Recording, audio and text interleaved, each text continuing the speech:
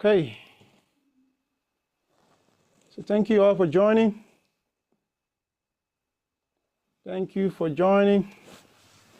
This is the semi-final.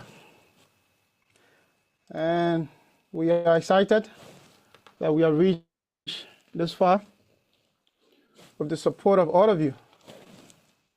Thank you so much. So today's game will be between Suzhou versus Guizhou. Suzhou versus Guizhou today.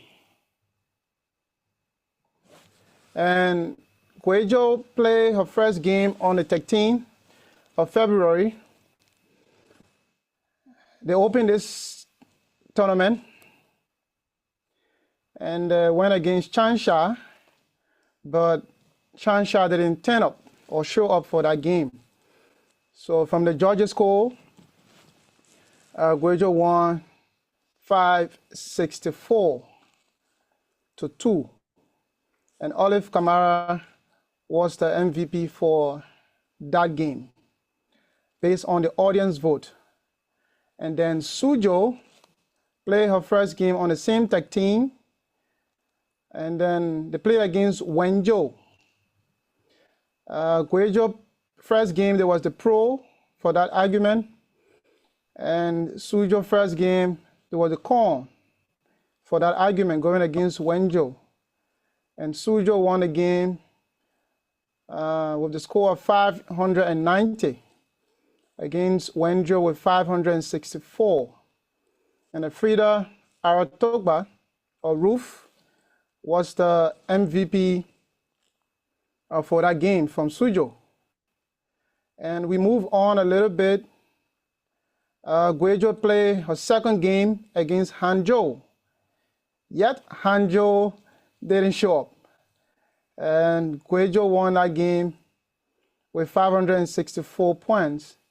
And Hangzhou had 2 points. Francis T. Bolle from Guizhou also won the MVP for that game. Suzhou came in to play on the 17th, the same 17, against Chengdu.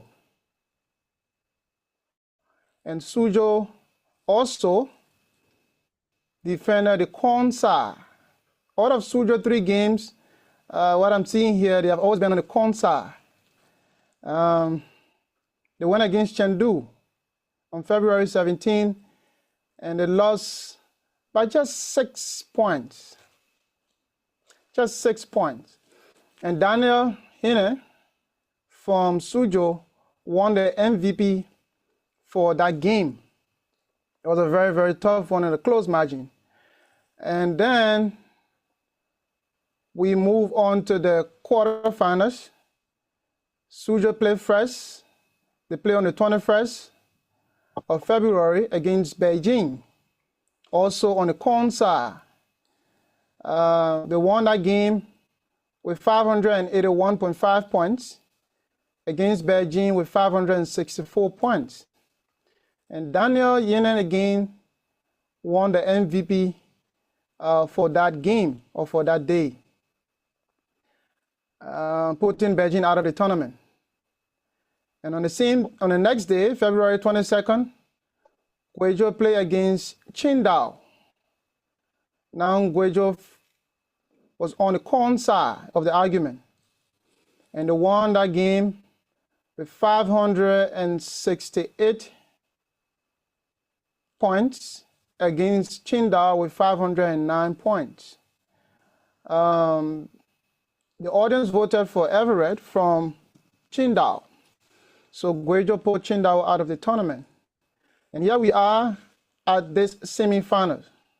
We don't know which side they will be defending. Both of them, as Suzhou have defended Korn on all of our games. Guizhou defended Korn twice. Once they defended Pro. We don't know what might happen. Suzhou have 3 MVPs, but on frequency, Daniel has 2 and then Frida has 1. Guizhou has 2 MVPs, Olive 1, Francis 1. And these are some facts as we move into the game, as we get ready for this game. It is interesting because today you'll be having not a new judge, not an old judge, but just in the middle. He has been here with us on previous edition of the debate, and I love the energy and the vibe and the control that he brings to the game, and I'm looking forward to that. When the chair and I spoke, that was my recommendation to him. So I'm looking forward to that, seeing from our head judge for today's match. And I hope all of the debaters are here to debate and put forth the argument. So without much delay, I will turn over to our head judge for today's game. We are currently live on Facebook, and the meeting is also being recorded. All of the past games, you can find it on the Union's YouTube channel. You can always go there and rewatch, get to know how your opponents argue, and do some research on them. But I hope you guys were actually doing that, though. So thank you. Honorable Head Judge, AKA the law, a member of the Judicial Board of LSUIC under the leadership of Honorable Johnson. He has been around for a long time. He's one of the oldest members of LSUIC that can tell you the history of our great union.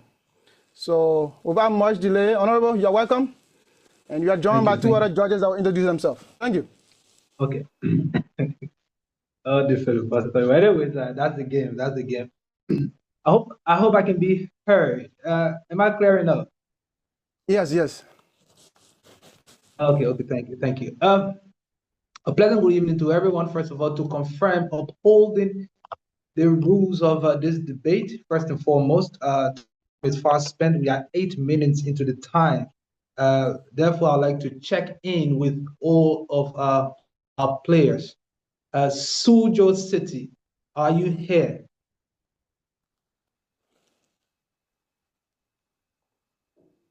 Suzhou City, are you here?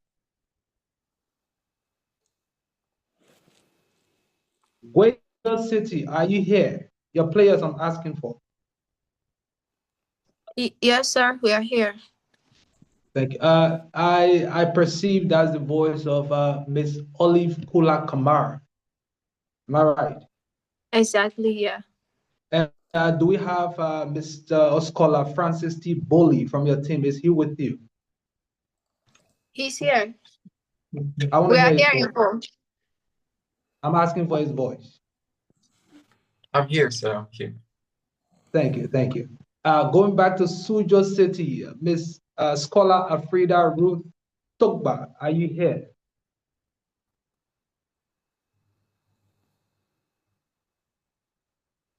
Yeah, I'm here. Oh, you are here. Okay, thank you. Please keep your cameras. I don't have time to keep checking the cameras, but I will be relying on the expertise of our supporting judges to ensure that our players or scholars who are participating keep on their cameras at all times. It is an important rule within this game. Next, we have Daniel Kali Hine. If I'm pronouncing your name wrong, I'm sorry, but you can help me out. Are you here with us from Suzhou? I'm here, sir. Thank you. Thank you very much. About your feedback is a bit strong. Knowing that we are all here, the judges are present. At the right time, you will hear from them before we proceed. A pleasant good evening to everyone. Welcome to 2026 Liberian Students Union in China Presidential Intercity Winter Debate. It is an annual event that promises education and intellectual entertainment, through which the minds receive relief and satisfaction from one of our finest minds, some of them here in China. Even during the cold winter, intellectualism has brought warmth to us from you people. We are grateful. In approximately an hour's time, we will find out the finest and the first team to enter the finals. Congratulations to you all for reaching this semifinal.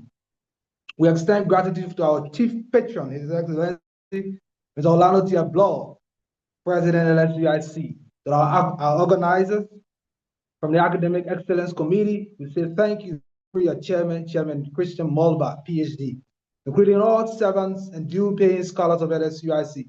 Big up our awesome audience and stunned followers, players, and judges. We are grateful that we read thus far. People, as we begin, education is not boastful, but remains the brand of an intellectual salon. Today is all about you, Suzhou of LSUIC, represented by our scholars, Toba and Hine, and Guizhou of LSUIC, represented by our scholars, Kamara and Boli. You deserve to be here, my friends. You worked hard, you've earned your place. We look forward to one thing: educate us and entertain us. We'll delve right into it. We'll begin with introduction, starting with Suzhou. We ask the captain under 1 minute to introduce your team as we begin.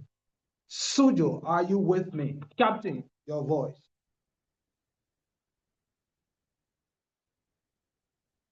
Captain of Suzhou. Yes, sir. Yes, sir. Am I clear? Yes, sir. Your network is not so good. I'm not finding it good enough for this game. So I ask that you settle it up until as quick as possible.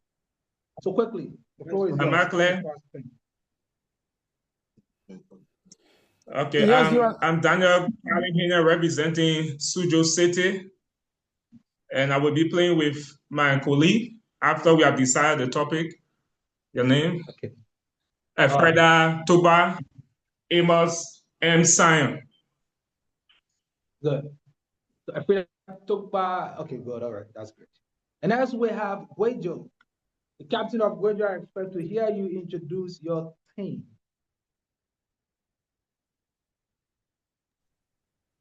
Honorable judges, distinguished guests, ladies and gentlemen, today we are here representing Team Guizhou University. And Olin has been my principal discussant since this debate, and I am your reporter for today's debate. So today, we wish to display reality to you, not just argument. Thank you. Thank you, thank you. We wish to display reality, not just argument, he says. Today we have a panel, a strong panel. I'm not sure I'm qualified to hold the position of a head judge, but we thank God for grace. So if our judges are here, I will start with Honorable Louis. Can you introduce yourself and probably say a thing or two just within 30 seconds to our esteemed scholar?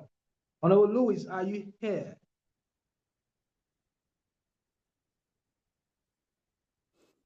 You're muted, Honorable. You're muted.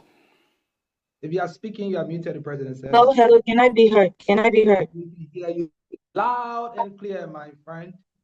Okay, thank you so much. It's an honor being here today. I'm Louise Antoinette Williams from Changsha City. I will be serving as your co-judge today, so I'm here to listen to this wonderful debate. And to my debaters, I expect much from you. Thank you so much. You are welcome, my friend. Next, Honorable, one of the Council of Coordinators, Honorable Tyler, are you here with us, sir? Are you with us? Yes, sir. Thanks a lot. My name is Tyler Butcher from Hoffe City, and I'm quite unfortunate to always be serving as a judge when Guizhou is playing. So I expect for both teams a great competition. I hope some of the recommendations that were given was taken into consideration, and I hope you guys can do well. Thanks. You are welcome, my friend. In the back, we have Honorable Mario D. Yasia and his honor of Flomo serving as supporting judges. Thanks, brothers, for your support. We'll get back. We are on the way, people. If you are just joining us, it is the 2026 Presidential Interstate Winter Debate. LSUIC coming to you live from China. Thanks to our chief patron, His Excellency Orlando T. Blow. Thank you, sir, for this opportunity. Listening to bright minds such as these is an opportunity that we cherish. Right into it. Our spinning wheels are up. Are you with me, Honorable? Are you with me? We are on Yes, the way. I'm here. Thank you. Yes, I'm here. Can you spin for us? Let's know. Okay, spinning 3, 2, 1.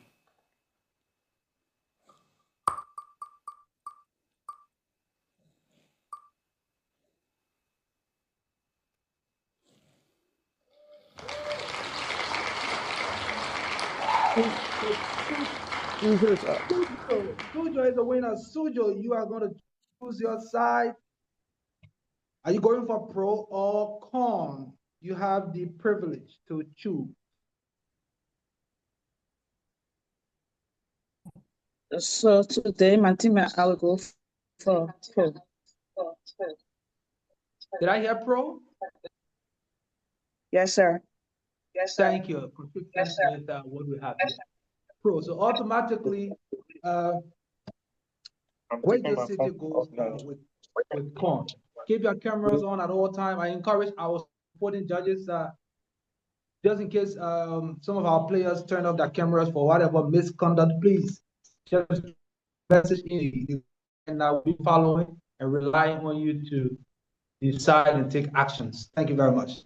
Quickly, all rules of this winter debate, as you already know, of the AEC, are all applied. All these rules are applied. Additionally, keep your cameras on at all times. Respect time. Once the time clicks, a word you say after the final time will affect your score. Speak only when you are called upon. Address all qualms through your captain. The code remains, should a captain be willing, for lack of a better word, to raise a qualm, the code is Captain Suzhou or Guizhou. So if you want me to listen to you, just say Captain Suzhou, and I will stop and I'll ask you to speak. Please do not raise your qualm or qualms whilst someone is in flight. Raise your qualms at intervals. Use this debate to address, don't use your debate time to address issues. When you are asked to speak, you speak to the debate. Do not use that time to address issues. Should you ask for this last rule? Should you do it? For me, I will grade you already before you even start speaking. I'm just saying it just as it is. And we listen to, and anyone in the audience should be making any mistakes. We are humans. Communicate your qualms, your issues through the president, through the AC chair, and they will message us directly. Procedural error can occur at any time. You are allowed to make corrections, but do not interrupt our flow. We do not tolerate that. And as we proceed, you play, we judge, and let the game flow. Resolve. Regional economic integration offers greater long-term benefits to Liberia than protectionist national policy. 5 minutes on the clock, Your Excellency. So before that, we have two hands raised, Josh Tyler and debater Frida. Okay, we have issues. Okay, go ahead. So to the team from Xuzhou, I continue to hear a very bad feedback in the background. Please make sure you fix that before it affects your game, please. Thank you very much, Honorable. Next person. Frida, debater Frida, your hand is raised. Kind of unmute yourself. Thank you so much for the opportunity, Mr. President. Tonight I'm playing with my co-debater, Honorable Amos Sion. Instead of Daniel Kalihine, you are playing with Amos Sion. Yes. Oh, okay, thank you. Thank you. Anyways, I guess that is not much of an issue, but thank you for the correction. That was really needed. Thank you, Ms. Togba. 5 minutes on the clock. Are you with me, Your Excellency? Yes, It's that sir. time of the year. But intellectualism relieves us of cold. Ms. Togba. Ready? No, not yet. Not yet. I have this idea too. I will make sure I'm on that. Wait for me, my friend. It's about time. The first speaker. Are you with me, Suzhou? First speaker, are you there? Suzhou, constructive. Yes, I am. There.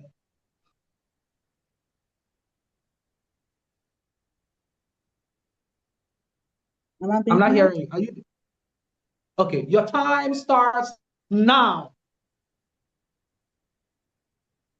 Honorable Speaker, Mr. President, my co-debaters, today we stand on the affirmative side that says regional economics integration offer greater long-term benefits to Liberia than protectionist national policy. Liberia, as we all know, Liberia has a population of roughly 5 million people. And people attempting industrialization is in a global growing economic time, in this kind of a large market. We say Liberia is not ready for a protectionist policy, but rather integration. We affirm this position for 3 reasons. 1, skills. 2, structural transformation. 3, strengthening of infrastructure. We go for skill. Throughout the Economic Community of West Africa, ECOWAS, Liberia gained tariff-free access over 4 million consumers. And today, we can see our local markets, our local producers of cocoa, palm oil, and local communities. They are able to transport these commodities from one point to another in Africa. For example, people within Liberia from Grand Judea that is into production of cocoa can easily transport that cocoa to Ivory Coast for business. So the African Central Free Trade of Africa, Liberia gain access to 1.3 trillion consumers. Billion consumers with combined GDP exceeding 3 trillion. So if you are telling me we should go for a protectionist national policy, you are just telling me that Liberia should confine herself to her approximately 5 million population. You are just telling me that we should increase tariffs on those commodities that come to Liberia. While we know definitely Liberia is not able or up to the task now to produce stable food rice. So you are just telling me we should increase tariff on rice on imported commodities. And if imported commodities have high prices, then simply means in economics the consumer is going to pay the price. Looking at Liberia's population, 83% live in poverty. So if the tariff of rice that is imported, if the tariff of pepper that is imported from Guinea, the tariff of palm or groundnut palm nut that is imported from Guinea, or peanut that is imported from Guinea, if the tariffs are high, you are just telling me that Liberians will starve. So the empirical evidence are clear for ECOWAS. Today we see that Liberia have access for integrated trade. Few months ago, Liberia succeeded in establishing stigma. Sigma, what does that mean? Meaning our goods can easily be transported to our neighboring regions and they can be tracked, avoiding corruption at borders, avoiding overstay at borders. Structural transformation, we see trade is not correlated growth. Trade is growth. Trade brings about investment, necessary investment. The Berkeley Institution reports that intra-African exports contain about 42% manufacturing goods, compared to roughly 15% in export to the rest of the world. What does that mean? Integration encourages value addition. Protectionally free commodity dependency. If this policy is implemented, you are just telling us that Liberia should stay out of the growing economy of the world. You are just telling us that Liberia should confine herself. And confining yourself is stagnation. Confining yourself, it shows fear. Confining yourself, it shows backwardness. The world is progressing. So we say integration is the best way forward.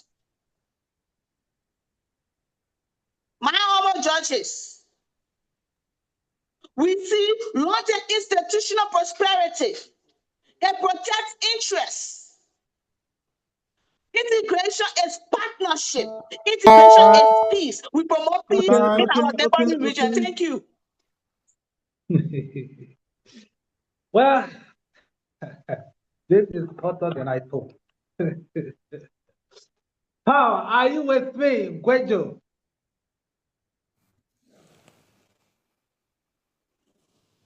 Are you with me, Guizhou?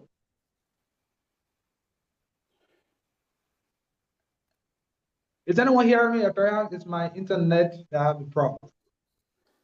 Yes, Yes, we you're can hear you. I'm hearing you. Your hear you, internet, I don't know. Your camera is Oh. not on, the person who's speaking. And is it on or am I getting it wrong?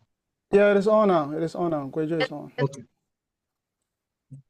At all times, I said. Please, quickly before we proceed, I think I would have typed, but I'm really, my hands are occupied. And someone's typing links in the chat as facts and want us to check them. I know that's the right thing to do, but can you please find a way to forward it to the chairman of the AEC or somebody that can post it in our group and I can access it. I can check it from on the Zoom platform, please. I know you're from Suzhou. While you were speaking, you were sharing. It will help you a great deal. So please forward it to them so that they can put it in our group. Quickly, 5 minutes on the dot. Guizhou, your time starts now. Thank you, sir. Honorable judges, distinguished judges, members of the House. We stand in firm opposition to the motion that regional economic integration offers greater long-term benefits to Liberia than protectionism national policy. Opposition. We stand in firm opposition. First of all, Liberia is not economically ready for full integration. That's the first thing on my list.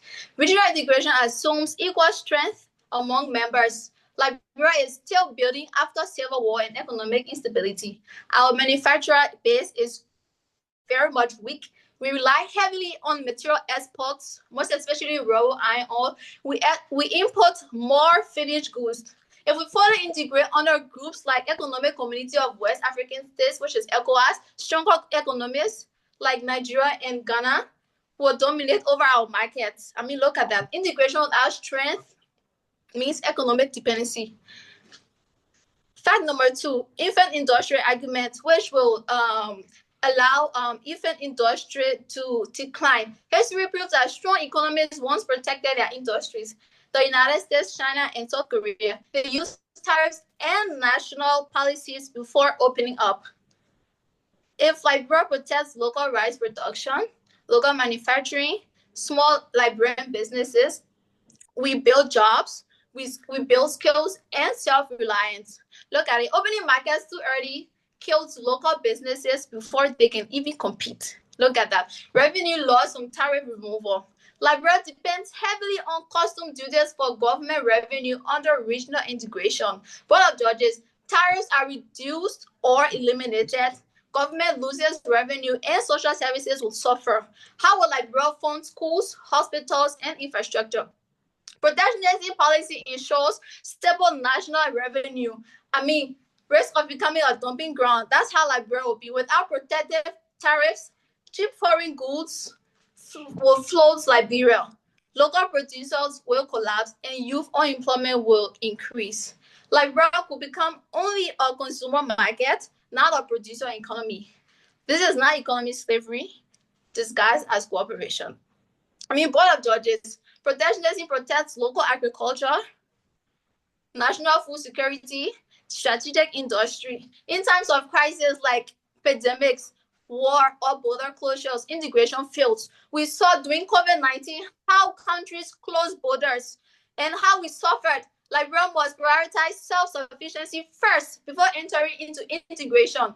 Long-term development requires control. That's another thing. Integration reduces national policy control. Trade rules set by regional bodies, monetary decision influenced externally, and dispute settlement outside national courts. In a developing country like Liberia needs policy flexibility.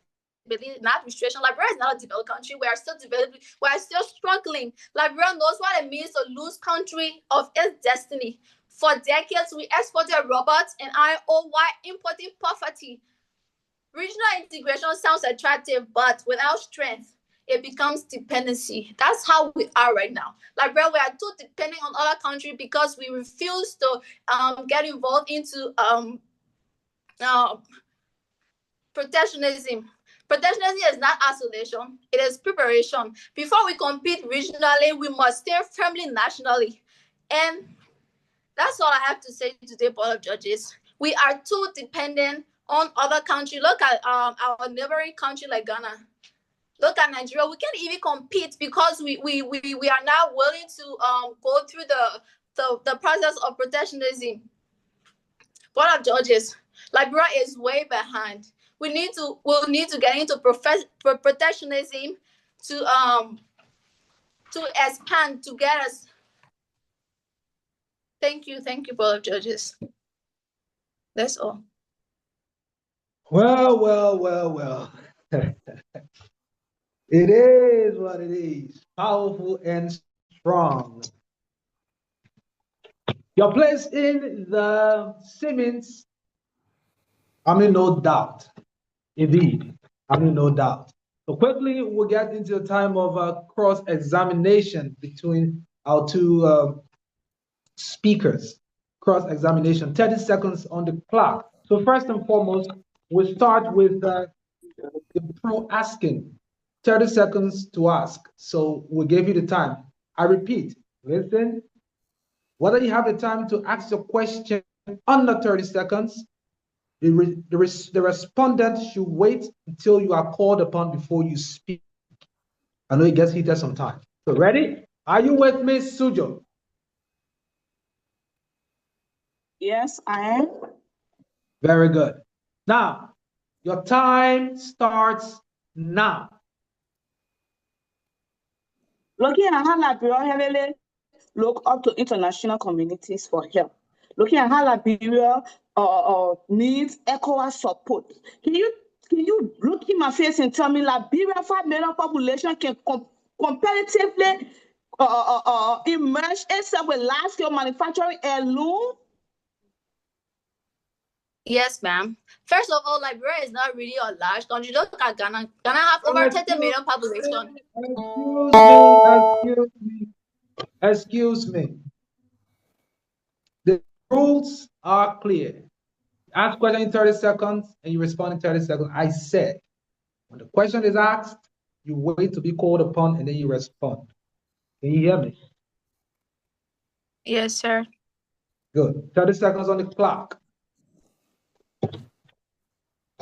The time starts now, Ms. Kamara. Respond. Okay, thank you, sir. So, my dear opponent, Liberia doesn't even have a large population. Look at our neighboring country, Ghana. Ghana has over 30 million population, but they are still ahead of us. We are not much. We need to come together. We need to perfect protectionism. We have to understand that we have to produce our own things. We have to compete. Liberia is not even in any competition. Time. Give you a chance. Guizhou, Ms. Kamara, are you with me? Yes, sir. Give it to her. 30 seconds on the clock. Okay. The time starts now. Okay, so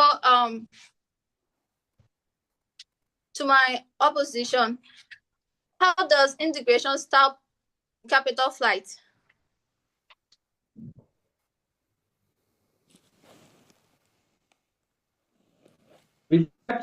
Reset.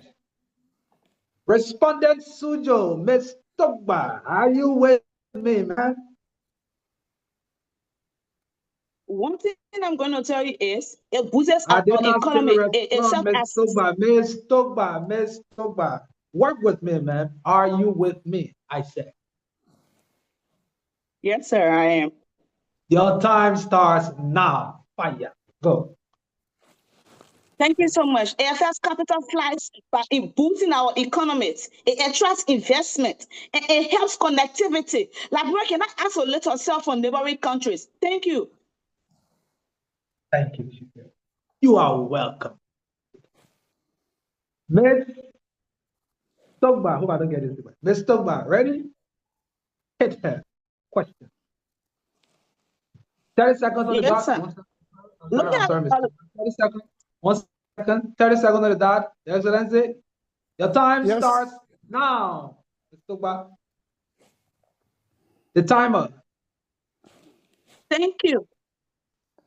Looking at this on the land rest riot, comparing Liberia's population of yesterday and today, Liberian population has increased. If the rest riot failed, if the national policy, protectionist policy failed in 1979, what makes you think we're current population today it can succeed? Reset. Miss Kamara, are you with me? 30 seconds on the clock. Is it hot in here? Is it hot in here? Miss You are Kamara, muted. are you with me? Olive, you are muted. Olive, you are muted. You are muted, the president says. It's about that time, ladies and gentlemen, wherever you are following us from. It is the 2026 Presidential Intercity Winter Debate, Liberian students in China. It is I winter. think you have it a is concern. cold, but somehow, intellectually, it is hot. Ms. Kamara, are you with me? Yes, sir. But I have some issues here. When my opponents were speaking, I think her call got distorted. I was not really getting her clearly.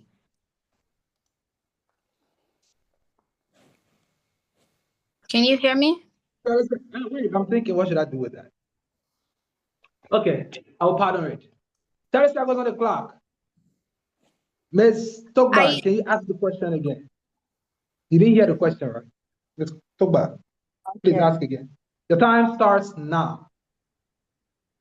Okay, looking back at 1979 rest riot that led to that came about because of the failed protectionist policy, comparing the population of then and now.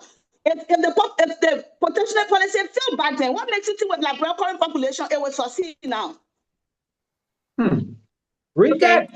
So, Ms. Kamara, wait a moment, don't leave me behind. I'm with you, Ms. Kamara. Are you with me? yes, sir, I'm with you. Your time starts now. Okay. So comparing that time with this time, I don't think it even makes sense to even compare that time with this time, because right at this point we are moving ahead. We are moving ahead, and by then the rise riot wasn't caused because of failed protectionism. On the clock. Ms. Kamara, 30 seconds. Ask your question. Your time starts now.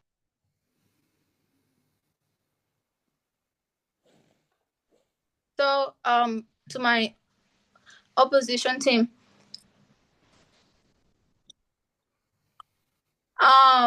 during COVID-19, did regional integration prevent border closures?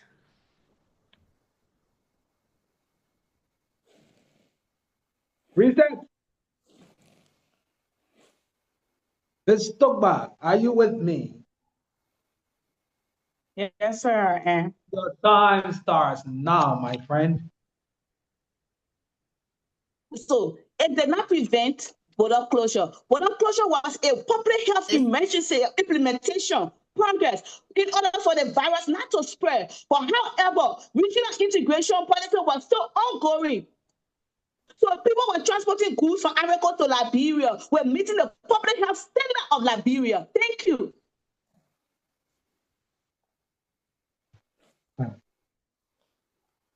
Ms. Togba, Ooh. 30 seconds on the clock. Your time starts now. Your question. You're My muted. opponents have agreed with me that the war is progressing, and I do agree.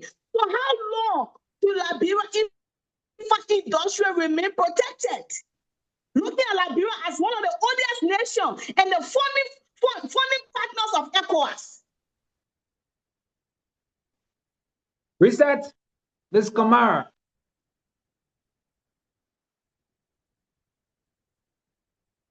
Ms. Kamara. Unmute yourself, please. Okay. Ms. Kamara, are you with Okay, me? so Oh, one second. okay.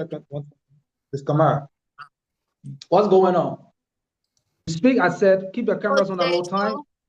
I am speaking, please. Keep your cameras on at all times. I said it. And you should also keep a microphone on. When I say Ms. Kamara, you respond swiftly. We are interacting consistently. You cannot cause lag within our interactions. I think the next time it happens, you give me no choice. It's a warning. 30 seconds on the clock. Your time starts now. I had issues.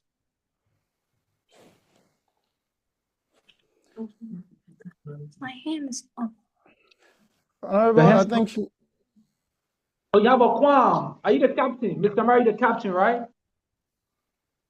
No, I am not the captain, but I think my Okay, then make your maybe it's my network or my opponent's network. But excuse me. Oh, it's an emergency. Okay, I'll give it to you. It's an emergency, you said. yes, I don't know if it's my network or her network, but when she's talking, it's gonna cracking. Somehow that is beyond my control. I think the only IT person is the president. So I don't really know if I can do anything about that. But anyways, 30 seconds on the clock. We keep moving. Whatever issue it is, the AC chairman or the organizers will message me and they'll tell me what to do. But for now, I can't help you. I'm sorry. Hit me. 30 seconds. The time starts now. So she can ask the question again. I'm sorry, no. So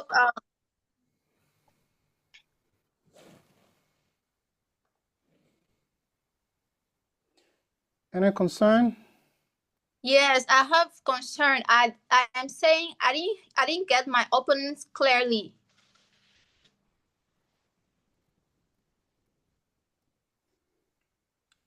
Go ahead, Josh, your registration.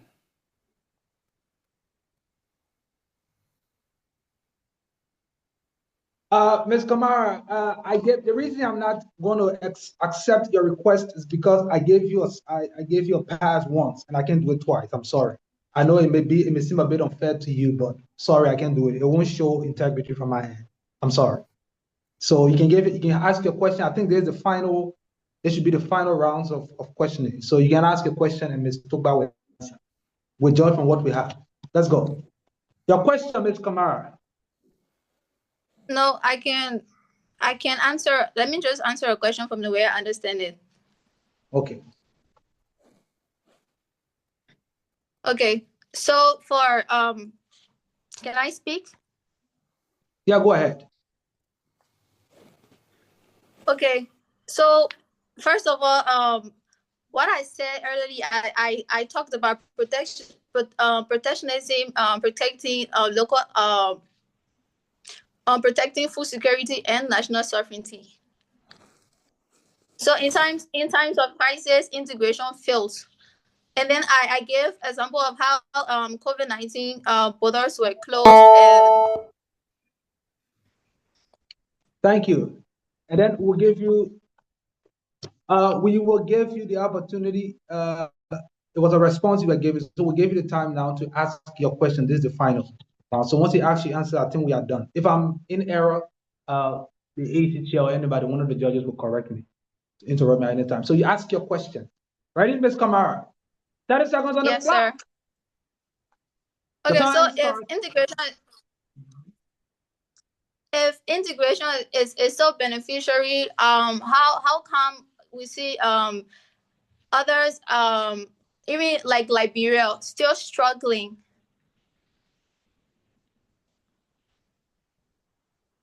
Your time did I will take that. Reset Ms. Togba.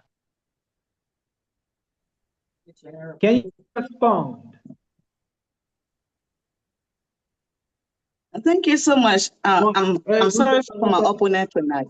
Ms. Togba, please 1 second. Our timer is off. I don't think I can proceed without the timer. Okay, just a minute. A break. I lost connection on the other side. I'm coming just a minute. That's okay. Let's take a break. If you are following us wherever you are here on Zoom platform, we say welcome to the 2026 presidential intercity debate. The motion today: regional economic integration offers greater long-term benefits to Liberia than protectionist national policy. Team Suzhou of LSUIC argues in the favor of pro. It does. Will you let us know it doesn't? Well, we don't know. I hope to be educated and indeed. We are back with you. Ms. Togba, are you with me?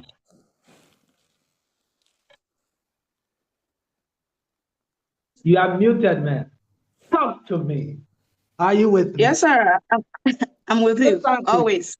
We together to the end. 30 seconds on the clock. The time starts now.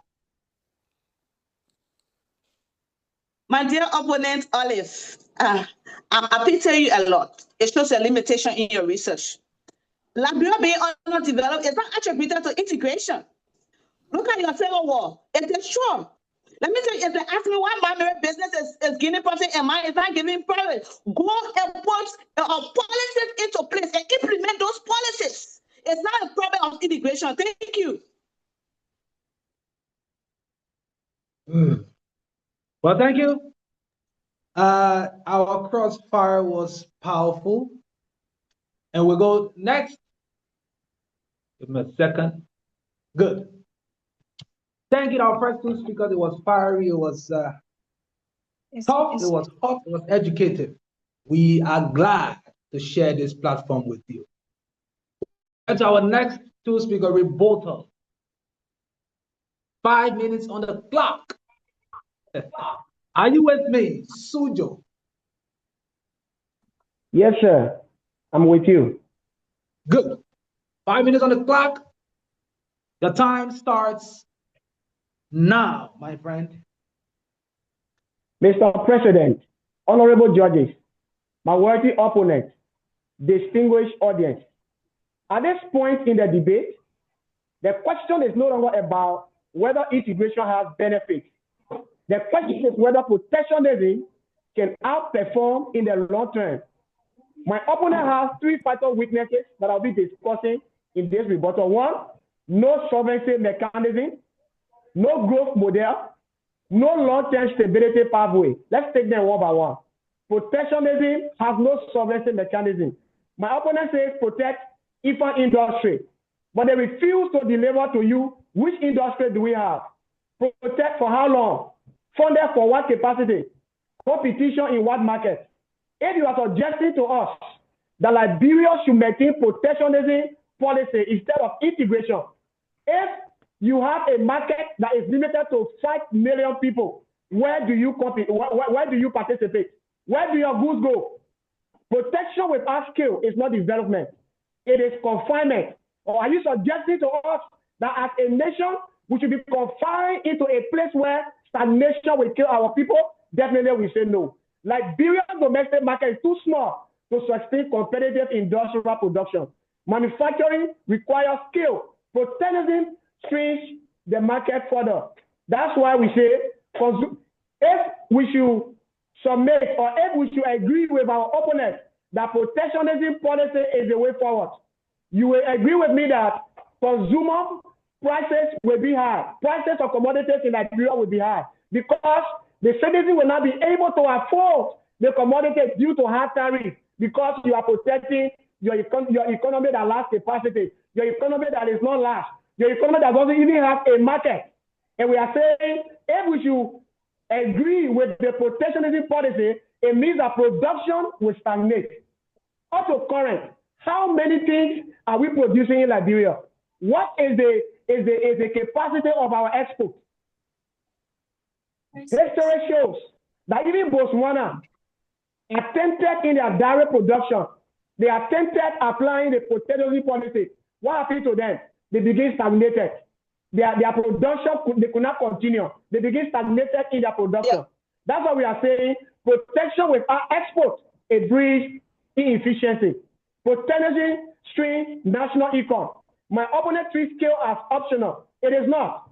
According to research by Frankel and Roma, published in American Economics Review, it is clearly revealed that using geographic instruments, they prove trade openness forces higher income levels, which we are saying integration at this point is the way forward for us to be able to have an expanded market, for us to be able to have capacity, for us to increase our export productivity. They also talk about political economic problems. Protectionism sounds nationalist, but in practice, it constrains power. Who decides which industry receives protection? The political elite. If we agree with the protectionism policy, it means that our market, our production, our country is going to be in the hands of few people deciding which will lead to monopoly. Take for example, Simeco. Because of the same thing we are suffering today, Simeco has monopolized cement production in Liberia. How many companies in Liberia competing with Simeco when it comes to cement production? Look at Moravia Beer Factory. How many people are competing with them? So because of that, it gave rise to monopoly, it gave certain elite people opportunity to maximize profit at the expense of the majority. The same way, ladies and gentlemen. Institutions determine long-term prosperity. That's why we are saying protectionism in institutional environment increases corruption rates. Regional integration produces what we call external monitoring, rules of origin enforcement, dispute resolution system. Lastly, I'll talk about the impact. They said to us we should agree with them to follow protectionism and the quality policy. What would that do? It increases price. It makes our market to reduce. It gives few people within our institution opportunity. But that's why we are saying with a relationship with ECOWAS and the African Continental Free Trade, it gives Liberia access to access 1.3 billion people plus, thereby giving capacity and opportunity for expansion and productivity. Thank you. Wow, Thank you, wow, if I may be heard. Well. It is hot in here. It is hot. Suzhou, in prepared. Guizhou, in prepared. Now we have our second speaker. 5 minutes on the clock. Guizhou, are you with me? Yes, sir. Good. Time starts now. Judges, it must be so unfair, unfair to listen to team opposition, to team proposition today. Team proposition has just told you that Liberia is an economy that doesn't have its own market. If he just said that, then what's the essence of he proving integration? If he's saying Liberia is an economy that doesn't even export anything, it doesn't have its own market, what's the essence of him debating today? Judges, debate is not about yelling. It's about proving reality. What reality has it proven? Just yell, yell, yell. Board of Judges, let us be real here today. During the COVID-19 event, we all observed that so many borders were closed. So many neighboring regions could not even allow such a thing to happen to Liberia. Let me tell you this, protectionism is not isolation. Again, protectionism is not isolation. It is preparation. It is incubation. We are saying Liberia is not prepared. We are not saying Liberia should isolate itself. Let us be real here, Board of Judges. Liberia has suffered 14 years of civil unrest. Board of Judges, debate is not about yelling. It's about preparation. And if Liberia go into integration, that's going to cause competition. And what can Liberia compete with? Can Liberia do competition with Nigeria? Can Liberia do competition with Ghana? If Liberia does competition, then that means Liberia is going to collapse. Board of Judges, let's be real here. The opposition, they ignore the aspect of the dumping, the ignored dumping effect. Let's be real here. Without protective barrier, Liberia risks becoming a dumping ground for cheap goods. Again, without protective barrier, Liberia become a dumping ground for cheap goods. Let us be real here. We see it today. And what does cheap goods do? What does cheap goods do? Cheap imported rices, it destroys local farmers. Like we see today, there are some farmers that feel so discouraged to plant rice. There are some farmers who feel so discouraged to even sow clothes. What is happening to our seamstress today? What is happening to our tailor today? They cannot spend more time on themselves because of those imported quality, textures, and other stuff. Look at our tailors today. They cannot even make money that is very sufficient. It is because they want us to remain or to focus on integration. And integration, what it does, it makes Liberia as a nation that is still preparing to become a dumping ground. And we don't want this in our country. Let's see what happens. Cheap textile destroy local tailors. Cheap manufacturer goods destroy small businesses enterprise. Board of Judges, this is Liberia. If the opposition is telling you Liberia is just an economy that doesn't have its own market, Liberia export iron ore, it export rubbers. If Liberia invests more in protectionism, it can protect its own business to become stronger before entering into the largest society. Let's be real here today. America, they protect us still before opening up. We are not saying Liberia should isolate, but Liberia should be fully prepared, Board of Judges. This is our point. Debate is not about yelling. And also, team opposition, they told you that, or integration does, it makes our market very equal in competition. Let's be real here. They speak integration like in a body of West African community or West African community states. They spoke of it's not going to be level. Let's see, Nigeria GPT is in 100 times larger than Liberia. Ghana has a stronger manufacturing capacity. Cote d'Ivoire has more developed export infrastructure. When tariff falls, who benefits? Not Liberia's small business. When tariff falls, who benefit? Not Liberia's small rice farmers. When tariff falls, who benefit? Not Liberian youth, but stronger economies flow weaker ones. Liberia is weak. Let it get it in mind. We have faced 14 years of civil unrest. Our country is now fully prepared to compete. Our country is now fully prepared to do things that will make our country to collapse. Board of Judges, debate is about logic. Some opposition is telling you Liberia should integrate because competition. Why can Liberia compete with?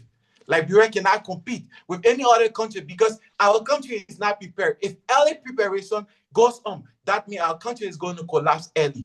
And also they spoke of skill. Why skill is integration improving? Board of Judges, if you import cheap goods, what happened to our local businesses? What happened to our local farmers? Something happened to them. That means they are going to fail in their production and they are not going to do more because they feel that cheap exported goods will ruin their entire businesses. Board of Judges, let us be real. We don't want our country to be a dumping ground. We want our country to protect its own local businesses. We want our country to focus on its own local businesses and be prepared before entering into regional economic integration. Thank you. Time. Anyway. George, just give me a few seconds as I switch over my screen. Okay, sir. Okay, sir. Anyways. Well. It is hot in here. It is hot. If you are following us live out here on the Zoom platform, this is the 2026 presidential, I look at my time, presidential intercity winter debate. Suzhou City of LSUIC and Guizhou City of LSUIC are in the semifinals, and today we will find out who makes it to the final. It's been an entertaining journey. We've come a long way. Are you with us? Okay, we are still waiting for the president. Yep, we can go. Good. Now, we'll now take our cross-examination of the second speakers. 30 seconds on the clock. We'll begin with the pro. Are you with me, Mr. Sayan? Am I saying your name right, Mr. Sayan? Yes, sir, Mr. Sayan. I'm here, sir. Mr. Sayan, good. We start with you. Give me a sec. 30 seconds on the clock. Ask your question. Your time starts now. All right, thank you. It is unfortunate that my opponent misunderstood my statement and he went the right way. So if we should agree with you in going with the protectionism policy, what prevents domestic monopolies from raising prices on Liberians?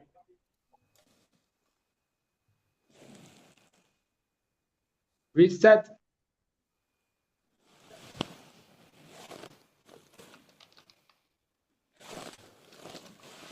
That goes on the clock. Are you with me, Mr. Bully?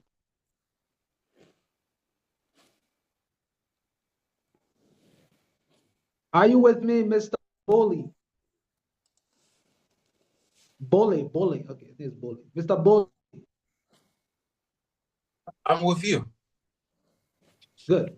30 seconds on the clock. The time starts now.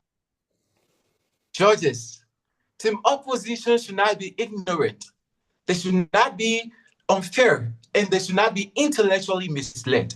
Let them hear this. Liberia is a developing nation. Again, Liberia is a developing nation. Liberia is a developing nation. Let them have it at the back of their mind.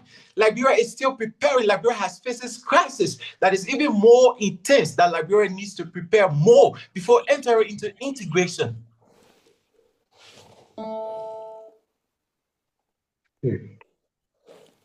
30 seconds on the clock. Mr. Bully, are you with me? Yeah. The time starts now. Because of integration today, there are a lot of cheap goods that flow over the entire country, which causes local businesses to collapse, which causes sellers to improve on the street instead of us having more work.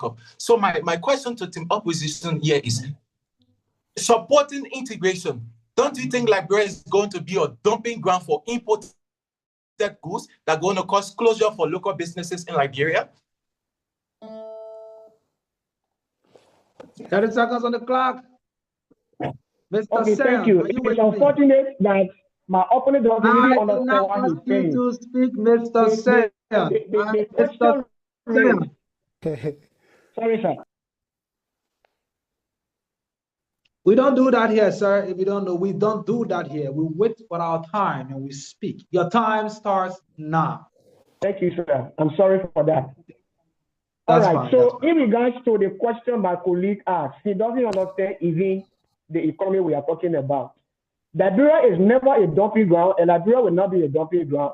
If you integrate regionally, it helps add value to your economy, it adds value to your production, it adds value to your capacity instead of becoming a dumping ground. Thank you. Mr. Sam, remain with me. Don't go. Stay with me. Stay with me. 30 seconds on the clock. Your time starts now, Mr. Sam. Thank you. So, my dear opponent, Sure. are you prepared to, sir? Ask your question. I hear you talking, sir. Sorry. I'm not speaking. Are you prepared to tell Liberians that they must pay higher prices for lower quality goods in the name of protection? Reset.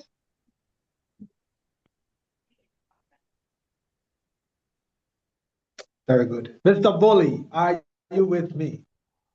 Yeah. Your time starts now. From your entire research, from my entire research, there's none part of your research that ever told you that protectionism or protectionism increases prices. It never told you. What protectionism does is that it promotes local businesses. That is, Liberia has infrastructure that is there, like agriculture. It promotes local businesses like agriculture. That is, we're going to produce our own stuff so that we won't depend on other international importers to import cheap commodities. See there your time. That's it. Mr. Sam, are you with me? No, Yes, Mr. sir. Sam, sorry. Sorry, not Mr. Sam. Mr. Bully, I'm still with you. Mr. Bully, I'm still with you. Are you there? Yeah. Yeah. Question. Your time starts now. Yeah. With the 14 years of civil unrest, don't you think Liberia should build internally before opening up? After the circumstances Liberia has encountered, don't you think Liberia should build internally before opening up?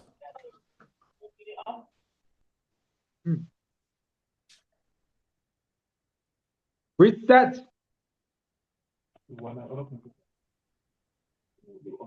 Mr. Sam. Thank you, sir.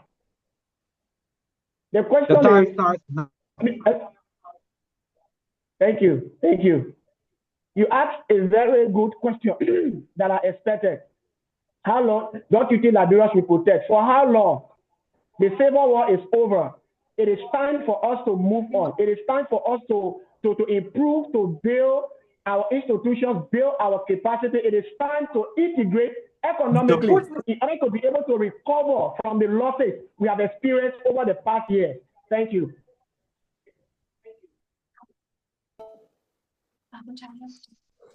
Mr. Sam, you are on the clock. 30 seconds. Thank you. So my dear opponent, if regional integration is harmful or is not time for Liberia, why do larger economies like Nigeria still remain inter-equal instead of isolating themselves?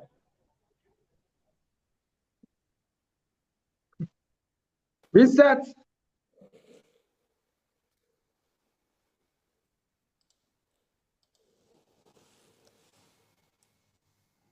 Are you with me?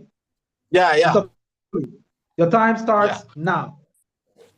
Georges, he had already answered my previous question. That is, he said that Liberia needs to build internally before opening up, which of course we are defending here today. So Georges, let's be clear here. He spoke of Nigeria. Before Nigeria opened up, Nigeria was prepared. That is, our local economy cannot go into early competition. That is, only greater economy will benefit. So what we're saying is, Liberia needs to prepare fully before entering into integration. We're not saying integration is harmful. We are talking about long-term benefits, not short-term benefits. The last exchange. Mr. Bully, are you with me? Yeah. Good. 30 seconds on the clock. Your time starts now. Georges, if Liberia enter early integration, that's going to cause high level of dependency on foreign import goods. So my question here to team proposition is, if Liberia enter into integration, don't you think it's going to cause high level of dependency on imported goods from other countries and going to lower local infrastructure that is in Liberia? Reset. The time starts now. Mr. Sen, are you with me? Sorry. Mr. Sen, are you with me? I'm right here. The time starts now. Okay. I love the question my colleague asked. The answer is no. Instead of the opposite, economic or regional integration will help us to strengthen our local production capacity. It will help us to build our institutions that will make us efficient and sufficient in superior goods like rice and production of other commodities that are needed for the well-being of our people. Thank you. Very good, ladies and gentlemen. That does it for the second round. I will say, I don't know if I'm using the right words, but as I'm going to say, the second round. Second speakers, a great exchange, heated exchange between Mr. or Scholar Amos M. Sion from Suzhou City and Mr. or Scholar Francis T. Bully. An exchange that will be recorded in the archive of LSUIC. My friends, it is a pleasure sharing this platform with you. We take our summary speech from our first speakers. First speakers, are you with me? Yes, sir, I'm here. Good. 5 minutes on the clock. Our first speaker is not you, Mr. Kamara. It should be from Suzhou. Ms. Togba.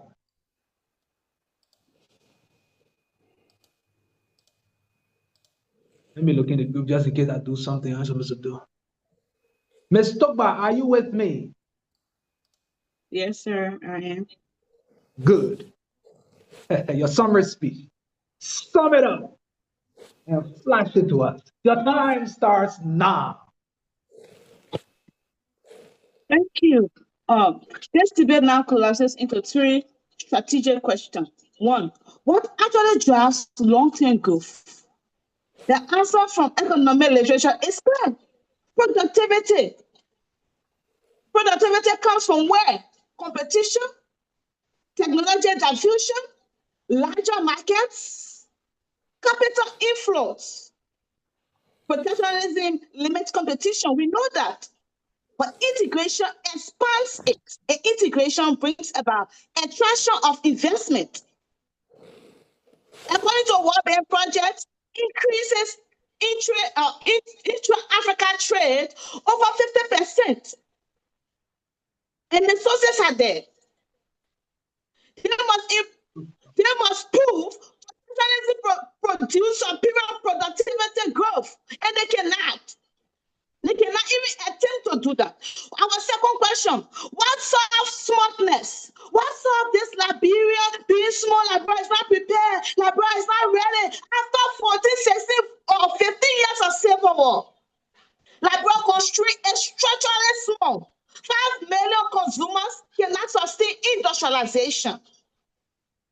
If they're telling me impose tariff on rice, our people will feed themselves. They will not. We see even Liberia stable food, we are not even able to produce it.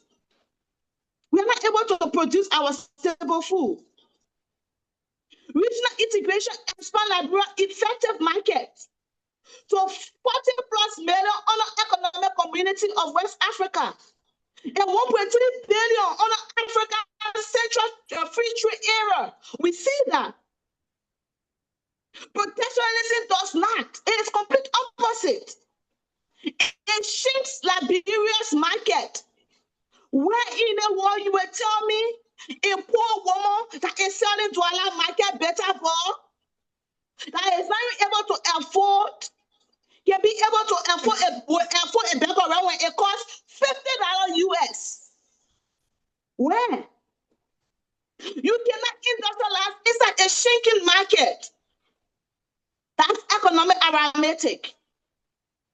Our third question, which model is sustainable? Protectionism or integration?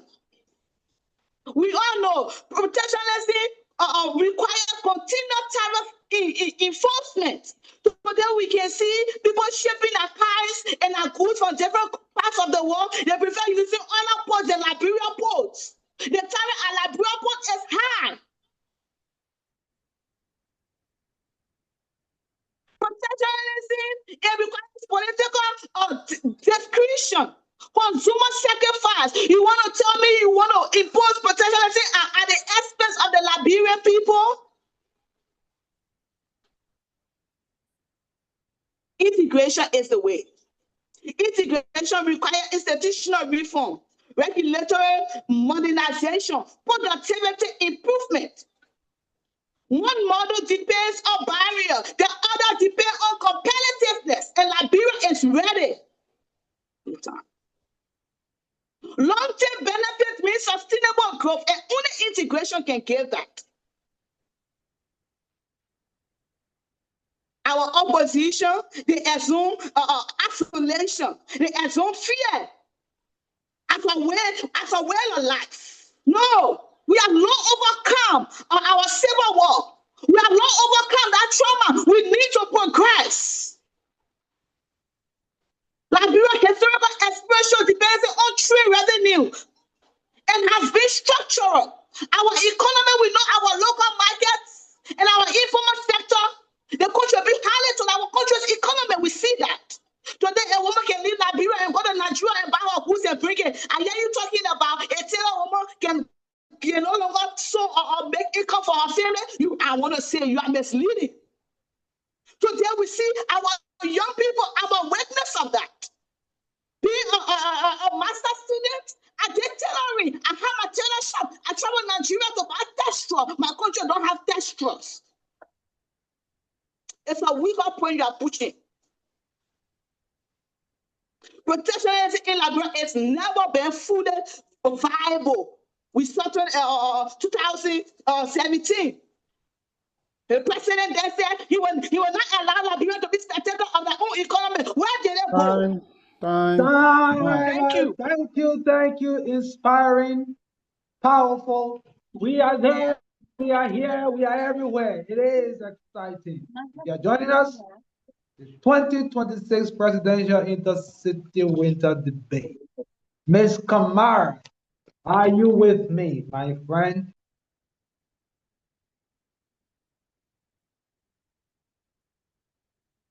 Ms. Kamara, are you with me? Yes, sir, I'm here with you. Keep it stable, keep it straight, and ready. Your time starts now. So to team opposition, you spoke of competition. If Liberia isn't prepared, how can we even compete? We have to be prepared. We have to prepare ourselves before even competing to other African countries or neighboring countries out there. And also, you spoke of isolation. We didn't talk about isolation. We talk about Liberia preparing themselves, or Liberia preparing herself. We are not saying Liberia should isolate herself from other countries. We are saying Liberia should prepare herself before getting involved into integration. That's another thing. And also, you spoke of Liberia now have your own texture. My dear opponent, how will Liberia even produce our own texture when we don't support our own businesses? When we want to travel out there, we want to go out there to promote others. When we can promote our own, when we can do our own things. It doesn't happen like that. What we solve, you guys don't solve. We solve economic vulnerability. Team proposition, you assume Liberia can completely immediately within frameworks like the economic community of West African states. You said that previously in the first round. But Liberia economy is fragile, heavily reliant on imports, weak infrastructure base, limited industrial capacity. We solve this by protecting infant industry. Look at our small businesses. How will they even grow when we are out there importing goods when we're not willing to promote them? How we're building domestic production and how will we strengthen internal competitiveness? They expose Liberia, we strengthen Liberia. We solve youth unemployment. Integration without protection means cheap foreign goods flows the market. We see it. Look at China. What else? You see a lot of things, a lot of Chinese goods from here. They are very cheap, and they are floating all around the market. Look at local businesses will collapse because we're not promoting our own. We prefer we prefer not to prepare ourselves to go out there and to get involved in integration. Job opportunities shrink. Liberia already struggles with youth unemployment. That's number one thing on the list. And we solve this by encouraging local production, supporting small Liberian businesses, and creating domestic jobs opportunity. Integration gambles with jobs, but protectionism secures jobs. And also, Liberia depends heavily on custom duties. If tariffs drop, government revenues fall. Social services suffer. Infrastructure projects slows down. We solve this by maintaining tariff revenue, ensuring funding for schools and hospitals, protecting fiscal independence. They remove revenue, we preserve national fundings. We solve national sovereignty. I spoke of that previously. Regional integration limits policy flexibility. Stronger economies influence rules. Smaller economies adjust. We solve this by maintaining policy control, designing economic strategy tailored to Liberia, protecting decision-making independence. We also solve that with food security. I've said that previously again. I'll go deeper into it. If cheap imported food flows the market, local farmers collapse. That's why today we are not even able to produce our own rice, like you rightly said, my dear opponents. Liberia becomes dependent on external supply. That's why we become dependent on other countries. In crises like the pandemic, border closure, depending is dangerous, my dear opponents. I will say that to you again. It becomes very, very much dangerous. We solve this by protecting local agriculture, encouraging domestic food production, and strengthening national resilience. They increase dependency. but we build self-sufficiency. We solve this by long-term structural weakness. They promise long-term growth, but ignore the foundation. How integration promote Liberia in time to come when we ignore the foundation of preparing ourselves. True long-term growth requires industrial base, skilled labor, stable revenue, and competitive local businesses. Protectionism allows Liberia to build before competing. There assumes readiness. Board of Judges, with great readiness. Team proposition overhaul without safeguard. We offer strategy with protection. They open Liberia to economic shock. We should Liberia while building strength. They talk about theory. We talk about survival, sovereignty, and sustainable growth. This is the difference, Board of Judges. For this reason, we firmly stand against the motion. Thank you. You are welcome, my friend. You are most welcome. That's how we sum it up between our first speakers. And before we move to our second speakers, to have their final focus speech, we have a grand cross examination.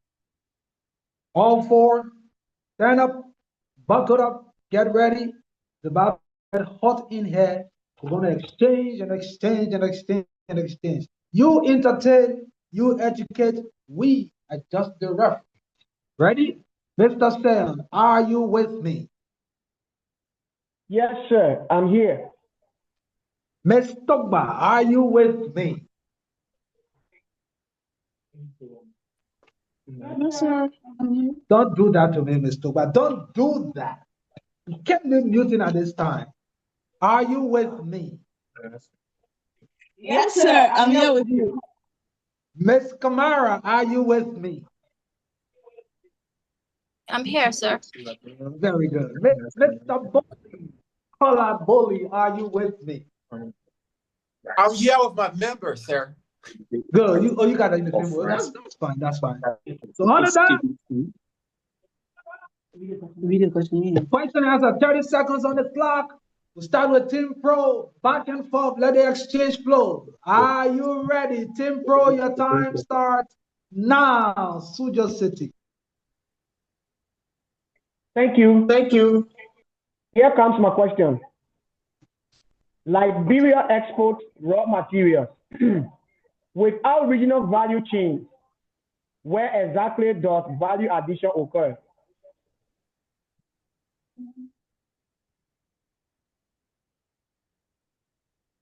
Reset. Guizhou. Your time starts now. This is when protectionism comes in. We are protecting our economy, that is to turn all raw material to turn it into goods that we can use within our country.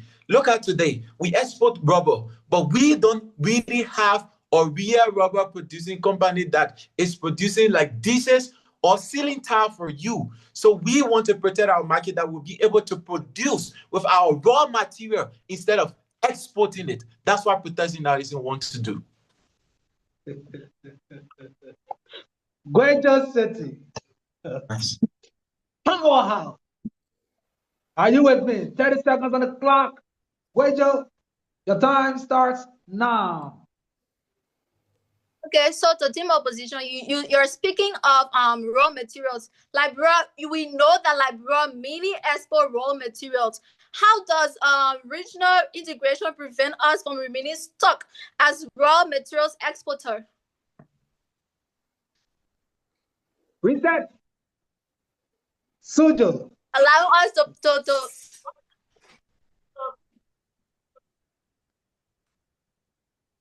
Sorry, sir, she's still speaking. It's okay, it's clear enough. She asked the question already. I'm sure you're listening.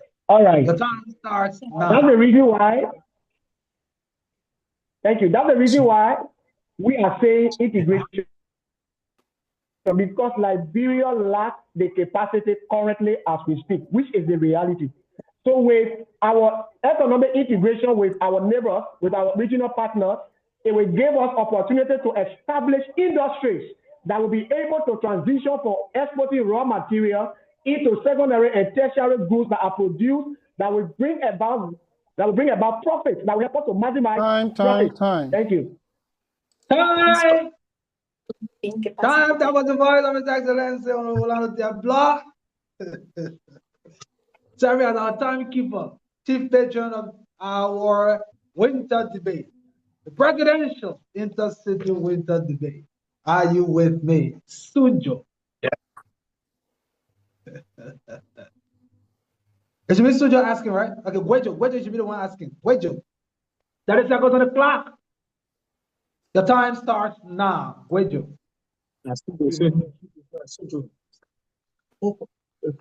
It's Suzhou's time, sir. It's time to ask, right? Yeah, you're right. Suzhou, go. You're right. The time starts now. Is Liberia into mechanized farming of rice? If yes, what is the annual production of rice in Liberia? Reset. Guizhou. The time starts now. Debate is not about AI generated questions. It is about reality question. Again, in your work, you are no longer proving productivity, but you are proving dependency. So let me tell you, if we protect our nation, if we protect our own economy, that is, we are improving productivity, that is, we will be able to produce our own rice for our local community to be able to benefit. So we are not proving dependency in our work, we are proving productivity in our work. Thank you. Good. The time is on, Guizhou. Debate is a beautiful game. Entertain and educate. You throw a few jabs here and there, but be careful as you play. Guizhou, 30 seconds on the clock. The time starts now. Okay, so to my opponents, you spoke of Liberia not being capacitated. How can we be capacitated when we are not prepared?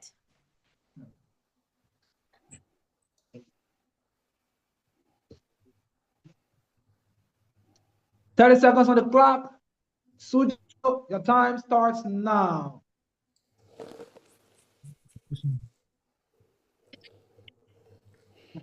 Thank you so much. Integration does not take away your readiness. It does not take away your growth. It gives you the platform to leverage so everything you have. It gives you opportunity to grow. It gives you opportunity to integrate with other nations. It does not stop you from improving.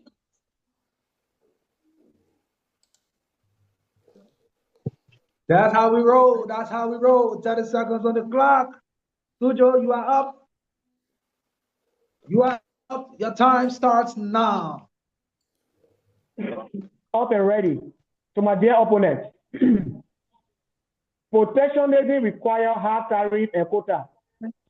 With Liberia's fiscal constraint, what exact revenue source funds long-term industrial shielding?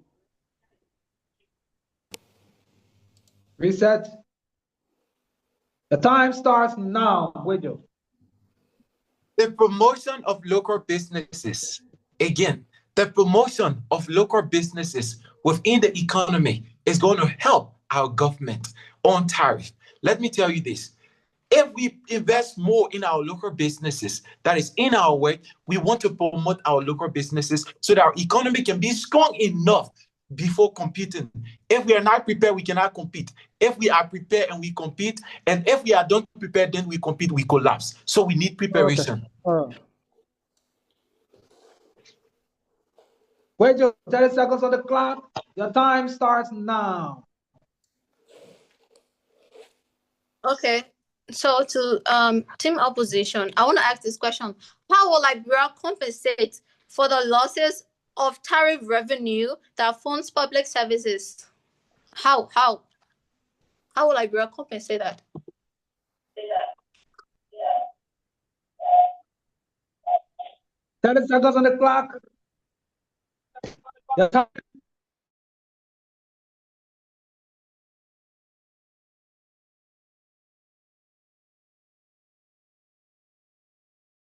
this mandate to integrate regional and economic. Because if Liberia integrates economically, Liberia capacity expands, Liberia export productivity expands.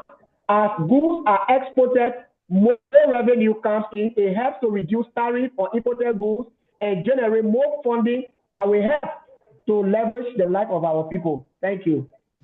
Stay with me, Suzhou. Stay with me. Stay with me. Don't leave me. Don't try. Stay with me, Suzhou. Come on. Suzhou, are you with me? Live and ready.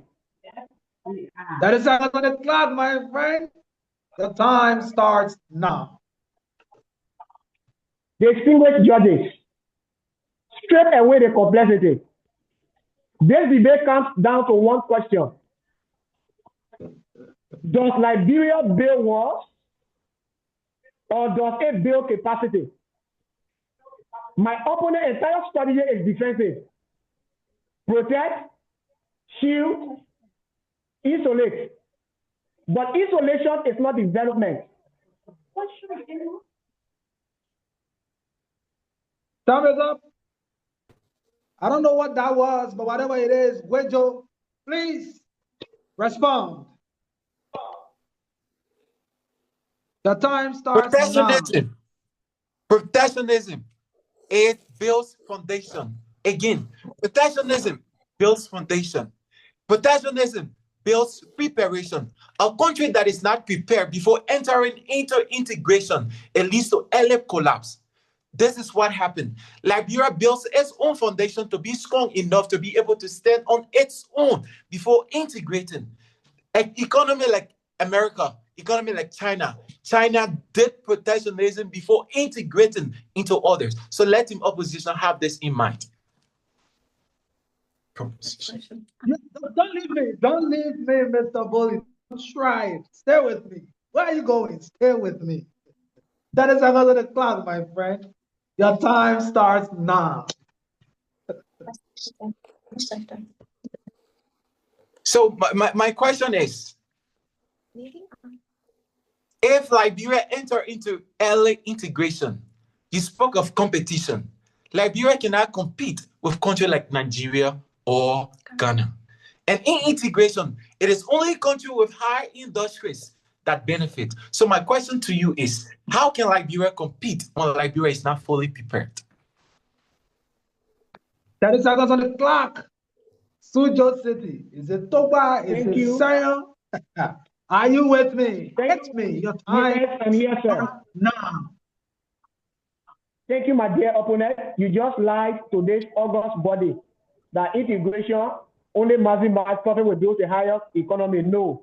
One of the key reasons why regional integration has been established is not only to help countries with higher economy, but it's to also help countries with lower economy to build up their capacity in order to get on par with other nations by equipping your capacity, by improving your human development, by helping you to industrialize instead of isolating yourself. Thank you. All right. Okay, ladies and gentlemen, second speaker, stay with me wherever you are. We are following us here on Zoom, on Facebook, all of our social media platforms. This is the 2026 Presidential Intercity Winter Debate, the semifinals. I've been leaving that out. The semifinals between Suzhou City and Guizhou City. The motion reads, regional economic integration offers greater long-term benefits to Liberia than protectionist national policies. Suzhou City of LSUIC says, oh yes, it does. Guizhou says, how dare you? It doesn't.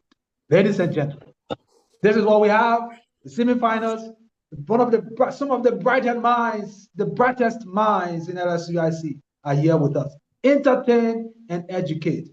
Second speakers, that should be Mr. Sayon and Mr. Bully, I guess. Am I right? Yeah. Good. Mr. Sayon, stay with me. 5 minutes on the clock. Your time starts. Someone saying something? Thank you. Should I Okay, go ahead, your sir? time starts now, Mr. Seah. Thank you. My dear audience, distinguished judges, let's strip away the complexity that is before us. This debate has been summarizing to a question. Does Liberia build walls or does it build capacity? My opponent built the argument of protect, shield, insulate. But you have failed to realize that insulation is not development. Let me give you three final reasons why our affirmative must be sustained. One, time horizon. The resolution says long term, not short term. In the short term, protection will reduce competition. In the long term, it will reduce efficiency. Take, for example, countries like Singapore, Ireland, and Chile. They have to integrate in order to be able to build their human capacity, in order to be able to build their industrial productivity. But in our case, it is the opposite. Look at time rates. Ask yourself, which path is risky? Control integration with safeguard, which will lead to infant industrial process or anti-dumping measures, or concentrated domestic protection in a small post-conflict state like Liberia with lower fiscal capacity. Let's look at generational impact. If we should agree with our opponents that protectionism is the way forward, let's imagine Liberia in 2025. What would that, in 2045, what would that produce? Narrow industries, high consumer prices, limited export penetration, continued commodity reliance. For how long Liberia should remain reliant and dependent on other countries to survive? This was the same mentality that led Esau to losing his birthright even from the days of old. He was concerned about comfort, short-term comfort. He was not concerned about the future. He was not concerned about the generation after him. And today we are discussing issues not only to benefit ourselves, but to lay down foundation that will benefit our generation.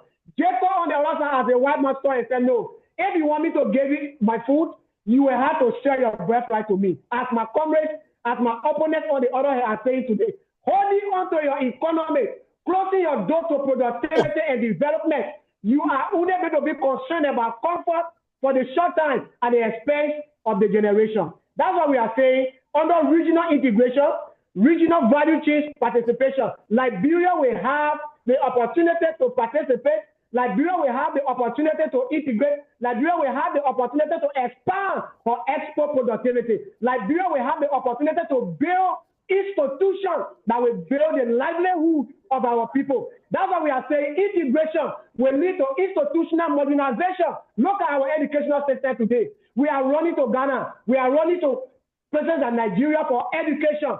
That's why we are saying regional integration is the way forward. It will give rise to establishing our institutions that will cause Liberia to be attracted to other nations to come for quality education instead of us running to go down to other places. That's why we are saying regional integration will give rise to higher per capita income. As individuals, you will have financial capacity to be able to purchase what we call purchasing power. But if we isolate and limit our country to protectionism, where will we lay in 2025?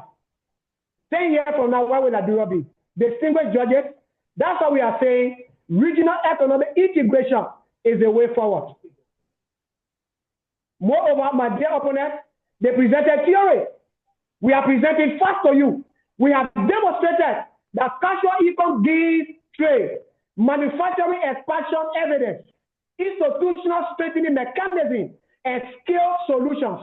So if Liberia integrates, Liberia will have the opportunity not only to secure this current generation, but to secure a platform for our unborn generation. Many of us on this platform, we are going to return back to Liberia. We will be policy makers. We will be in the education sector. Are we saying stagnate Liberia for the sake of protection?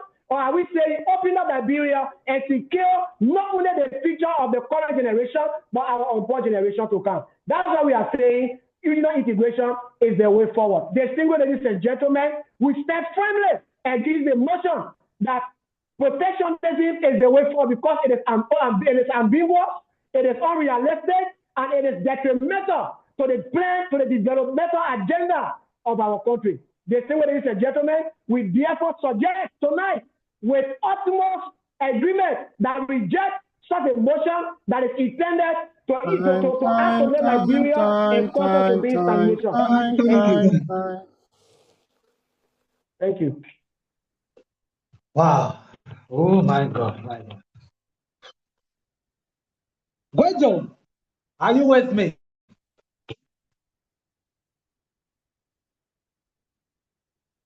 Guizhou, are you with me? We are here. We are here. 5 minutes on the clock. Guizhou, your time starts now. Before you read or preach the Bible, you must have had idea on how to attend Sunday school. You must have had idea on how to sit under leaders to have taught you what the Bible means. Board of Judges, he is preaching what he didn't attend to be taught. Let us be real here, judges. This debate is not whether cooperation is good. It is about whether Liberia is ready.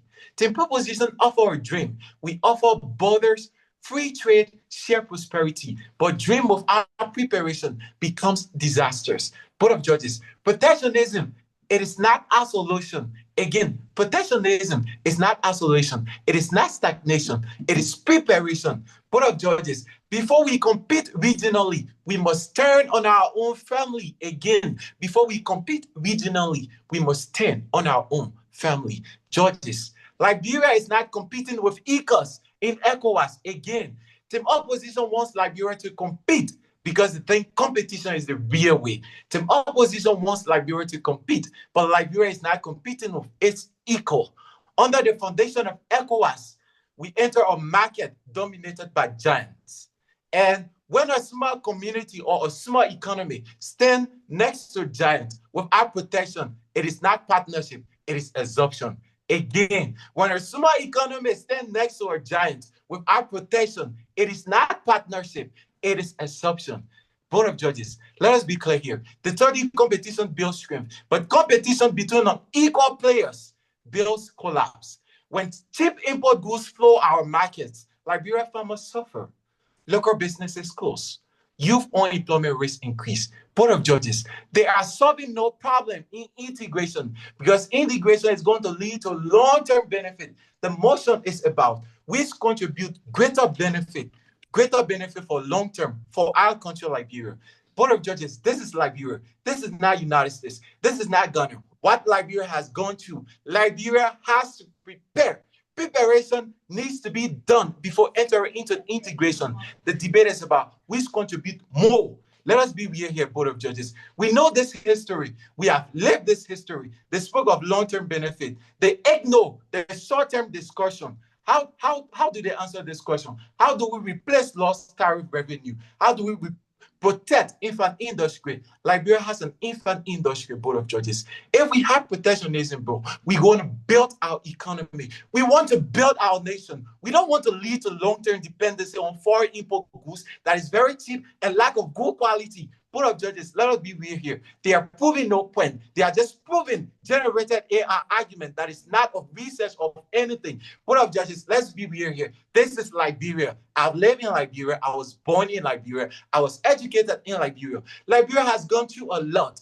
We are not saying integration is bad. The debate is not about integration is bad. The debate is whether Liberia is ready.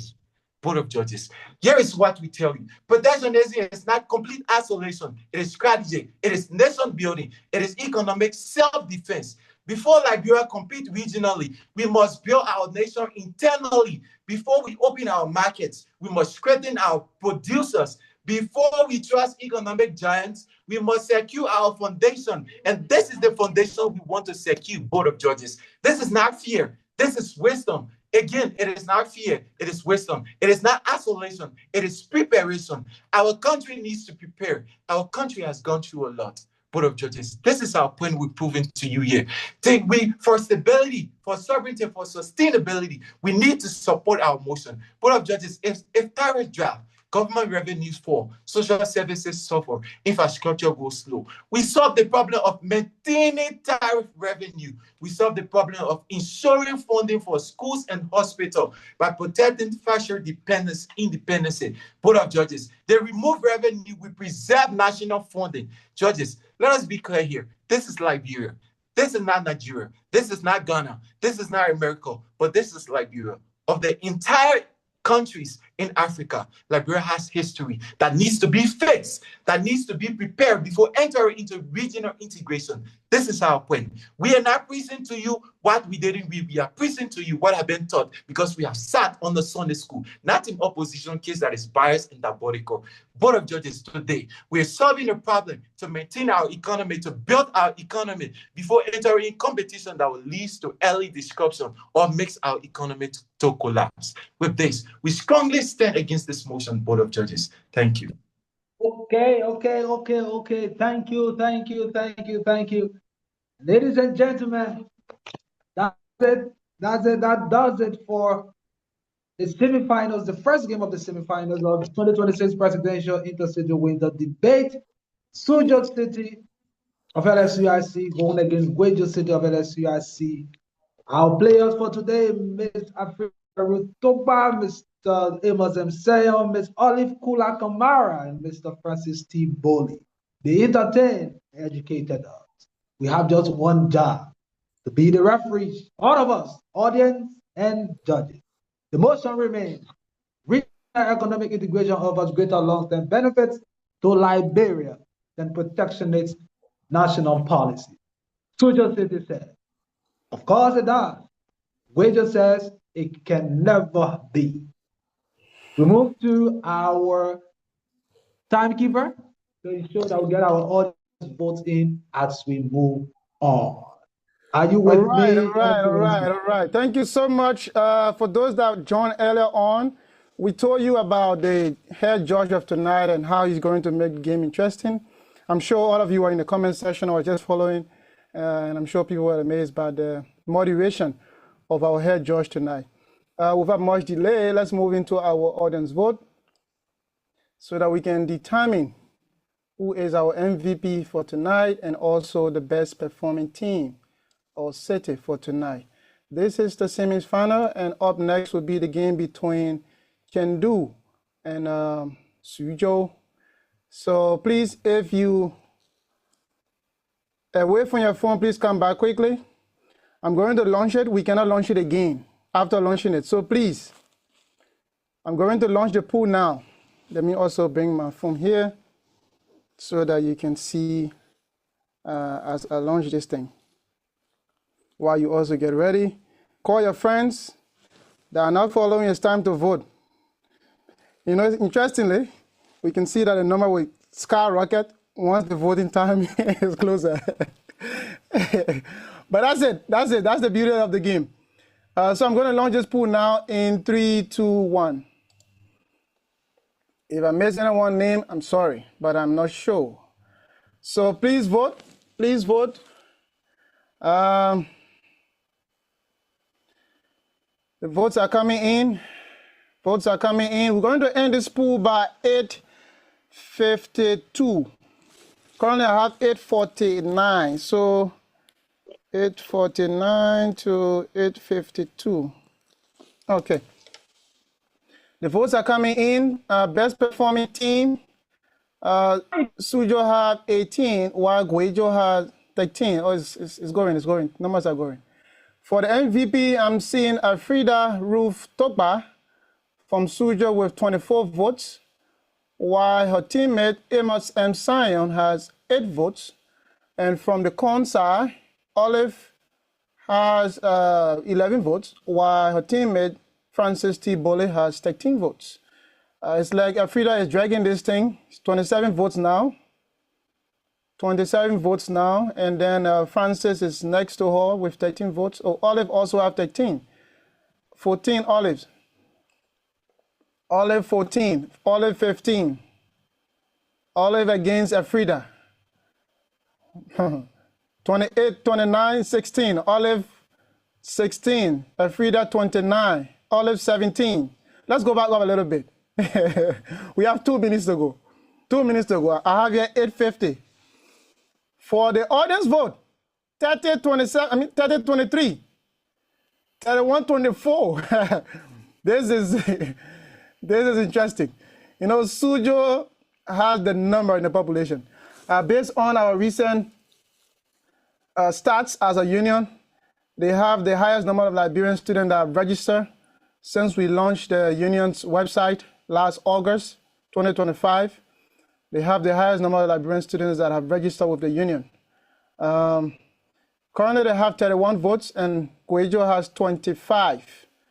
That's close, though. That's close, though. That's close. Something can happen.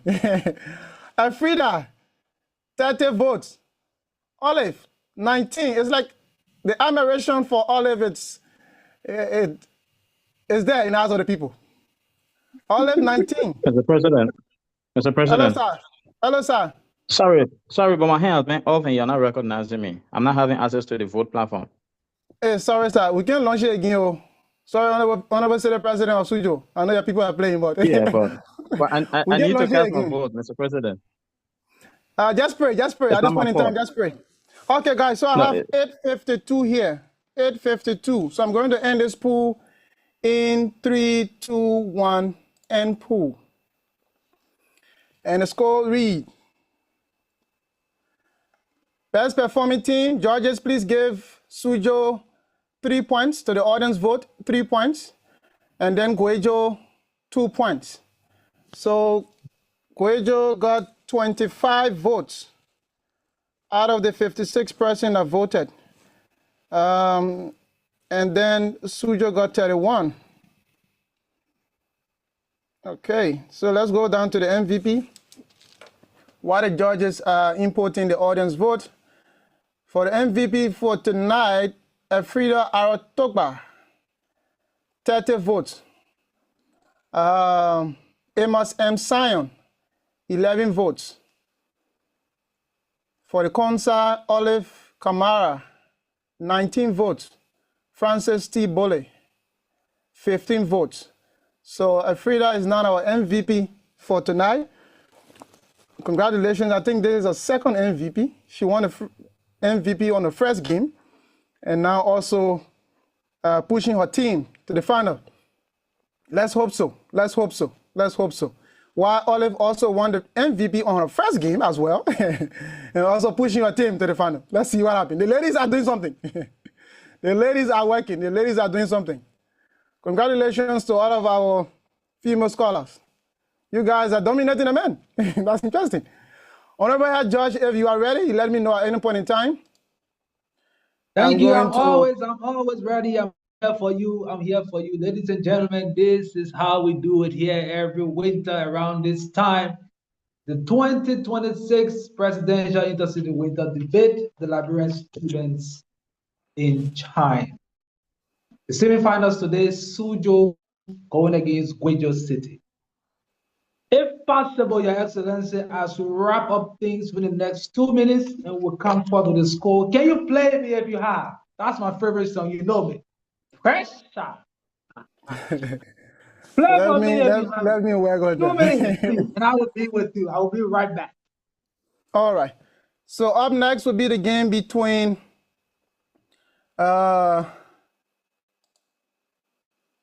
we should be having a game between Chengdu. Hey, Chengdu, you guys are still with me. You guys are still here with me.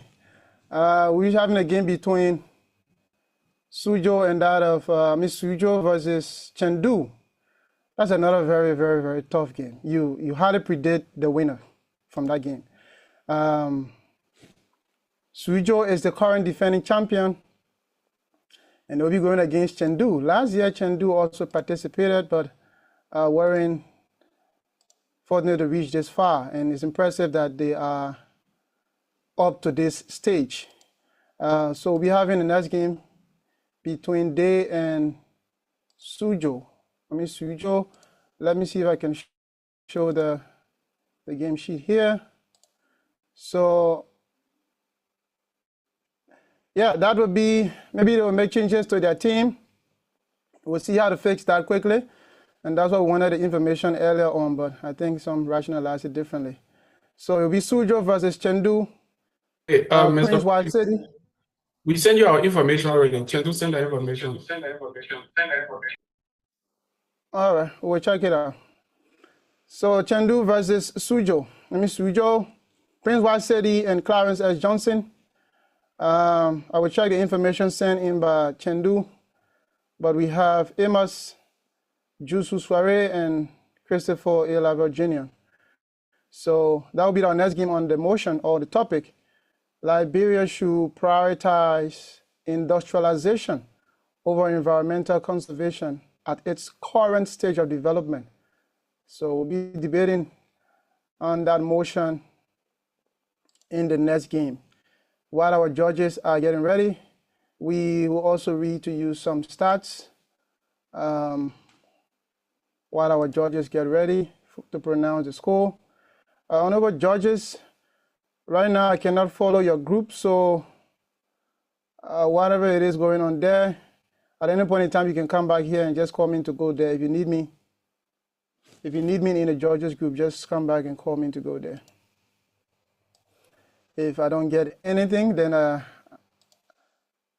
sure that you guys don't need me there. So let's read some stats as we did at the beginning. So Guizhou play our first game, and they play the very first game in this tournament. They play against Changsha, but unfortunately Changsha didn't show up for that game. So they walk away with the point. They walk away with the point, 564 points, and Olive Kamara was the MVP for that day. I think I should just pop up this screen instead of showing you the other one. Oh, I think it's there already. Oops, not there. Not there. Let me see. Okay, yeah, I think you can see it from the end now. I thought it was not showing. So Guizhou won our first game against Changsha, and Olive was the MVP. The total points, 564, and the audience vote of 2 was given to Changsha. Suzhou also played that same day against Wenzhou, and they won the game 590 points to 564 points against Wenzhou, and Elfrida Ruth Togba was also the MVP for that day. The next game was on the 17th when Guizhou played Hangzhou. Hangzhou didn't show up, and Guizhou got 564 points. Francis T. Bole got the MVP that day. And then on the same 17th, Suzhou played Chengdu, and Suzhou lost to Chengdu by 6 points. 6 points. And Daniel Yene from Suzhou won the MVP. Daniel won the MVP that day. And then we move on to the quarterfinals, where Suzhou play Beijing. And also Daniel walked away with the MVP that day. Suzhou won 581.5 points against 564 to Beijing. And Guizhou played her quarterfinals against Chengdu, where Guizhou was against the motion and won 568 points against Chengdu that got 509 points, 9.5. Everett got the MVP that day. Honorable Judge, I see your camera is on. It's like you are back or something is happening there. We are back. But I hope Honorable Enoch is okay. It's like the scores are in. Let's get back to the judges. Your camera's on. Guizhou City, are you with me? Please talk to me. Talk to me, people. Guizhou City, are you with me? Guizhou, are you with me? Yes, sir, we are here. It should be 2 persons. I'm hearing one voice. The judges want us to always show up at once. So we are scared today. The game is almost over. Talk to me. Suzhou, are you here? Okay. We are wrapping up in the next 5 to 10 minutes. Nice and ready. Suzhou, are you here? Finally Talk seated. to me. Yeah. That should be Miss Tugba, and I'm hearing the voice of Mr. Hine. Ladies and gentlemen, wherever you are, we wind down to this edition of our debate. Yeah, sure. We wind down to this edition of our debate. And as we wind down, I'm saying, yes, Honorable Tala, I'm going to do that. Thank you for the recommendation. I will take 2 comments from the audience. 2 comments. Just raise your hand from the audience. 2 comments. Quickly, just 10 minutes, we'll be out of here. Time is far spent. 2 comments from the audience. Just have an overview, just under a minute, an overview of your experience today as we encountered. Is that the right? Yes. As we witnessed, that's the best word. As we witnessed some of our brightest minds in the corridors of our union, scholars within Suzhou. Please raise your hands quickly. Someone talk. Don't waste my time. I don't like this. I don't like to lag. Raise your hand and say 1 or 2. I will call name. If not, I will keep it going. No hands, no hand, no hand, no hand, no hand, no hand. Okay, no one wants to talk to us. We'll take it to our judges. Not going to waste our time. Oh, someone just raised their hand. Mr. Gaje, Mr. Emmanuel Junior's Gaje. I'm sorry if I'm saying it wrong. We'll take Mr. Gaje and Mr. Gifler, period. Mr. Gaje first. Talk to me 1 minute. Say something. Guizhou and Suzhou just had it tough and rough. Say something. I'm listening. Thank you, our honorable head judge and the rest of the judges. Actually, today we are seeing live in the game, and honestly, we must say thank you for making the game more lively today.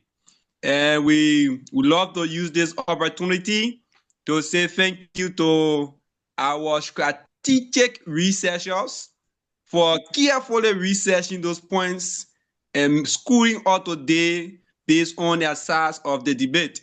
And I will never end giving my points without appreciating the leadership for this far-sightedness and this engagement that bring all the spotlights. And thank you to our females for stepping up. Thank you. That's Mr. Gaje. He has many faults as a person, but the Queen's language, English I'm talking about, is not one of them. It's clear, concise, my friend. It's a pleasure hearing you. Let's go to Mr. Gifler. So can we hear 1 lady? I will take 1 lady after Mr. Gifler. Mr. Gifler, talk to me. Yeah, thank you. Let me firstly start by recognizing His Excellency, President Orlando T. Blow, and our head judge, and all other judges.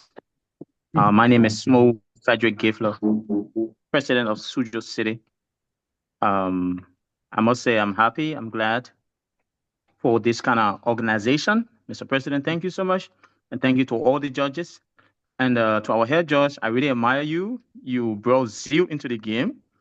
And I would recommend to the president that if there's a need, maybe I could vote for you to give you a certificate too, because you really brought a seagull in the game. So to all of our players, thank you so much. And to my heartfelt team Suzhou, I want to say I love you. It was entertaining. It was a great one. I learned from you. And to our other city, thank you so much for the level of role play. Thank you. Even though I'm opting to win, but I admire you too. Well, you did well, and thanks to every one of you. And God bless us all. And I'm sure that we sacrificed a lot today and for today. And I know this sacrifice will bring good fruit. Thank you. Sure. It's just about time. Yo, when you give a politician a microphone, don't expect to get it back anytime soon. That's the voice of Mr. Gifler, and we are humbled. All of my co-judges, the entire team, the chairman of the EC, we are all glad to have us all here. I'm not seeing the hand of any ladies, so we're not going to waste time. We're going to go to our only lady on the panel of judges, Honorable Louise. Ma'am, are you with me? Talk to your people. Say something as we wrap up. Give an overview of the experience and 1 or 2 words for our players and everyone. Any comments? Honorable Louis. Yeah, I'm here. I'm here. Thank you so much, Honorable Head George. You did a wonderful job today. And to our debaters, I would like to say congratulations, no matter what. One way or the other, there must be a winner. But for my fact findings tonight, what I observed is that the speaker, they face unstable network condition. So I would like to urge you that next time we should kindly work on our network before we start our debate. My second point have to do with delivery clarity for listener, where you were delivering, but it was not clear due to the same network issue. So please take note on that. And 30, the argument where they were primarily read out rather than debated strongly. So next time, please do not read for us. We want you to debate instead of reading.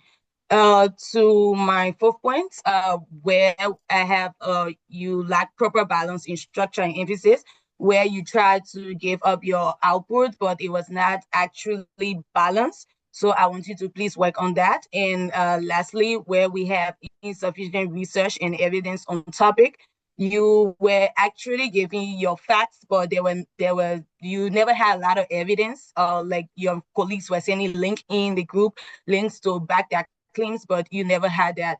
So not to take much of your time, it was an honor being your co-judge tonight, and I remain Louis Antoinette Williams. Thank you so much. Thank you, Honorable Louis, the only lady amongst the men. That's our princess, me and Tyler's princess. Honorable Tyler, Honorable Che, sorry. Are you there? Yes, sir. I'm here. Thanks Talk to your to people. both teams. I think the honorable woman just said a couple of things that I had in mind. Thanks to the teams from was it Guizhou? They did some readjustments based on recommendation that I observed, and I think that's thoughtful, even though you still have more to do if you made it through. And to the team from Suzhou, there were a couple of mistakes that were made, but I think it's part of the game. Like I said it last time, never concede to your opponent's argument, even if yours is the dummiest. Always hold it firm. Never say but if or maybe. Never give a single consideration to your opponent's argument. That will definitely bore a hole through what you are arguing. So I saw that a lot tonight, especially from Xuzhou. And I think, yeah, so far so good. It's been great. And thanks to you, Honorable Head Judge, for holding on to tonight's game. Thank you. Thank you, my dear brother. Thank you, my dear brother. Following the same spirit and style of my co-judges, we are here to learn. We all don't know it all, but our observations we share with you.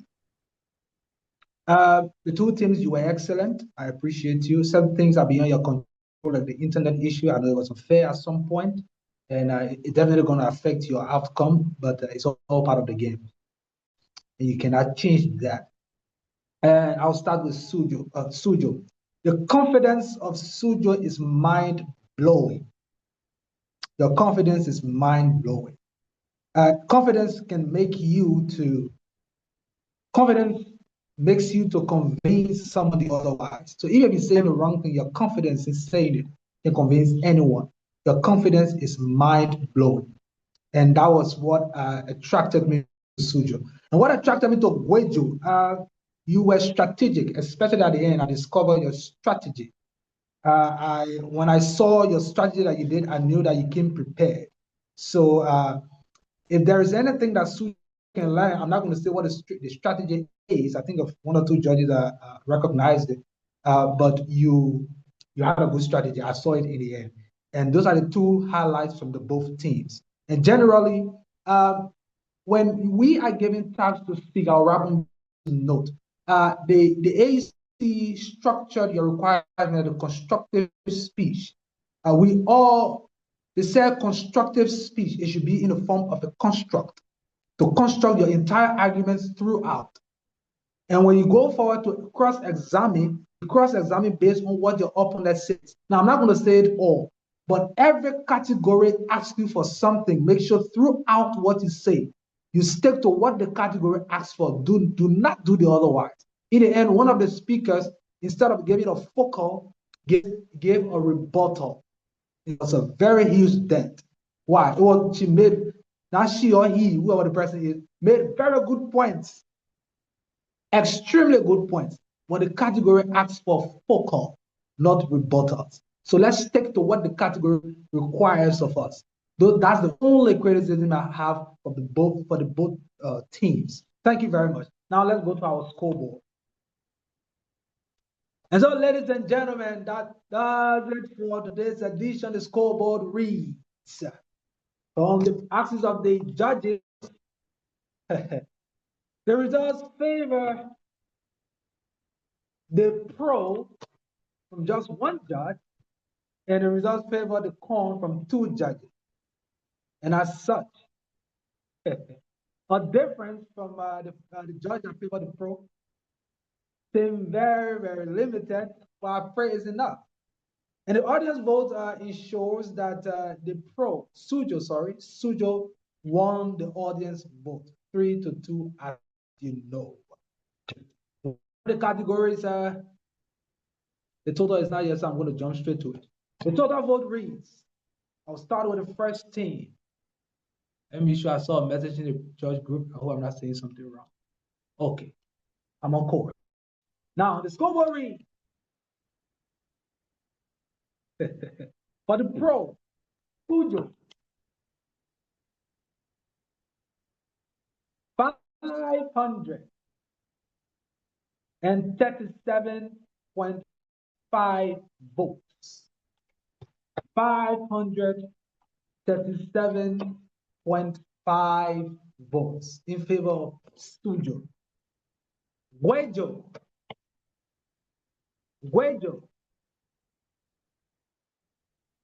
500.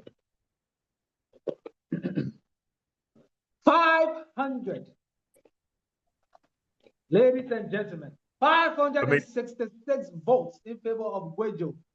Two judges favor Guizhou. They won the vote, the popular votes. Xuzhou won the audience votes. Guizhou won the judges' votes. And in total, today's winner, ladies and gentlemen, Guizhou City makes her way to the finals. Guizhou City, Maes Kamara and Mr. Bully make their way to the finals. Ladies and gentlemen, wherever you are, this is the 2026 Presidential Intercity Winter Debate. Semi-finals just ended between Suzhou City and Guizhou City. Guizhou City makes it to the final with 566 votes, even after losing to Suzhou City from the popular votes. Thank you very much, and that's how we wind down on this edition of our game. And I will see you when I see you. Once again, my name is Coco Widla, your homo self. Have a wonderful day. Thank you to the AEC. Thank you to our chief patron, His Excellency Orlando Diablo, and all you others that have been following from day one. I'm humbled, and I look forward to seeing you again as soon as possible. Thank you, and God bless you.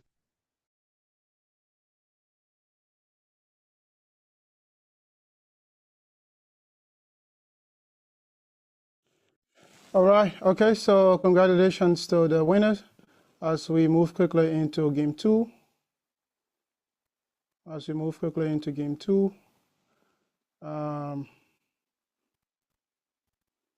Honorable judges, hope you are there as we get started quickly.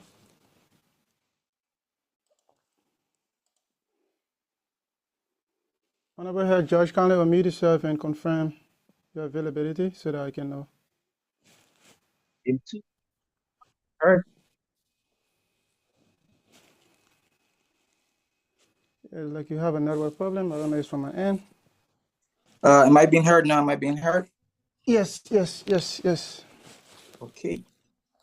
I just hope to continue the momentum of the previous head judge, well, I know there's a very big gap to fill. I'm Coco Andrew Wejila. I appreciate the fact that you were able to hold the platform this time, and you maintained the platform to have 69 persons on Zoom and several other persons on the YouTube channel and the Facebook channel of the LSUIC. Again, this is our last game for our semifinals, and we're going to be determining who goes to the final round. Just before we begin, I'm going to check on the debaters, check on the two sides to ensure that no one has escaped this debate. Team Chengdu. Yes, we are here.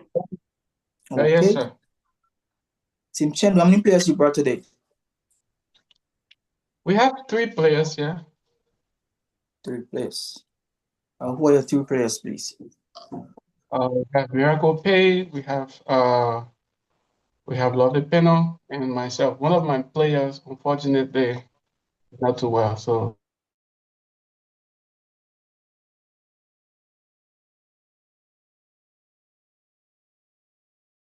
He's not going to be the one to bring your defeat. While we've heard from you, let's go over to Team Suzhou. Team Suzhou, are you prepared?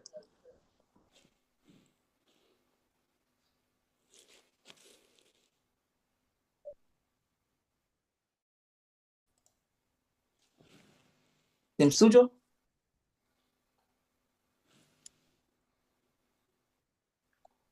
I need to confirm the presence of the both teams here today before we can proceed with the check. Team Suzhou.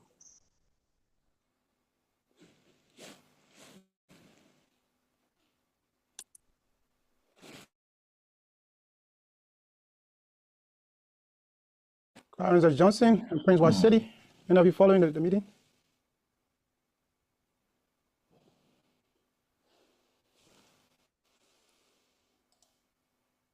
Team Suzhou, can you kindly confirm your availability on this platform tonight? Can I ask a question? Have we exceeded the time given to them for the match? No, sir. Like we're just about to start. We're just about to start. Okay. Because I was asking if the time given to them for their match to start, have we exceeded that? No, sir. No. Okay, then we still have a reach out and reach out to them or something. Okay, Mr. President, and while we wait, while we arrange things in the back room, I would appreciate if you could have some music playing while we just get prepared in the back. Thank you, sir. I have so many things running. Yeah, no, I can turn on. Okay. So, all right. Suzhou. Can you follow up with all of the team from Suzhou?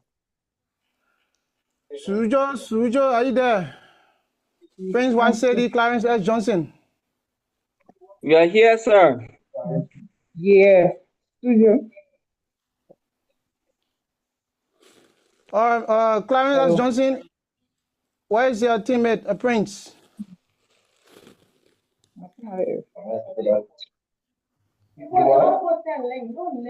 Suzhou? Hello? Yes, Prince White City is here with me, and he's trying to join from his device. All right. On over here, Josh, we can get started. The judge bar. So how you can start. When we understand that everyone should be at this place by this time, and we'll still be calling the team from Suzhou, we'll be begging them to come to this platform. Okay. Suzhou? We've been here, sir. We've been here. I never walk alone, Chief. We are here, sir. All right, let's get started quickly, gentlemen. We're out of time. Okay, so at this time, we're going to do our spinning wheels.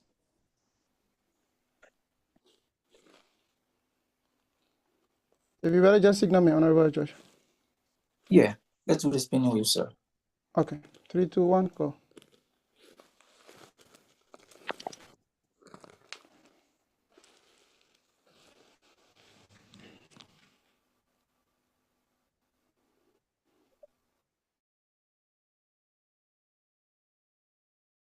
I landed on a Suzhou. Let me flip my screen. Okay.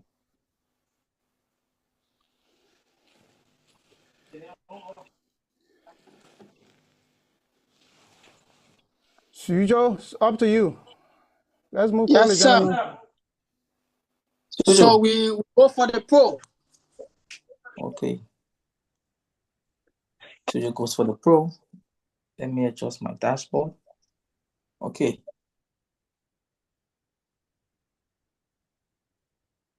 Now that we have Suzhou at the pro, let me check our judges if we are prepared. My two co-judges, can you unmute yourself and introduce yourself for this match?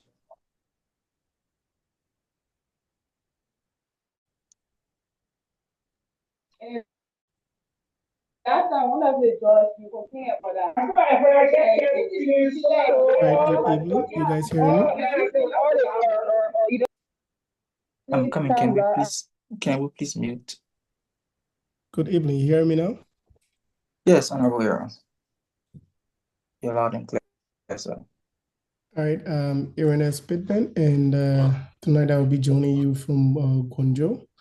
I'll be serving as one of your judges for tonight's game. Thank you very much.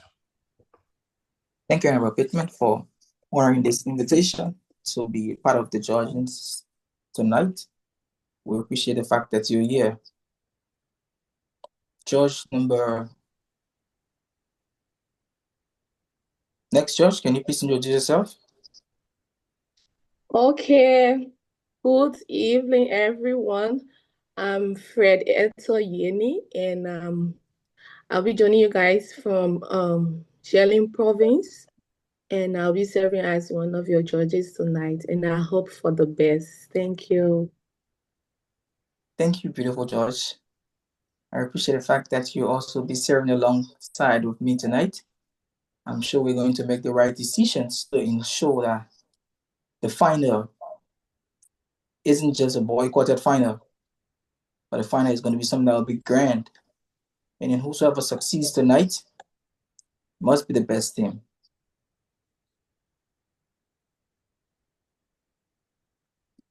Okay, now I'm going to check with the debaters to ensure that they are on the platform again. The team from Suzhou. Can I get confirmation from you, please? I'm about to start. Yes, sir, we are here. Team from Suzhou, player 1. Who's player 1? Yeah, I'm here, sir. Okay. I'm here, sir. So Honorable Clarence, you've been with us from the very beginning of this game. And we understand that at all times we have to keep our cameras on. In your previous games, you've been having issues with your camera. Can you kindly confirm that your cameras will be on today? Yes, sir. Today is going to be on until the final result is announced. Okay, I appreciate that. Honorable Prince, do you have a problem with your device? Never, sir. Okay. Now we check the team from Chengdu. Player 1? Yes, sir. Okay. Do you have any problem with the device? Yes, sir. Okay. Player 2 from Chengdu? As well.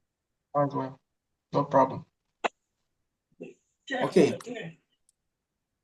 So let me welcome everyone, our listening audience, our followers on Facebook, YouTube, and this Zoom platform. This debate is brought to you by the Academic Excellence Committee.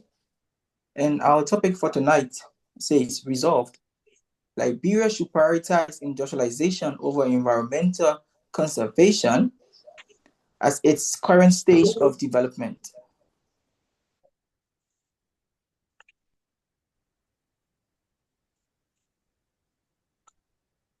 The team from Suzhou will be saying yes. They will be doing the pros for tonight, while the team from Chengdu will serve as our cons for tonight. Mr. President, are you prepared to begin this march? Yes, I'm prepared. We can get started. Okay. The pros. You shall begin. Just before that, Honorable Head Judge, I make you co-host, and other judges and AC members, please check also your co-host. You should be able to mute others as well to regulate. But I'll also be here. Thank you. Honorable Enoch, please work with the judges in the judges group because I may not be following there closely. Thank you. Okay.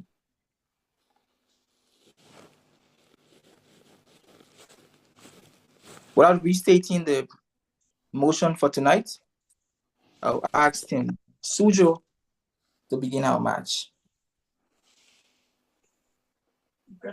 Yes, sir. Could you please give us 30 seconds? 30 seconds prep time. Yes, sir. Meaning after this, you have 2 minutes, 30 seconds of prep time. Yes, sir. Thank you. How about Joshua starting now? Yes, start the time. Thank you.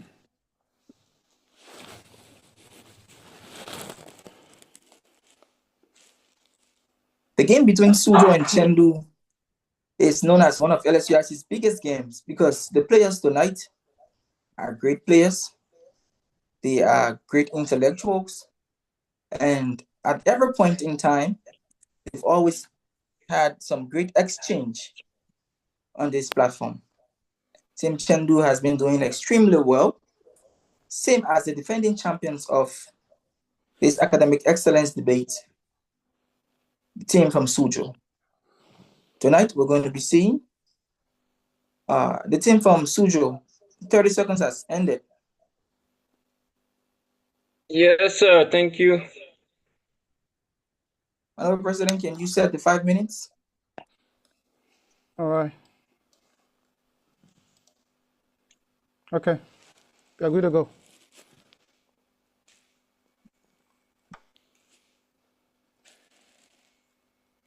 Honorable Head Josh, are you there? Yes, sir. Is the team from Suzhou prepared?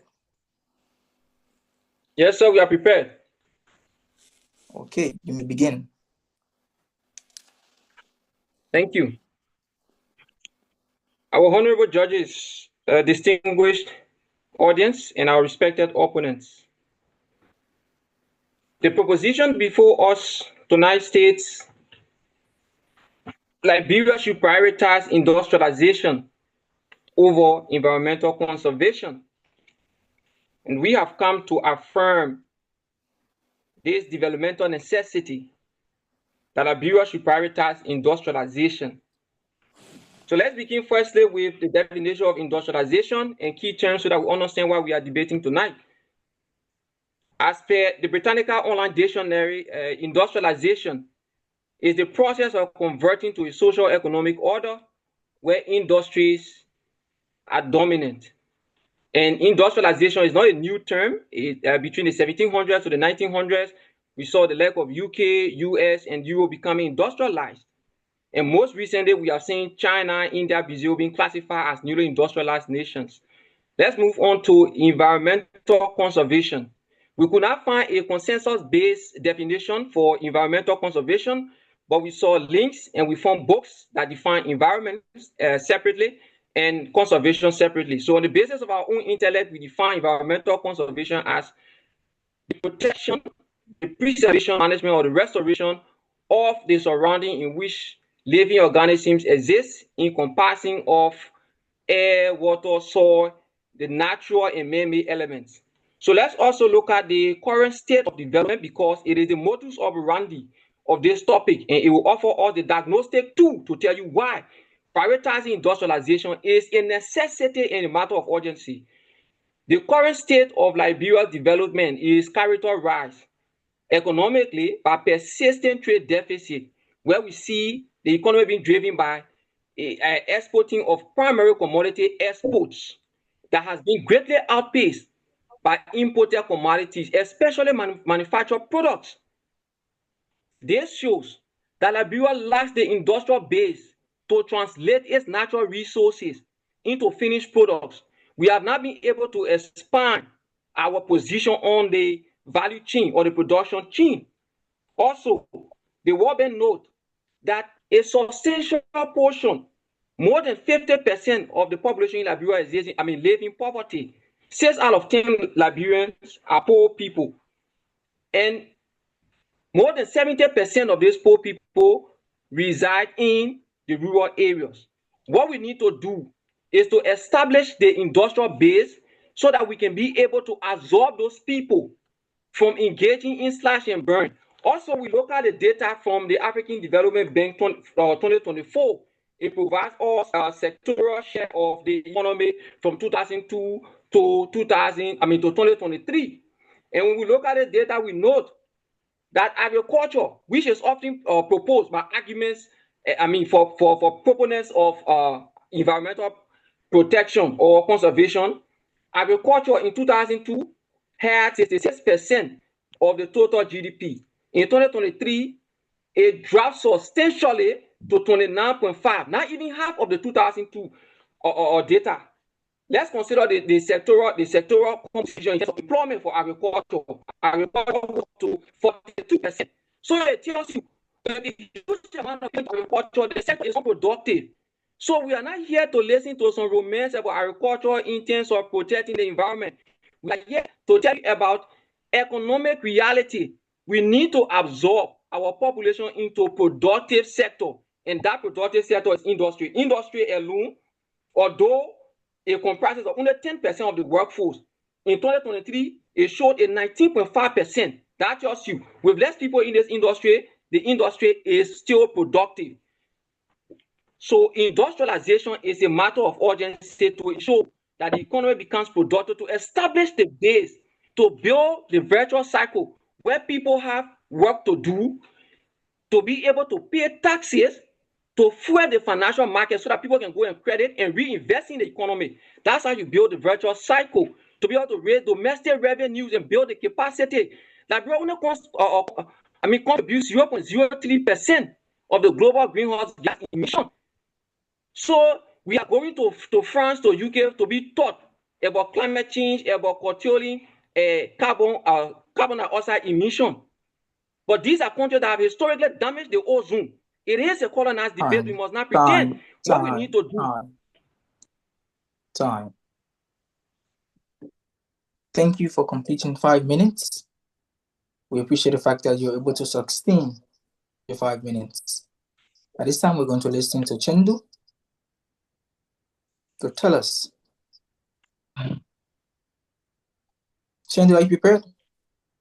Yes, sir. You may proceed. Good evening, honorable judges, respected opponents, timekeeper, and our distinguished audience. My name is Lydia Tiveno, and I'm standing firmly on the gun side of today's debate. Our motion before us is Liberia should prioritize industrialization over environmental conservation at its current stage of development. Actually, we strongly oppose this motion. But firstly, let us define the word prioritize. According to the Oxford Dictionary, prioritize is something you actually put in tasks or problems in order of importance so that you can deal with that most important first. So let us be very clear. We are not against industrialization. We are not against growth, and we are also not against jobs. But we are actually against prioritizing industrialization over conservation at a time when Liberia's system are not strong enough to handle the consequences. So next, I will prove 3 contentions, 3 major ones, using real examples from countries like Rwanda, Ghana, and China. Firstly, rapid industrialization without strong system causes damage. Look at Ghana. Ghana expanded its mining and small-scale industrial activities rapidly. But what happened? Illegal mining, known as the Ghana man say, led to severe air pollution, destruction of farmland, contaminated drinking water, and increased health problems in mining communities. The Pearl River and major other water bodies became majorly and heavily polluted. The government has spent over millions trying to clean up that environment or environmental damage. Let us make a lesson that is very clear from Ghana. If we regulate if regulation and enforcement are not strong enough, industrialization or industry as palm can actually destroy our water system and our agriculture. Two, even China pay heavy price for prioritizing industry over environment. Okay, so China prioritized rapid industrialization for decades that result into a massive economic growth, but also severe air pollution in major cities like Beijing, water contamination, increased respiratory diseases, cancer villages linked to industrial waste. Billions of dollars are now spent on environmental cleanup. China is now investing heavily in green energy and environmental restoration because it recognized that growth without economic protection or environmental protection it creates a long-term health and economic cost. If a country that is strong, that is a strong state, can have this kind of deep, massive resources and struggle to lead to balanced industry and environment. However, Liberia who managed overnight. 3, sustainable development first. Take Rwanda, for example. Rwanda did not prioritize, did not ignore the industrialization. It did not ignore it, but it actually prioritized environmental conservation. Or it invested in environmental protection policies, banned plastic bags early, promoted green cities, strengthened regulatory system, and encouraged ecotourism. Rwanda focused on building institutions before expanding heavily on industries. The result, economic growth with environmental stability. Rwanda understood that protecting natural resources strengthens long-term development. Liberia should follow this kind of balance in case of the reckless argument of our opponents are pushing. Liberia's current capacity is so fragile. Liberia struggle with limited hazardous waste treatment facilities, weak industrial fire response capacity, under-equipped hospital, limited environmental monitoring, and if industrialization happens overnight, we will have air pollution increasing, water contamination rising, industrial cities increasing, and finally, mass strength. Our health system will struggle, our farmers will also struggle, and our railroad will suffer. Development must match capacity. Ghana show us what happens when enforcement cannot keep up. China also show us the cost of prioritizing industry over environment. Rwanda show us the importance of balancing growth and conservation. Liberia, on the other side, is at a stage where it cannot afford Ghana mistakes or China level cleanup costs. Conservation is not anti-development. Here again, conservation is not anti-development. It protects our forests, our river, our fisheries, our farming communities, and our long-term economic stability. You cannot drink oil and you cannot eat fatty smoke. You cannot destroy economic system, ecosystem overnight. Industrialization must be gradual, regulated, and supported by strong systems. Until Liberia strengthens its institution, healthcare, waste management, environmental enforcement, prioritizing industrialization. Time. Okay. Thank you there. Should Liberia prioritize industrialization over environmental conservation at its current stage of development? Should Liberia prioritize industrialization over environmental conservation at its stage of development? We've heard the voices of our first speakers as they've given us their constructive arguments. Now we're going to go into a time of question and answers from the both of them. And we're going to be starting with the team from Suzhou. You have 30 seconds to ask your questions. And just as the previous judge did it, Honorable Andrew Koko-Wigila, you need to get the consent to proceed before you can talk.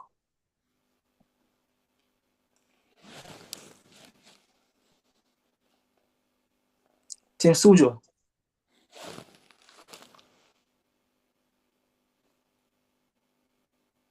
Did I just see Byron's camera off?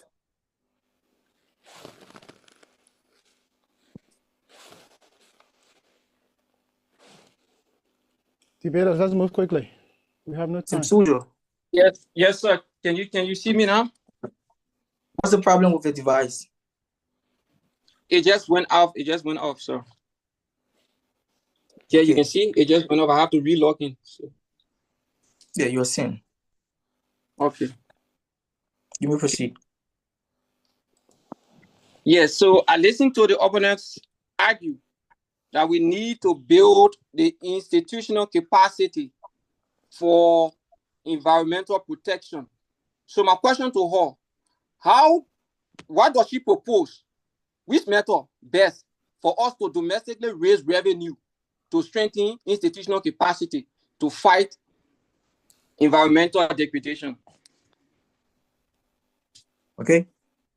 Thank you. So I propose that we put in to a point. We're going to maintain the standards of this debate. So you're going to be patient enough to get consent to proceed with your answers. You may proceed. Okay, thank you. I propose that instead of just focusing on our industrialization, we focus on upgrading our conservative method that help to preserve our environment, such as involving in ecotourism and managing, which we already have, that promoting agriculture and what I feel. Thank you. Okay. Now it's your turn to ask your question.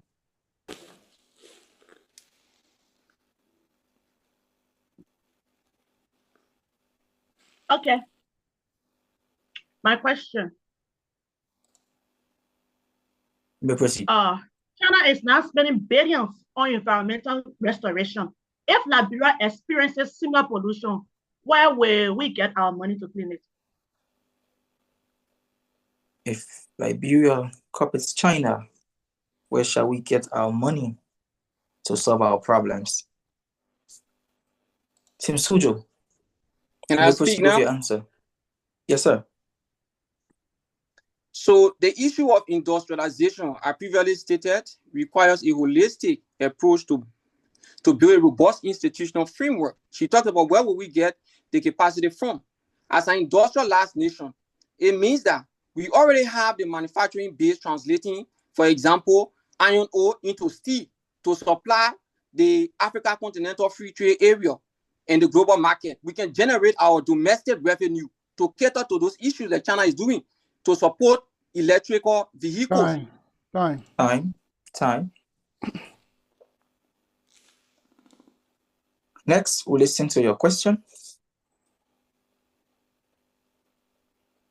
Okay, so there has been a new maritime industrial policy leveraged by the government on the 31st of January this year, which is supposed to take effect on March 1st, imposing a 25 USD fee on CO2 emitted. That is an industrial policy. You advocate for environmental conservation. Are you against this policy? Personally, I'm not against any policy that gonna Again, I'm going to remind you, we're not going to change this debate into some argument where as soon as somebody talk, you just come back and respond to them. You have to pass through the judge. So now you may proceed with your answer.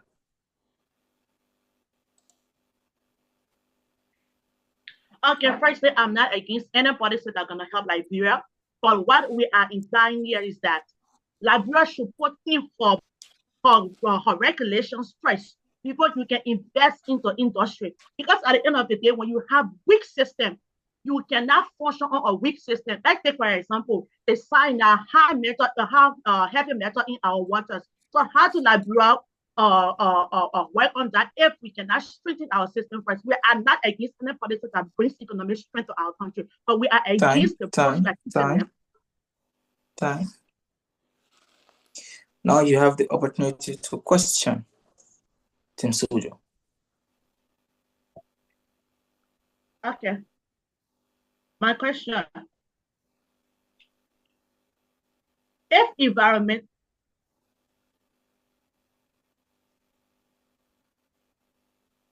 Can you please pause for time? If environmental damage, okay, no, it's okay. If environmental damage destroys future tourism potential, aren't you sacrificing long-term gain for short-term profits? Team Suzhou, you may proceed with your answer. Previously, no. But previously, she said she's not against any policy. So it means industrialization policy to introduce industries and manufacturing. She also support that. So the issue of addressing the crisis it has to be from the beginning. So before industrialization requires, as I stated, a holistic approach to ensure that we industrialize in a way that it promotes development. Time. Team Suzhou, we'll take your last question.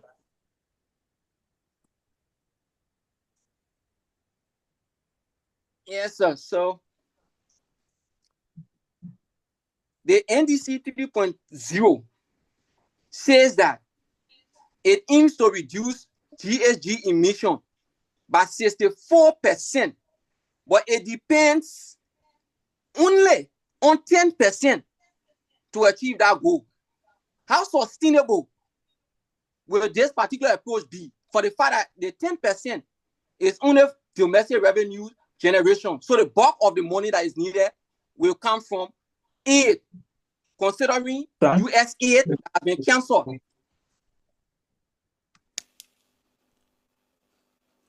Team Chengdu, you may proceed with your answer. Honorable Judge, can he ask the question? I didn't even me. Question is not clear.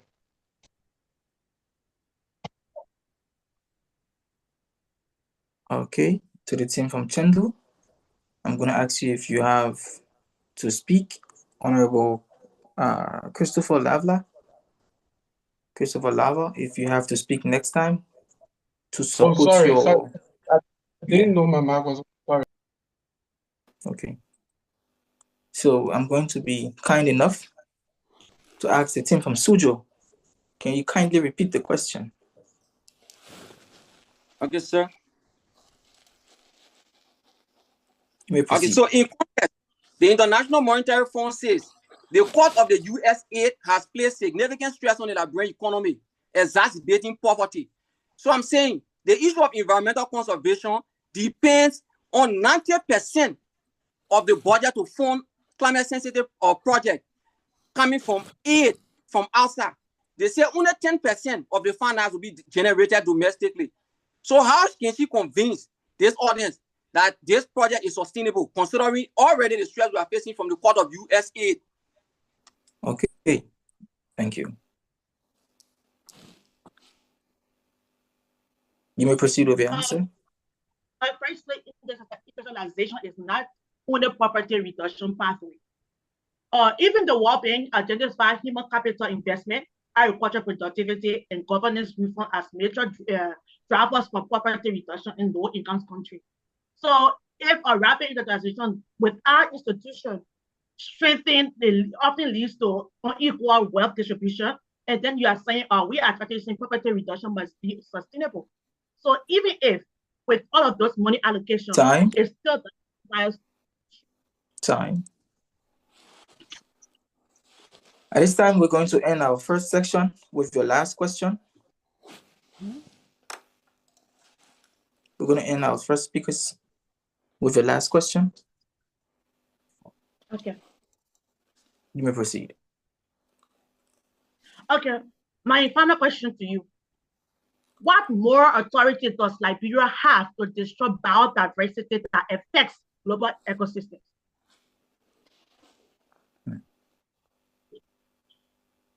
Team Suzhou.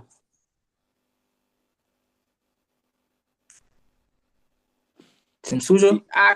She asked about moral authority, and the debate is consistent with context. We are telling you that the current state of Liberian development process is dictating industrialization. So our response and our contribution to this discourse is surrounding the condition that is being presented by the current state of development, considering the low productivity in the quote-unquote agricultural sector and considering the high productivity in the industry sector. Thank you. That's how we come to the end of our first speakers for this first round. We're now going to go into our rebuttals, where we should hear some interesting arguments. Should Liberia prioritize industrialization over environmental conservation at its current stage of development? The team from Suzhou are saying yes, while the team from Chengdu are saying no. We prefer Liberia to prioritize environmental conservation over industrialization at this particular point in time. Team Suzhou, are you prepared?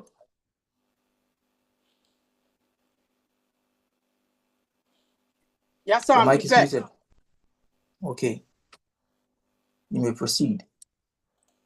Thank you, Honorable Judge, and our knowledgeable audience, respected opponents. The current state of Liberia's development is currently calling for an immediate action, and that action is enshrined within the prioritization of industrialization over environmental conservation. And yeah, sufficient reason, just like my first speaker also listed. I listened to the opponent, and they said Ghana, they reference Ghana. Also, they reference Ghana, that Ghana is paying millions of dollars when it comes to the issue of environmentalization, when it comes to the issue of conserving environmental pollution, all these things that they mentioned. I also listened to my opponent when they talk about Rwanda today. Then I also want to draw us very close that we'll send our evidence very soon. Ghana, leading industrial of manufacturing sector in Ghana today, is producing or generating a revenue of 625.6 million just because of industrialization. Can you be able to reference that? The second thing again, the second leading manufacturing industry in Ghana is also generating a revenue of 200 million in Ghana, contributing to Ghana GDP. He also made reference of Rwanda. I want to lay emphasis on Rwanda. The leading manufacturing institution in Rwanda is Ampersand, and this particular institution is responsible for motor vehicle. It's generating over 148.1 million for Rwanda GDP. Today, you stay here to argue about prioritizing environmental conservation over industrialization. I wonder where is this war going? Honorable judges, our knowledgeable audience, when a mother cannot feed her children, it is unrealistic and deeply unprecedented to tell her to prioritize a plum tree in her community over stable salary. The opposition talks as if Liberia is Switzerland that can be able to provide enough money and respond to everything. But no, Liberia is not Switzerland. Liberia is a very poor country. And I also want to make reference to something. Most of our economists are on the land today can bear no witness. There's a topic in economics called element of national income in the country. That topic references two main things that I want to talk about: the standard of living and the cost of living for Liberians. Today, according to the United Nations report, January of 2021, it actually says that 50.9% of Liberians live in national poverty. 62.9% of Liberians live in multi-dimensional poverty. Oh, my opponent is still saying today, because of this report, we have multiple deprivation of access to quality education, healthcare, and decent living standard. Today, you are telling us to prioritize the issue of plum tree, the issue of cassava tree in our community over stable salary. I wonder where are we heading? According to the Global Economic website, few websites, World Bank, Macroeconomic Trends, that Senator Amara Kone mentioned World Bank. He actually said that World Bank unemployment rate of Liberia in 2024 is at 2.88%. That's equal to 2.61 million unemployment rate in Liberia. Are you still telling us to prioritize trees? According to UNICEF data on Child Statistics 2025, it actually says that child labor in Liberia is at a rate of 21%. This is not a voluntary act. This is because of hardship, unemployment, and the current depleting situation of economic situation in Liberia. Today, you are still telling us to prioritize environmental conservation. This is a slap in the face of globalization.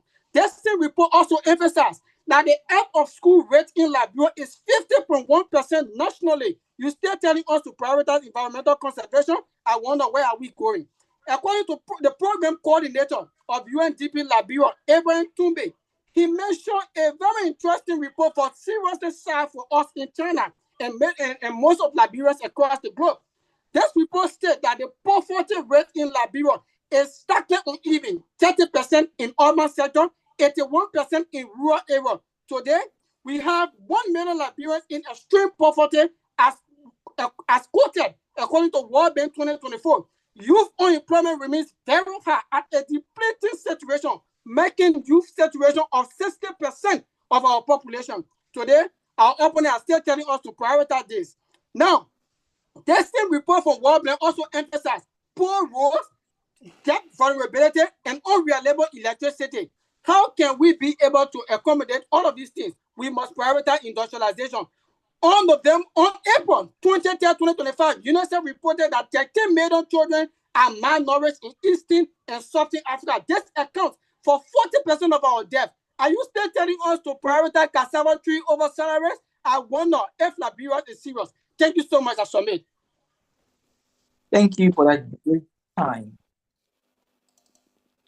Honorable Prince City, you had 5 minutes of speech, and you did good as a rebuttal. At this time, we're going to listen to the team Chengdu to come up with our rebuttals.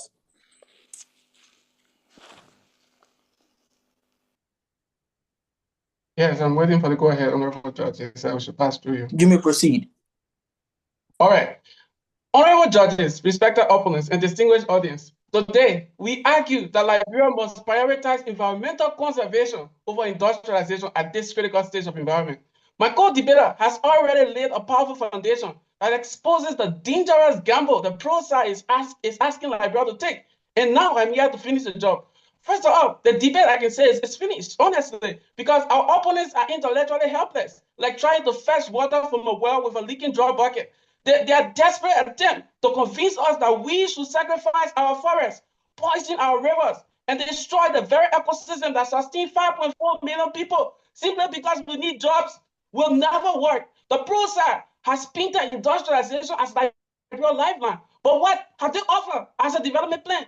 It is a demolition plan disguised as an economic language. And I would like to refer to some of the points raised by our opponent. Our opponent cited the US, the UK, India, and China as a case study, as a successful model for industrialization.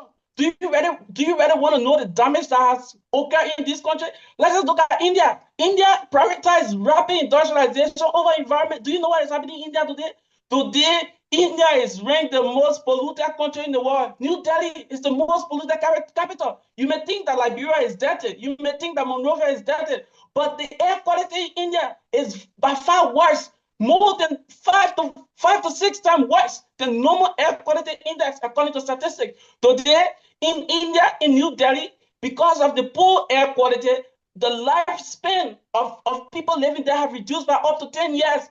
Every year, we have 1.6 million of deaths because of the poor air quality, because of poor environment. Are you telling us that we should sacrifice 1.6 million of Liberians because we want to industrialize, because we want to create jobs? Then I ask myself, how many people is going to remain in Liberia? Because currently we are just 5.4 million. Imagine if 1.6 million of us die every year in less than 5 years, that means our country is going to be empty. Then I ask you, who are you bringing the economic benefit for? Because the people for which you are bringing it for are all dead and gone. This is why we believe our environment should come first and not industrialization. Secondly, the speaker said that environmental conservation leads to slash and burn. But let me remind him that this is not a problem caused by economic conservation. It is actually caused by industrialization. Because when the forests of those people that live, because according to statistics, over 60% of our population rely on agriculture. And if these lands are cleared, if these bushels are burned, and pits are dug because we want the minerals to be extracted, it's going to lead to a catastrophic problem for our society. And our opponents have never presented any transition plan. What do our people rely on when the bushels are being burned? What do our people rely on when pits dug by mining companies are left behind and mosquitoes are breeding and malaria is being spread? Our opponents have not given any of these. And I just want to remind you that what you are proposing is not a solution, because a solution, we all agree poverty exists in Liberia. We want to solve the poverty in Liberia. but methods matter. How do we want to solve the poverty? Do we want to solve a poverty where we are going to take the people from poverty and take them to the hospital? We said no. We want to create a comfortable condition in which our people are going to enjoy the prosperity that we are creating for them. And this is why the opposing side wants to ignore the harm of industrialization, that especially is affecting the rural people. When we prioritize factories over our forests, we destroy the livelihood of 70% of Liberians who depend on agriculture and natural resources. Imagine a farmer in Guizhou County who wakes up to his ancestral farmland being sold to foreign mining company, usually with no benefit or compensation for these people. The opposing side say industrialization first, and we can conserve later. This is a dangerous and outdated model, and it points to Great Britain. In the year 1952, the Great Smog in Great Britain killed about 12,000 people. The opposing side argument is ultimately extractive and not developmental. They want to hold on to a 19th century model of development, and this is not something that we want to happen in Liberia. Today in Costa Rica, the economy is booming because they choose economic development pathway. This is the way forward. This is not the 18th century. We are not burning coal anymore. We are relying on smart model of development because we want when people develop today, they can enjoy that development and not be in the hospital seeking medication after they have gotten the development they yearn for. I submit. Thank you to both teams. Thank you to Team Chengdu. Thank you, Honorable Christopher Lava. This is the point where we reach in this game. And at this particular point in time, we understand that our debaters have provided enough evidence. But I want to remind you, as a Chief Judge, I'm not going to be checking the comment section to find the links you're sending. You have a group chat. Kindly forward your links for examination to those chat rooms. Should Liberia prioritize industrialization over environmental conservation at its current stage of development? We've heard a lot from Suzhou saying, yes, Liberia should prioritize industrialization. And we've also heard a lot from Chengdu saying Liberia should prioritize environmental conservation due to several reasons. At this time, we're going to go into 30 seconds question and answer period between the rebuttals. You may proceed, Honorable Prince City.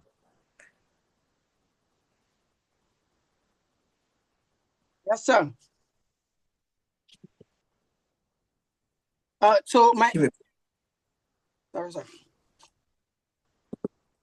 Can I proceed? Yeah, you may proceed. So my opponent made reference to Costa Rica. My first question is that, can you equate Costa Rica GDP on a comparative analysis level to raising people out of poverty to that of China, who is leading the world of industrialization? Thank you.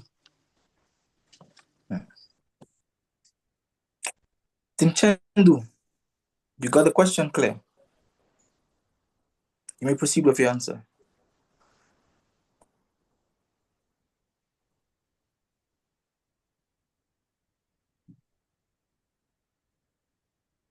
Oh, Tim Chengdu, I'm sorry. Your mic is muted. Sorry. I did it. Okay, Yeah, let me respond. For us. All right. So our opponent wants to be smart. He wants to compare Costa Rica to that of China. China industrialized, we agree. But at what expense did China industrialize? Do you know how much China is now spending after industrializing to keep the environment clean? Just a few years ago in Beijing, there was a great smog in Beijing that led to the death of so many and poor health condition of so many residents. That caught the attention of the Chinese. Today, China is spending over 300 billion to clean its environment. Can you tell me Costa Rica is not able to afford that amount? That is why they choose a smart model of development, which we are proposing today. Time. It seems like a very tough battle here between the two rebuttals. But I'm going to listen to your question, Honorable Lava. Okay, so my question to a 2024 Afrobarometer survey found that 68% of Liberians prioritize protecting natural resources over attracting foreign investment, especially in the area of industrialization. And 71% distrust the government management of mining contracts. Do you think the Liberian people are ignorant, or is your position out of touch with what the citizens actually value? We think the Liberian people are ignorant. Honorable City, let me hear your answer to that. Thank you, sir. So the very first thing here is that my opponent also tried to deviate from certain questions that are asking about lifting people out of poverty. But again, I keep it up to my response in my closing statement. You talk about if Liberians are ignorant. The very first thing, look at Simenco today, a leading industrialized institution of the manufacturing sector in Liberia, is contributing 23 million to Liberian revenue. You not see Simenco? Look at Simenco today. Look at the contribution of Simenco to Liberia's GDP. If we were to subtract Simenco contribution to Liberia, where are we? Okay. Using Simenco as a case study. You may ask your final question. Thank you, sir. So my opponent also talked about the issue of environmental conservation. So I want to know on this platform, how can environmental conservation close the gap? In recent, Liberia just the Ministry of Finance submitted a public debt budget of 2.70 billion to the Liberian legislature.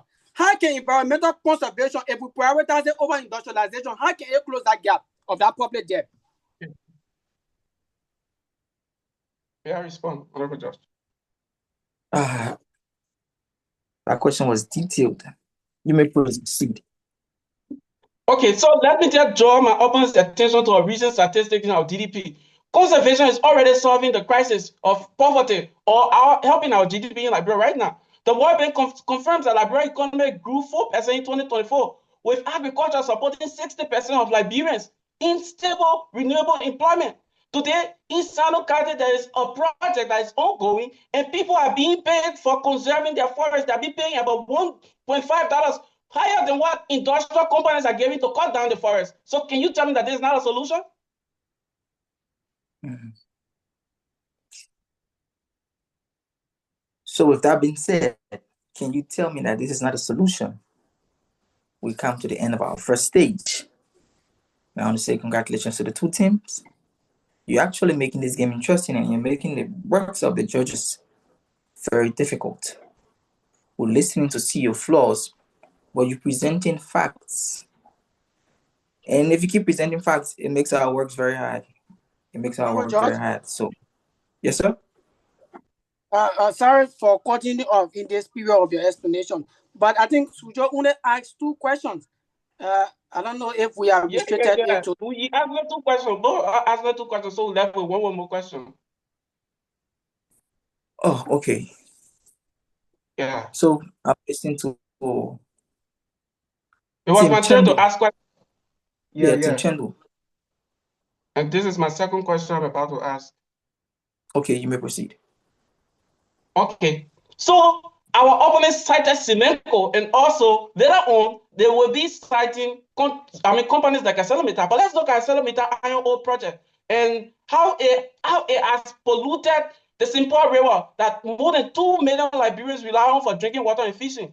How do you justify putting these 2 million lives at risk because you just want to create jobs for the economy? For the sake of creating jobs for the economy, how do you look at putting our citizens' risks, putting our citizens' life at risk? Tim Suzhou, you may proceed. Yes, sir. Thank you. So, back to context. The topic of this debate is very interesting. It's like for instance, we have Nicolas Jackson and also Lionel Messi on Chelsea.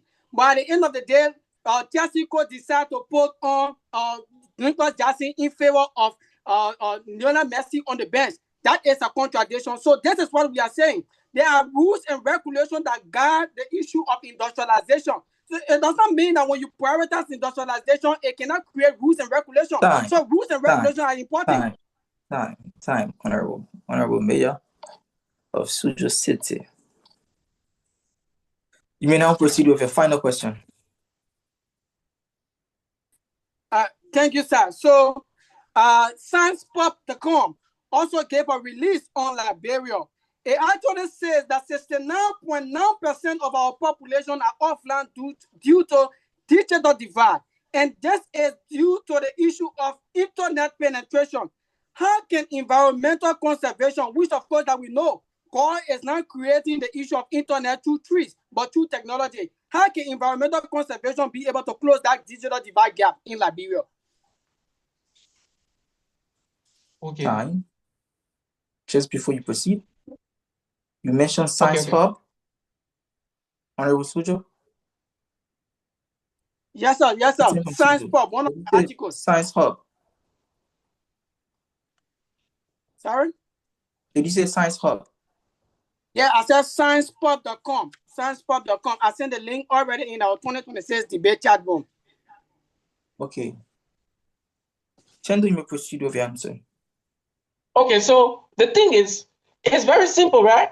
My previous question I've asked has been escaped by the opponent, but I know it's still going to catch up with him in the near future.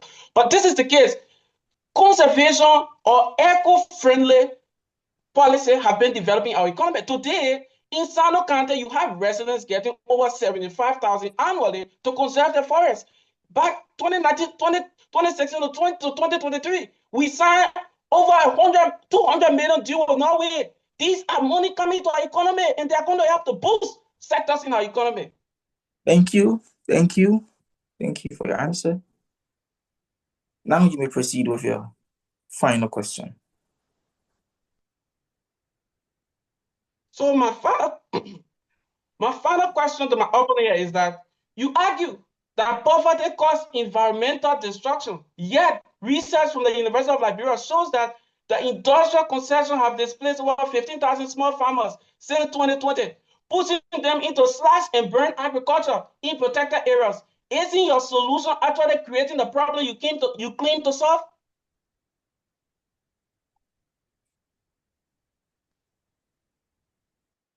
So the team from Chengdu, Honorable Christopher? Yes, sir. You I just asked for question. You cited the research from Liberia? Yeah, University of Liberia. I'm gonna send that. Okay. Tim Suzhou, you may proceed. Thank you. So industrialization is not creating or leading to the problem of Liberia, but industrialization is trying to see how best to reduce the issue of poverty rate in Liberia. You also talk about the issue of 70,000 mentioned to preserve the forest in Sino County. My dear opponent, can you see the issue of manufacturing contribution to our revenue? Look at Beer Mountain. Look at Beer Mountain. Look at Firestone. So see the company, see the revenue that they are generating. Are they not enough to be able to help us?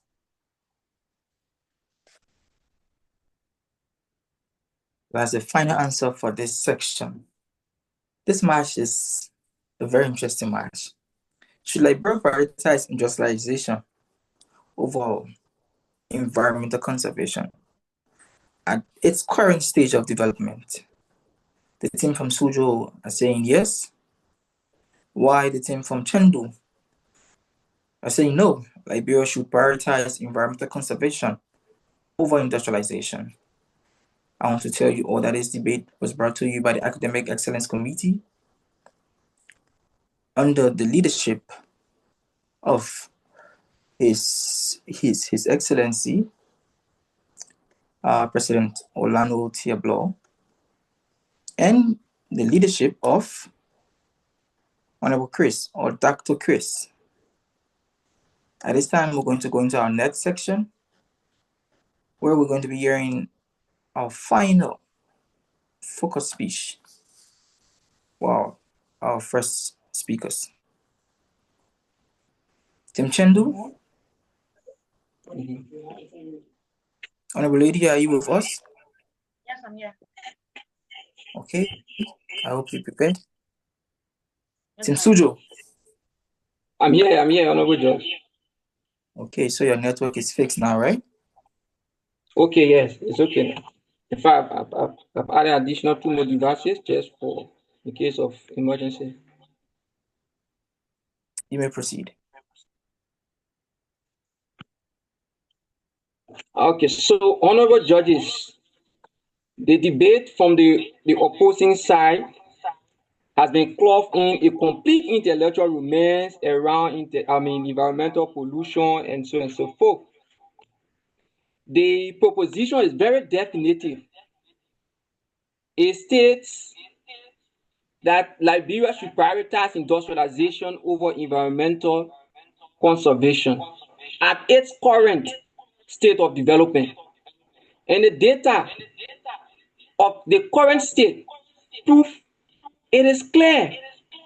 From 2002 to 2023, it shows that agriculture has not been a productive sector, despite having a substantial portion of the workforce.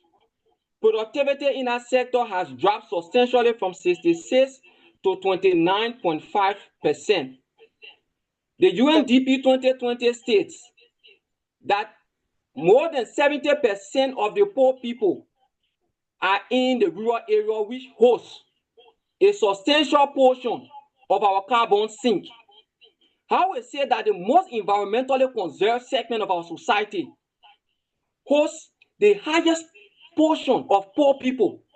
If you claim that this is going to take people out of poverty,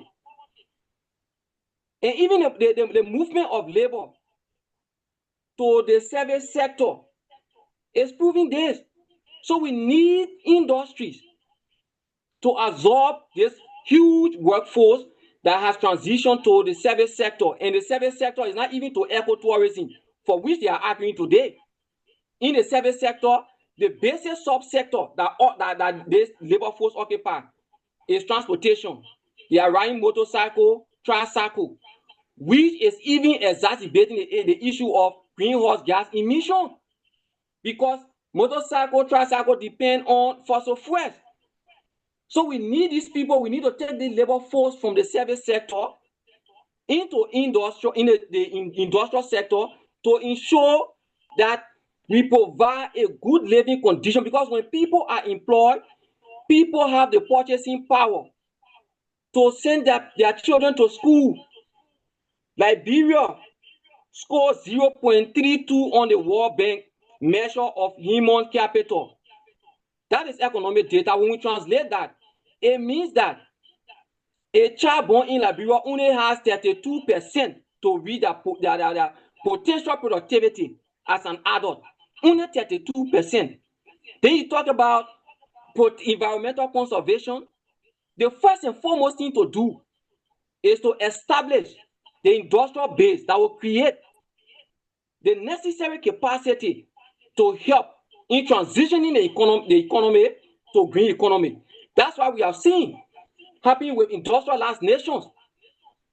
The executive director of the EPA himself admit the issue of privatization. The man himself admit. So we should not bundle the issue and frame it in a court suit, in a Georgia Armani court suit of environmental protection. It's about the survivability of human beings. From the time of primitive accumulation, the human race has preyed on the environment. It is not a strange thing. The nations today we point out, we run to see greener pasture. Even the nations that are funding this climate change initiative that the Congress are arguing for have gone through the process of industrialization.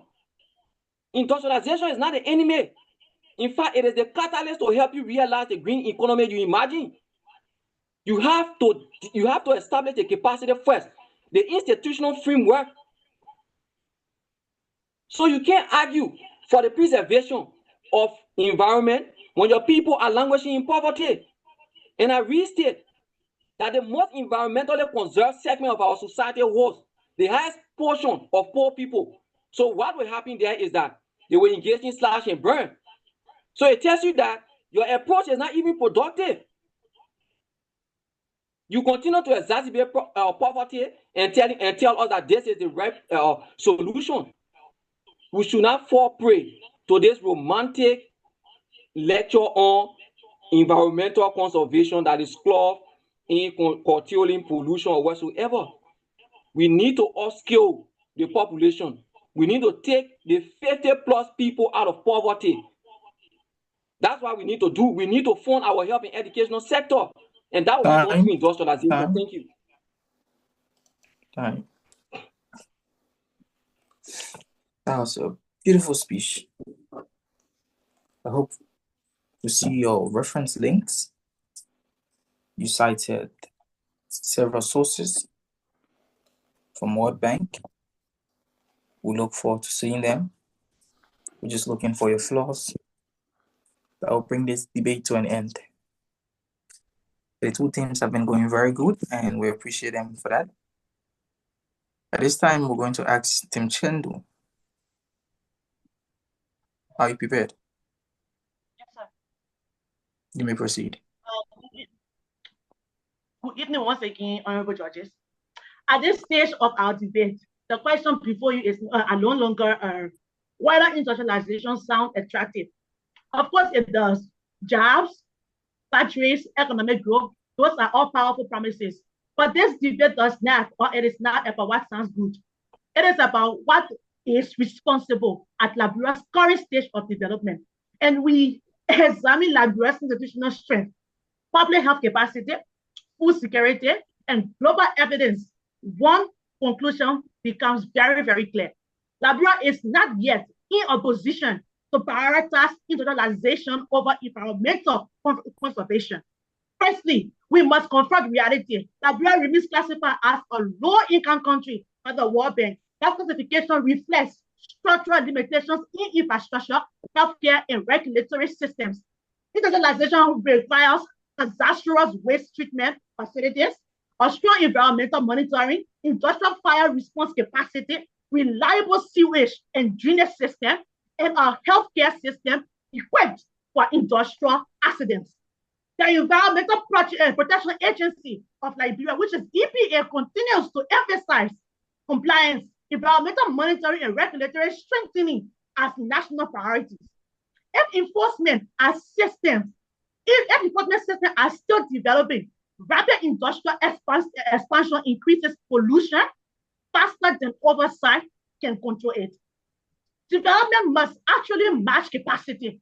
If we industrialize faster than we can regulate, we create waste instead of prosperity. Secondly, consider the human cost. The World Health Organization reports that air pollution contributes to millions of premature deaths globally each year. Rapid industrial growth without safeguards has historically increased respiratory illness, water contamination, and toxic exposure.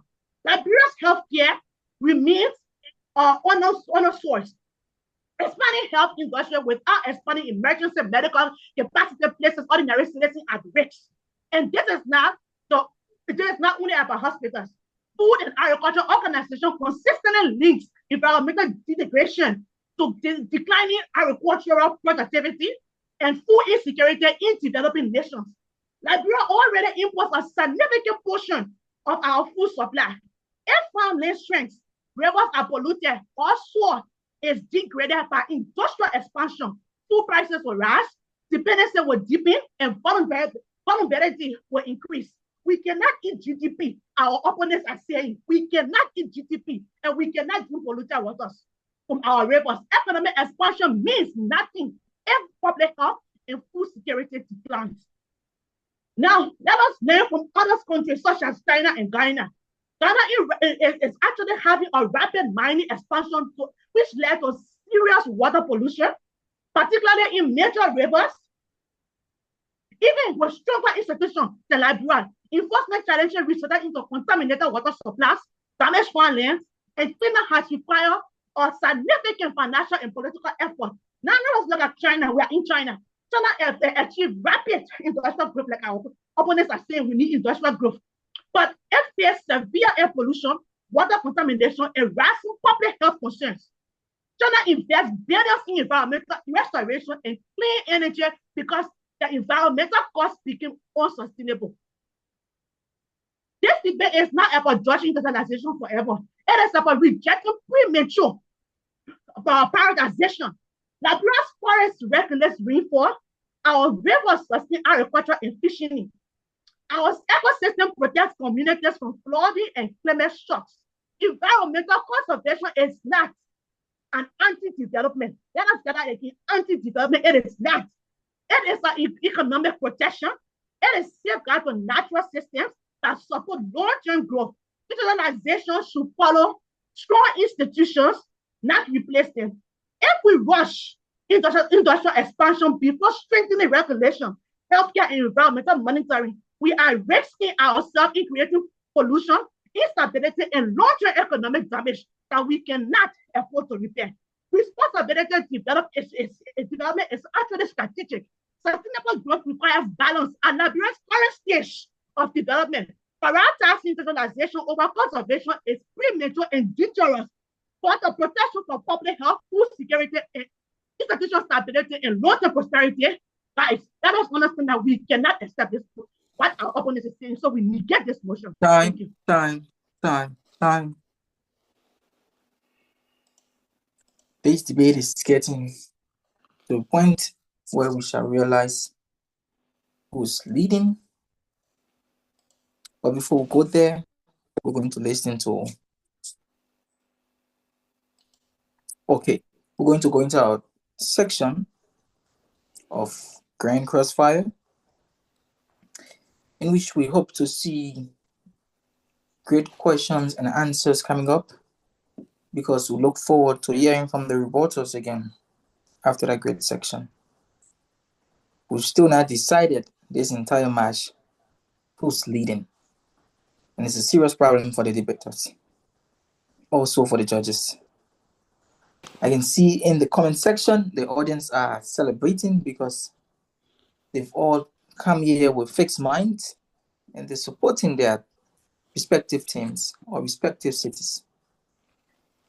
Just before we continue, I want to remind you that this great debate you're watching today has been brought to you by the Academic Excellence Committee under the leadership of His Excellency President Olano Tiablo and the leadership of Dr. Chris.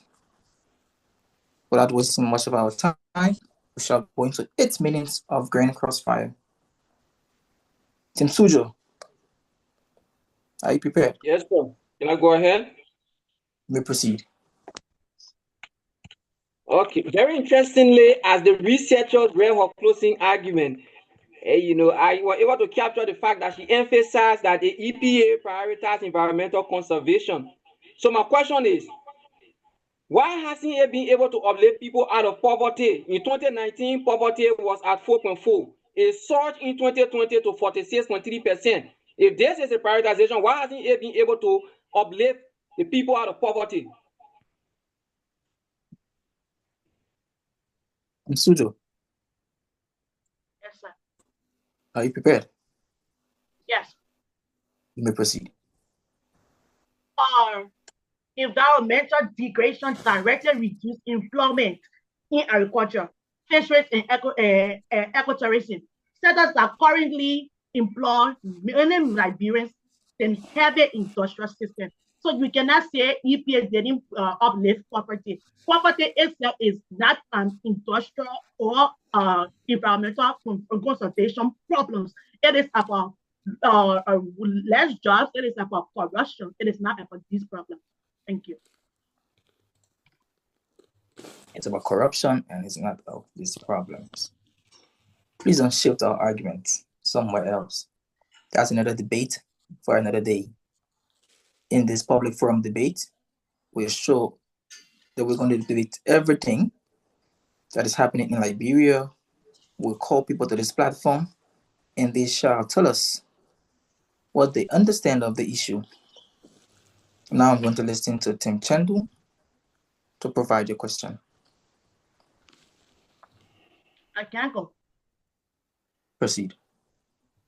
Okay. According to the first speaker, when he was giving his summary speech, he made mention of motorbikes and car, emitting carbon monoxide into our ecosystem. So how can you now advocate for industrialization when it is a huge risk to our ecosystem?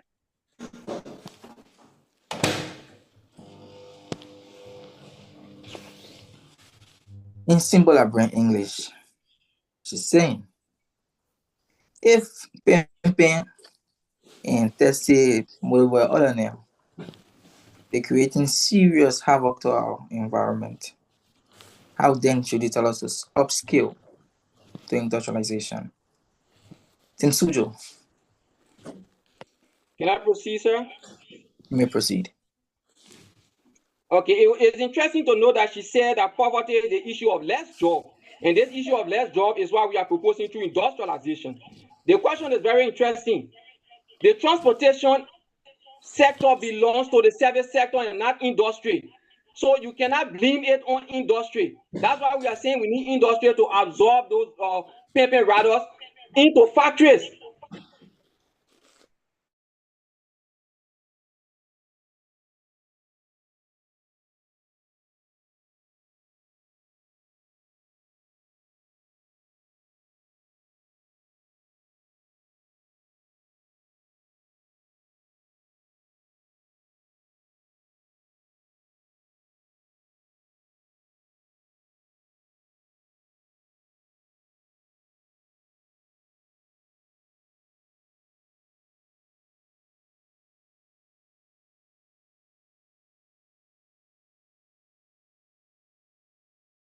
People.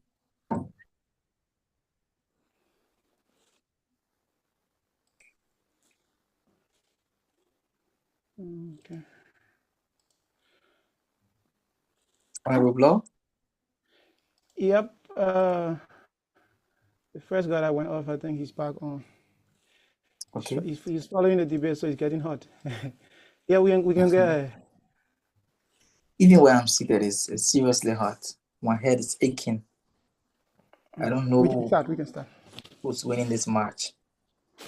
So you may proceed with your answer. Yeah, so let me respond to that. I feel can I go? I feel our opponent is trying to narrow down this debate. They are trying to underestimate the potential of what an economy-friendly development means. We are trying to solve poverty, but at what expense do we want to solve poverty? At what expense do we want to develop our country? Do we want to develop our country where the population gets rich and then all of the citizens are in the hospital? No, we cannot afford to make that mistake. Thank you. Okay, so I have a question. Okay, you may proceed with your question.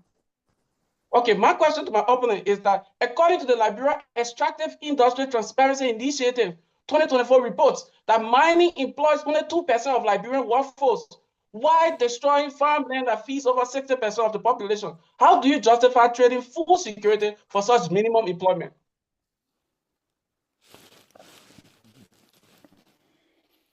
Suzhou, listening to the question. Thank you so much. So to justify this is the reason why we as ideologues are proposing the fact that Liberia should be an industrialized country. Now, if you look at the key understanding, Liberia right now prioritizes the issue of a little means of forest what we're keeping that cannot be able to solve unemployment. So if we industrialize Liberia on this particular note, we can be like China and have created 3 online platforms that employ 11 million people. That is our idea of pushing Liberia forward to a means of industrialization over environmental conservation. This is the first time I've heard a question actually being addressed properly. You may now proceed with your question. Okay. The industry sector contributes 21% to national GDP as the African Development Bank. ArcelorMittal is already making an investment of $1.8 billion. If you halt the extraction of mineral, which specific sector like roads, education, healthcare are you going to cut to fund the so-called climate projects or environmental conservation projects? Okay. You may proceed. Yes, Chengdu. So we raised the issue of Costa Rica, who used the carbon credit to gaining over billions of dollars that is currently running the economy. Currently in Costa Rica, they have a poverty rate that is less than 20%. Liberian population is less than Costa Rica. We can do better. Today we have a potential. We have a 40% on top forest. This is going to value billions of dollars in the future, which can fund a well-designed project that is not going to destroy the life of our citizens. .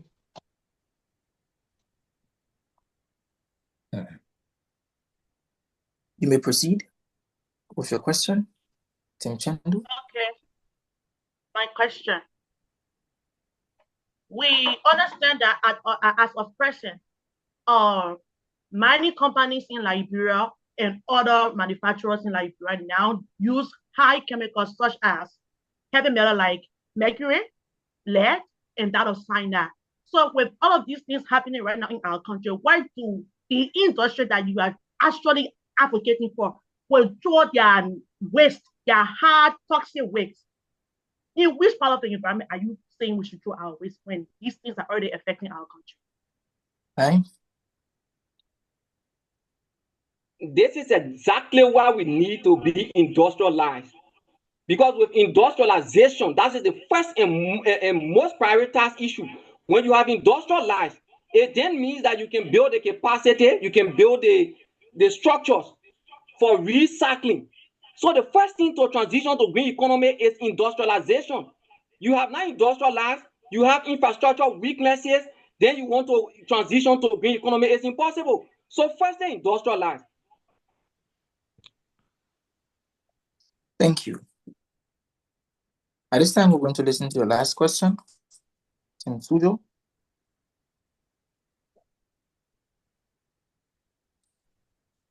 Tim Suzhou, you may proceed. Thank you, Honorable George. So, like we made reference of UNDP, UNDP highlight Liberia's fiscal and infrastructure gap, highlighting a significant portion of Liberia's today. Now, talk about the issue of poor road connectivity. Now, talked about the issue of Liberia dependency on debt. And I can also make reference to the issue of 2.70 billion. So, on this particular note, how can environmental conservation be able to prioritize or solve this particular issue that UNDP raised? Time. Okay. Let me answer that. Yeah, Tim Chengdu. Yeah. Honorable judges, we have provided instances of how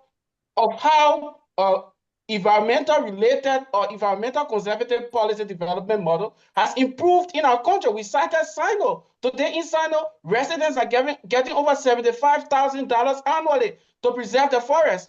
Today, agreement between Norway and Liberia back in 2016 secured over 150 million. That is going to be disbursed over the next 10 years. So these are potential. Our forest is one of the biggest in Africa. Thank you. Okay. At this time, we're going to listen to your last question. You may proceed. Okay, my last question to my opponent. My opponent cited Great Britain, the US, South Korea as a success story of industrialization. But let's look at Great Britain. In 1952, Great Britain's smog killed 12,000 citizens, and South Korea still battles severe industrial pollution today. Even India, over 1.5 million people die annually because of pollution. Why should Liberia repeat those costly mistakes? Historians are speaking. Why should Liberia repeat those costly mistakes? Thank you so much. So you talk about the issue of why Liberia should repeat those mistakes. And I just want to reference that industrialization is not a mistake, but prioritizing plum tree over industrialization, that is the biggest slap in the face of globalization and global progress. You talk about the issue of 75,000 annually being produced or being given to Sano County residents. Let's divide 75,000 by the residents of Sano County. That is why UNDP is saying that 62% of our country population is living in abject poverty, my dear brother. I mean, general poverty as compared to World Bank. Time. If I can summarize what you just said, prioritizing plum tree over building factories is one of the biggest mistakes we are making, and is one of the biggest mistakes that Liberia can make at this particular point in time. I'm grateful to our audience. I'm grateful to our viewers and listeners via the Facebook.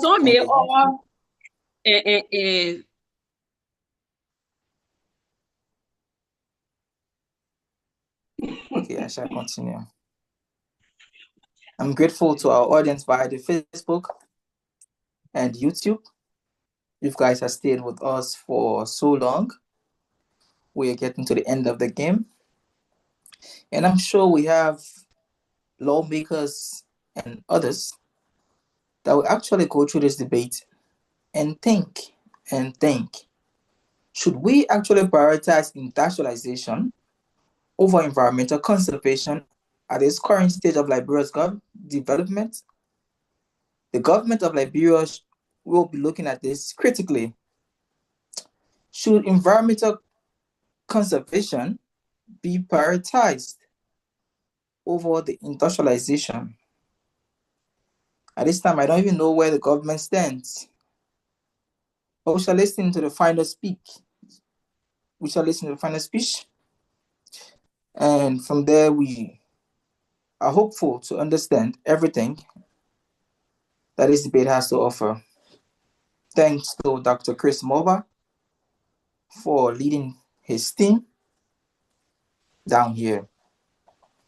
At this time, I'll ask Tim Suzhou, are you prepared? Yes, sir. Tim Chengdu, are you also prepared? Yes, sir. I'm following. Josh Pittman, are you still with us? Following. Beautiful Josh Fredrita,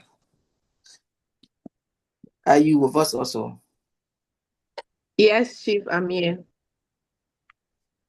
I'm calling everyone to be with us now because this might be the last time we hear some of these voices on this platform when it comes to debate for this year 2026. And moving forward, this could be Honorable Prince Y City last time speaking to us under the banner LSUIC 2026 Presidential Intercity Winter Debate. This might also be Honorable Chris. Again, this might also be Honorable Christopher Lava last time speaking to us. We might never hear his voice again based on what he was saying. So I'm going to caution the two teams. We're still at a very crucial point. You can decide who wins and who cries tonight. Indeed, this is a great match. Honorable Prince from Suzhou, Honorable Christopher Lava from Chengdu. Honorable Prince, you may proceed. Thank you, Honorable Judge. So to conclude, and I also want to reference something in my conclusion when my opponent said that we cannot eat GDP. That is a sin to my economic knowledge in Jiangsu Normal University. Also, I also listened to my opponent when they talk about environmental pollution. I send the link. Honorable judges, please be able to reference that. Air pollution in Liberia is not caused by environmental conservation as the highest. It is caused by charcoal. Charcoal is done right in horse. So that is the reason why we are saying when 48% of consumption on charcoal in Liberia is not industrialization. That is not industrialization. But when we institutionalize industrialization in Liberia, what will it lead to? It will lead to green energy, like China today. That is what China is using today. That millions or billions of dollars have been generated to a manufacturing institution.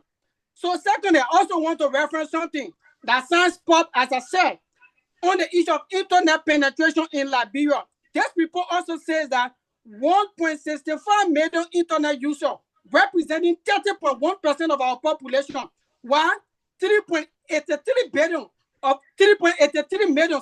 our population, equating to 69.9% of our population, remains offline today. Are you still telling us to prioritize environmental conservation over industrialization when industrialization is leading the way to the world of globalization and technology? Secondly, we talk about the issue of Liberia public debt. Today, Liberia is not depending on Costa Rica, like my opponent mentioned. You say Costa Rica is leading the one when it comes to environmental conservation. But look at Liberia. Liberia is looking forward to China. Liberia is looking forward to Norway. Norway and China are leading industrialized country. So why Liberia can look up to Costa Rica? Look at the report from UNDP. Anti poverty and multidimensional poverty. It means in simple English, our people very poor in Liberia. That's what it means. So secondly, if we also try to see how best we can be able to prioritize a quote-unquote, God forbid excuse, environmental conservation or industrialization. Like we said, this is a slap in the face of global progress and development. How can we be able to fund our healthcare situation in Liberia? How can we be able to provide access to quality education for children in Liberia? How can we be able to fund the issue of sanitation in Liberia? So environmental conservation cannot only just come on the basis of just industrializing, but it comes with regulations. It creates millions in revenue generation. It creates thousands of jobs in Liberia. That Simenco today, if we have to subtract Simenco manufacturing company from Liberia GDP, do you know where we stand? Are you telling us that Simenco is not worth it in Liberia? That is something that we should check. My opponent also talked about the issue of industrialization. And I just want to make this very clear that industrialization is the gateway to national economy and the gateway to building a developmental institutions in Liberia. How industrialization is leading this way? 1, job creation and poverty reduction. 2, funding social welfare program. 3, improve global standing through the issue of export-driven industry. Better healthcare and education. The issue of boosting local businesses and employment through tourism. So we also look at the issue of modernization and urbanization. This is on the basis that we should be able to prioritize industrialization over a mad, and God forbid excuse, environmental conservation. We also look at the issue of China. Let's look at what manufacturing industry is doing in China. China is the leading industrialized country. Now China has generated through the manufacturing sector 4.66 trillion. Are you telling us that when we have more of Simenco in Liberia, we can take people out of poverty? That is something that is questionable. Look at India today that you made reference of. India is generating 461.38 billion in terms of manufacturing sector. South Korea is generating 416.39 billion. Now look at South Africa. South Africa is the leading industrialized country in Africa, in the African continent. Today, South Africa is generating over 49.39 billion. Are you telling us that this is not important? Let's look at Nigeria. Because of industrialization strategy in Nigeria, Nigeria has been able to prioritize roads, port, and university and public sector funding those sectors. Today, let's look at South Africa. South Africa is the first economy relating to a nominal GDP in Africa, one of the highest nominal GDP in Africa because of industrialization. Let's look at Egypt. Egypt has created millions of jobs in Africa today, and Egypt has been known as North Africa and Middle East of manufacturing sector. Are you telling us? Time. That was a great speech. He actually spoke like a man fighting for his life, like a man fighting to go to the next stage. At this time, I'm going to listen to the voice of Honorable Christopher Lava. Okay, so can I proceed? Can I begin? You may proceed. Okay, let me just debunk quickly a few facts stated by my opponent. He first mentioned the issue about regulation in Liberia. But do you really think there's regulation in Liberia? What Liberia is experiencing is not industrialization. It is industrial colonialism. Just recently, Honorable Wilmot Pay was dismissed by the president. Do you know why he was dismissed? He was dismissed because he spoke against bad concession agreement. Those concession agreements, then you feel of the Liberians, then you talk about regulation. I wonder what gave you motivation to say such. You even talk about India. Are you serious? India is losing in New Delhi, the most polluted capital city on the earth. Monrovia City, as we call it, Miami. It's even better. Monrovia City is even better than New Delhi. Today in New Delhi, the lifespan of people has reduced by 10 years because of pollution. Are you telling us we should repeat similar mistakes in Liberia? Are you telling us that 1.5 million of our people should die annually because we want to industrialize and create jobs? We say no, there is an alternative. Honorable judges, respected opponents, and Our dear audience, today's debate comes down to one simple choice. Will we choose short-term extraction that enriches foreign companies or sustainable stewardship that nourishes our people for generations? Our opponents ask you to ignore contamination, excuse displacement, and trap ourselves in a development model that has failed across Africa. We ask you to stand with science, stand with community survival, and the 5.4 million Liberians that depend on the healthy forest and clean water that we all enjoy today by prioritizing environmental conservation now. Let us be clear, conserving our environment is not about rejecting progress. It is about defining progress honestly, learning from global failures, and ensuring we do not make the mistake that people have made in the past, like Great Britain that suffered from the Great Fall, like China that is spending over 300 billion today to clean up its air. Can Liberia afford 300 billion? Can we afford to make 300 billion mistake? Let's consider Costa Rica, which rejected mass industrialization in favor of ecotourism and forest conservation. In 2024, Costa Rica GDP per capita reached 13,000. That is 15 times higher than that of Liberia, with 80% of its energy from renewable energies, and the poverty is below 20%. They choose conservation first and build prosperity later on. Liberia possesses greater biodiversity and more intact rainforests than even Costa Rica. Imagine what are we going to make if we conserve those forests for the carbon market that is going to boom in the future. Let us speak plainly about what the pro-science model actually means in practice. It means repeating the mistake that has already paid, that other countries have already paid for. China pursued rapid unchecked industrialization for 3 decades. And we just told you today they spent over 300 billion cleaning up the air. We don't want to repeat those mistakes. That's why we should study history, so that we can learn from history and refuse to repeat what happened in history, because repeating that is going to be ignorant of us. And we believe Liberians are smart people. We are not ignorant. So we learn from other people's mistakes. Telling us to prioritize industrialization first model is tantamount to telling us to ignore countries like Rwanda that have had successfully chosen a green development path. Rwanda prioritized conservation-based tourism while lifting millions out of poverty. Today, mountain corridor tourism alone generates over 400 million annually in Rwanda. The records are there.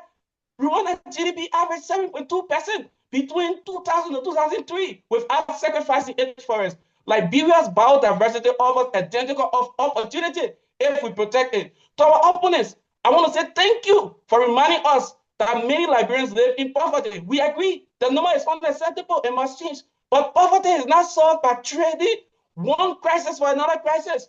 Clearing forests to build factories that export profits overseas. Is that what you're telling us to do? To poison our rivers? To displace our farmers? Is this going to end poverty? It does not end poverty. In fact, it relocates it from unemployment land to the hospital bed, from the unemployment, from the empty stomach to contaminated water. And this is not where we want to find ourselves. Fellow comrades, let me remind you that conservation is already working for Liberia. Ecotourism grew by 8.1% in 2024, according to the Ministry of Tourism. And community forestry cut illegally, it also reduced by 12%.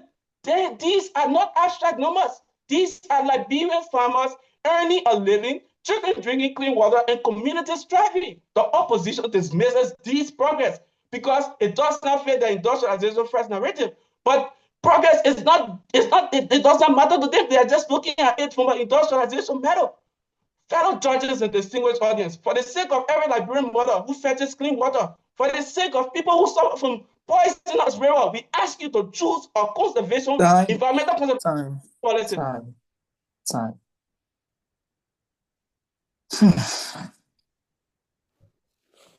It has been a great time listening to the voice of Chengdu. It has been a wonderful time serving as a judge for this game. At this time, I'm going to ask the president to kindly let the audience actually participate by sharing the voting screen for them. Thank you, Mr. President. All right. Thank you so much, Honorable Head Judge. So here we are at the end of the arguments, but not at the end of the results. So, like I will always say, please, let me just confirm if their names are spelled correctly. Please ensure that your device is ready for voting. If your friends are far away, please call them. But the moment they come and the notification leaves your screen, then please restart the pool. All right, so I'm going to start it up. I'm going to launch this pool now in 3, 2, 1. So if you see the notification on your screen, you can start a vote. We're going to end this pool by 10:59. It's already 10:56. Sorry.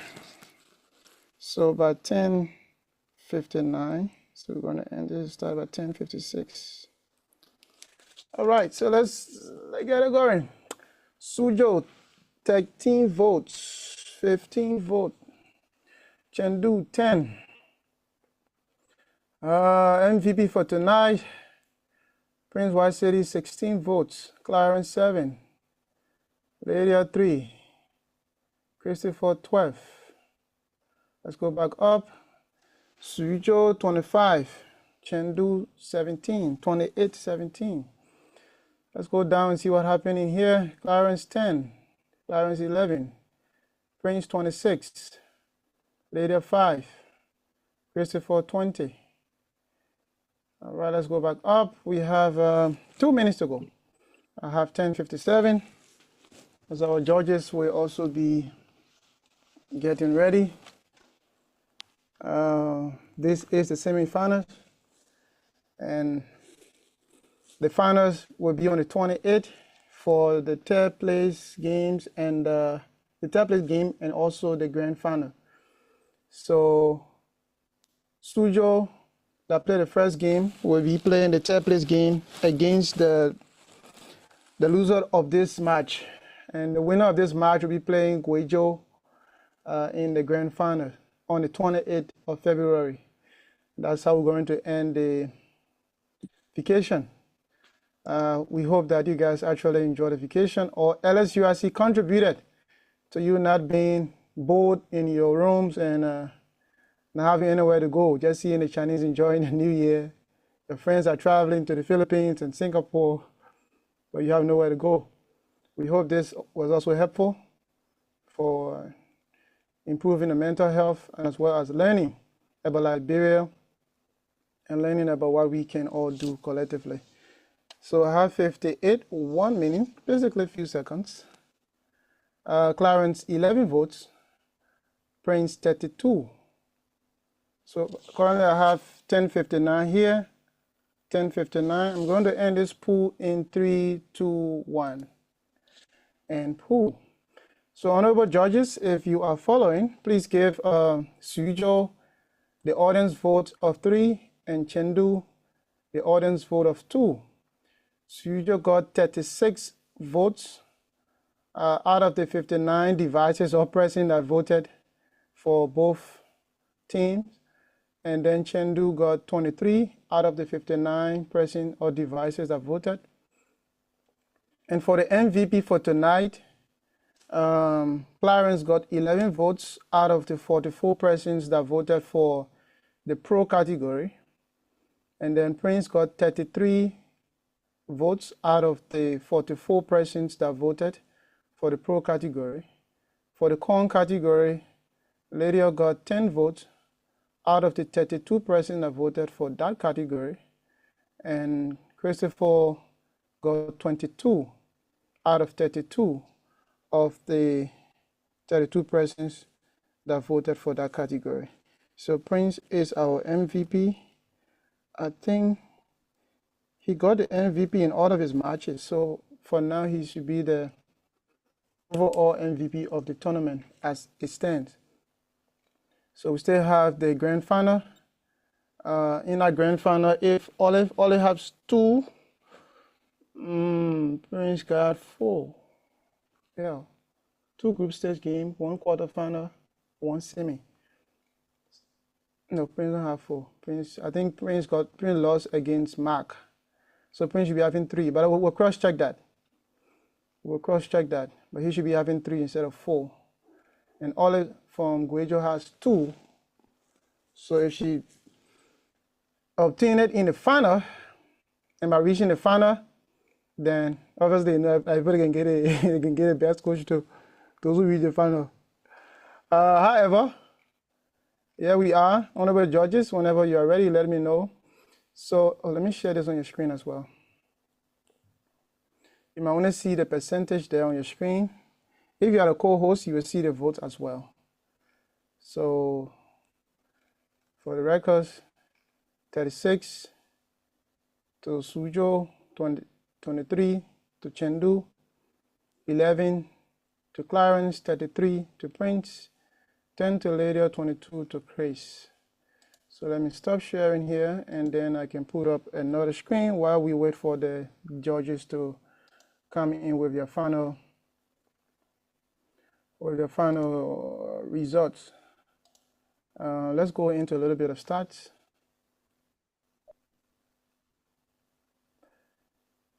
So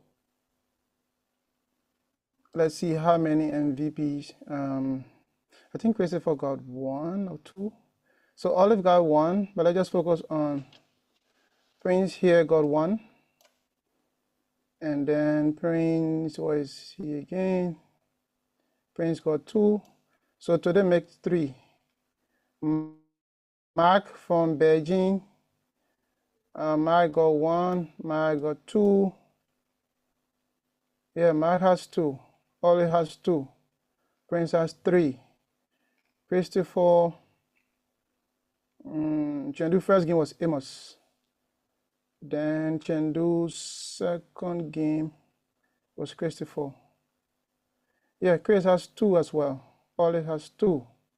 So if Chengdu goes to the final, it'll be more of like Olive versus Chris, who will secure that one.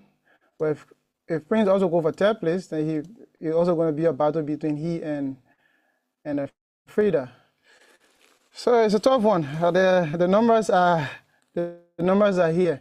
While the judges finalize their scores, we want to appreciate all of you.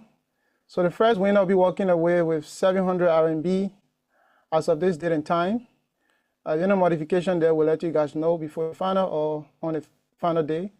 Second winner will walk away with 350. Third winner with 150.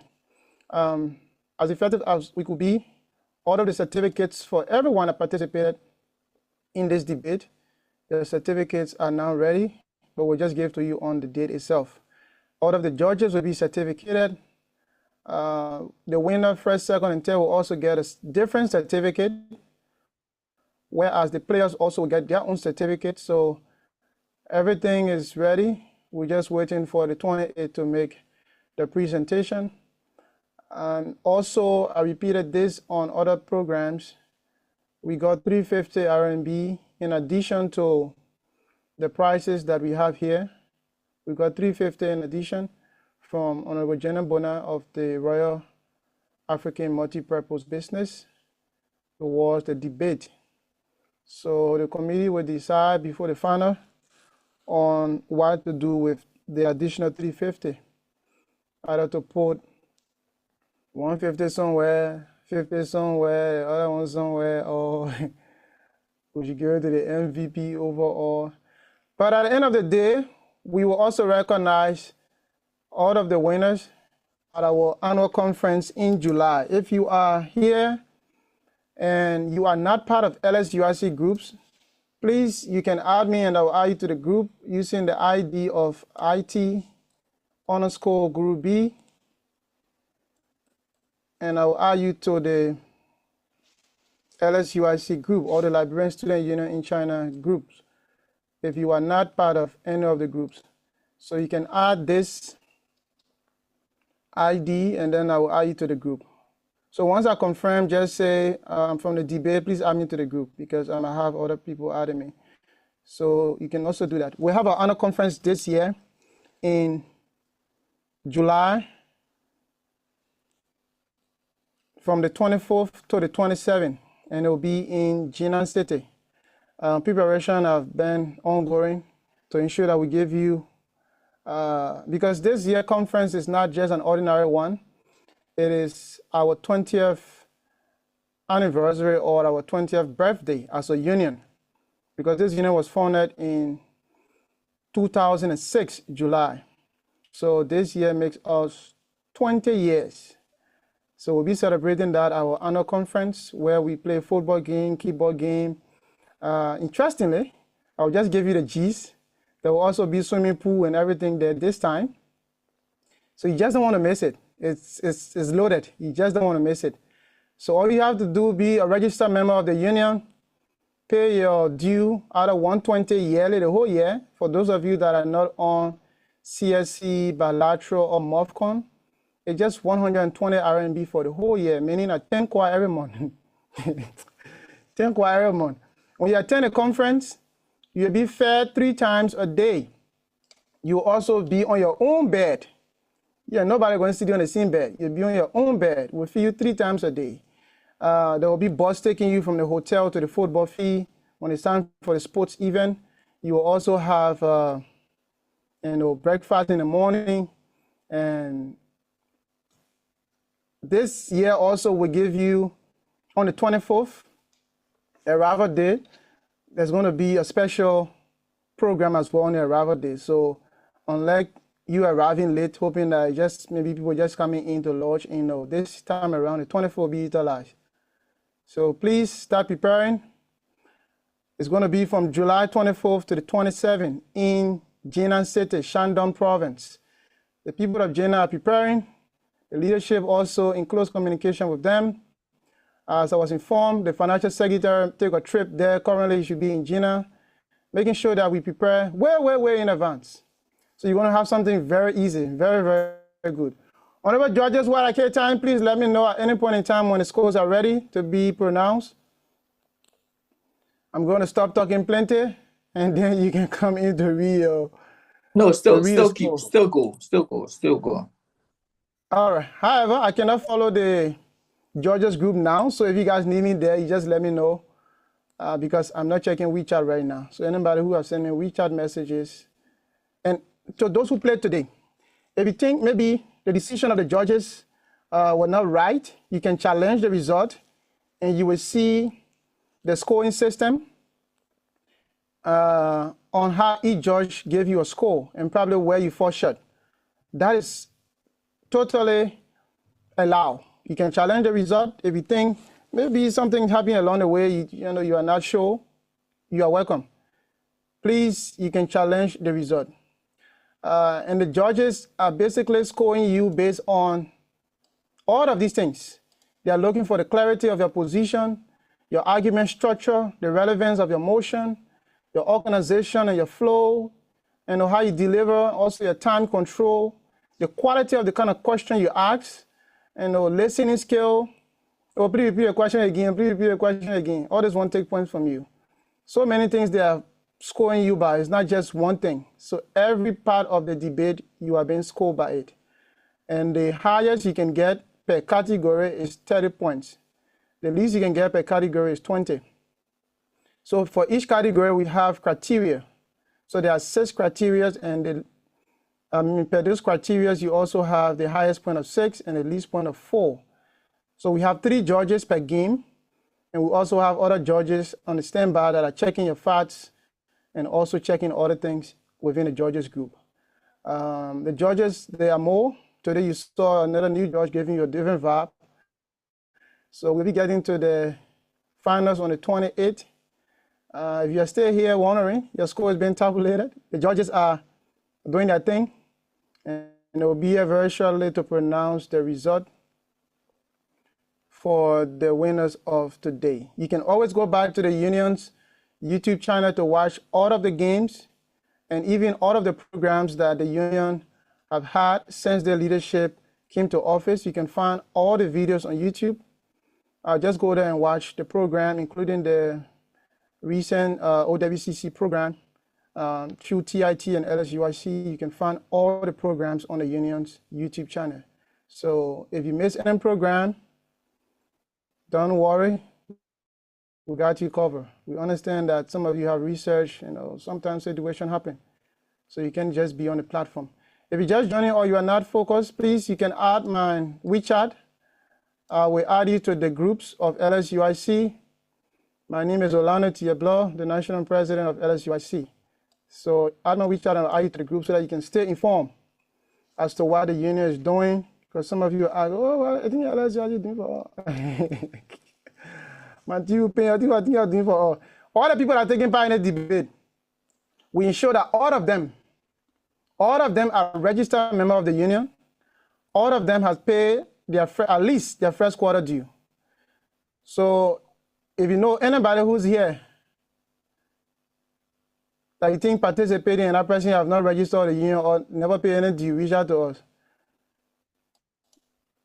So if you pay your due, these are some of the rights you have. Anybody who not paying due in LSUIC, you can participate in the event or in the activity. We want to ensure that due payers have the right over others. Honorable Chris, I saw your hand up. I don't know if you stay up. Yeah, that's the chairperson of the committee. President, is it possible I share my screen? Yes, it's possible. But Dr. Mobile, you can come in first. Okay, this is just a quick announcement. Thank you guys so much. Please cut me off the head judge if we got the results ready. Thank you guys so much for attending the debates. We will have announcements for all the participants, especially those who qualify for the final and the chair place match. So we will update you guys later on tonight. There will be no draw this evening after the games. What will happen is that we will select a very important topic for you guys, and we will do it the same way we did it this semi-final and quarter-final stages. During the final, right before the final, the head judge or the presiding judge will do a wheelchair or flip point where we will select the pro and the con of the debate, and we'll proceed from there. So you'll hear from us on the debate topics and other debate formalities later on tonight. So thank you so much. Thank you, everybody. Thank the judges and everybody. This is a quick announcement. Thank you. All right. Thank you. Thank you. Honorable judges, please, the people are concerned why today the result delay. Please pronounce the result quickly before somebody fall in the room. Watching the same. Make music. Watching the same. Baby started give me pressure. Myself. Indeed, this game has given us pressure tonight. Just before we read our score, I'm going to ask the captain for the both teams to kindly be prepared to give us their parting comments. You'll not be giving score for that. I think it's fair enough that we're going to see some of our great players exit this match tonight. And I think the both teams have done extremely well. They've given the judges pressure all through their time of talk. So, Honorable Christopher might not be going to the finals. Same as the mayor from Suzhou. But at this time, I'm going to listen to them to tell us what's their fate from this match tonight.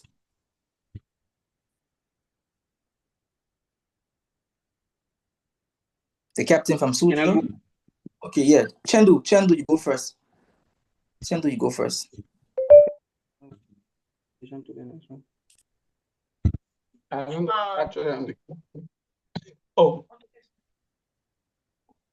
Sorry. Well, if you want to speak, you can go ahead. Firstly, we would like to extend our thanks and appreciation to the EC for organizing this wonderful tournament and to everyone that actually contributed in every way possible. And to our opponents, it wasn't easy stuff. We did our research, we struggled trying to position our arguments and stuff like that. But no matter what the outcome might be today, we are still winners. We shouldn't have hard feelings for anybody. It's just a game. And whatever you see here today is what you get, because at the end of the day, you were put in a position where you did your best and we all did our best. So whoever wins today, we say congratulations. And we hope that others who are in the comment section will learn from people here and then try to have the bigger arm to actually participate in our activities like this. Thank you. Okay. Now I'm going to listen to the team from Suzhou. Can the captain kindly proceed and unmute himself? Yeah, so we again want to extend our thanks to the AEC and entire leadership for keeping this kind of activity consistent, because for those of all who believe in critiquing, most especially asking questions, this is the best platform for us, because we should not always agree. Even if it is true, we should ask why it is true. And so the intellectual discourse, is a terrain that we always like to be around. We learn a lot of great things. The opponents came with a lot of good points, and the judges exercise real restraint, and most especially with the tension that was in this debate, to exhibit a high level of maturity and not allowing the debate to go too personal. I must commend the opposition. So the fans also who have been consistently supporting us, and to also encourage most of the sisters to participate in the intellectual discourse. Yeah, we learn a lot from these kind of activities. And also, I think Honorable Talib made a recommendation the last time. So I want to make this kind of recommendation to the AEC, that there be some clarity around this issue of first speaker constructive, where we saw the first speakers coming to read speeches, not because they lack the ability to speak off paper. A lot of first speakers, they're coming Noah from Beijing and other scholars came because they had that kind of misunderstanding about it. Most especially when you talk about constructive speeches, we take it to be like rating stuff. And so at least outlining how you grade the participant, try to create clarity on that. Yeah, so no matter what the outcome of the result might be, we will take it, and then we just learn from every mistake we made along the line, and we hope to get some recommendation from the judges as well to improve on our intellectual abilities. Yeah, so it has been interesting joining. Okay. We also have with us tonight anyone from the leadership of Suzhou and from the leadership of Chengdu in the audience? Where is that gadget, man? What that gadget, man? George, I will plead with you that we make the pronouncement quickly to avoid any contention. Yeah. Okay. Make music, watching say, baby started give me pressure. At this time, with the advice of the president, and his advice has been taken as an order and a command, I shall proceed with reading our final scores for tonight. I'll ask the judges to kindly make their comments just before I go.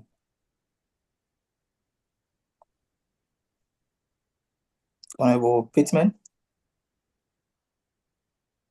All right. Thank you so much, our head judge. You really did extremely well tonight. And to the two teams, actually, I don't even know where to start, but I should really recommend these two things, or maybe perhaps something like this continue, because you guys gotta confuse the whole debate. It's not because we don't know what to do, but it's like you position well when you do your research like this. You make even judging difficult, right? So thank you so much for doing your research well, and we hope that such a thing can continue. So the captain from I think Suzhou, he make mention to give some recommendation where we all can improve. So most especially, I will stick to the conclusion or maybe the final focus speech. that speech is very significant, right? This is where you lay the problem and you also lay solutions so that the judges or whosoever that is listening can carry something from the debate. It's very critical. So if you say, okay, for example, we debated on industrialization tonight, you lay the problem at your final focus speech and you say, okay, this is the problem, now this is the solution. Right. And I also admire the point in which you come out, you define the topic, the keywords, but maybe in your subsequent games, it will be good that you define both keywords so that if you counter-attacking, this is where, the AC did well. They didn't even give you which side you'll be speaking on. So I believe that the both team did research in both areas, that is both pro and the con side. So you should be able to at least give the audience, okay, this is the topic. Even though I will not be arguing on this side of the topic, but this is what this other side of the topic actually means.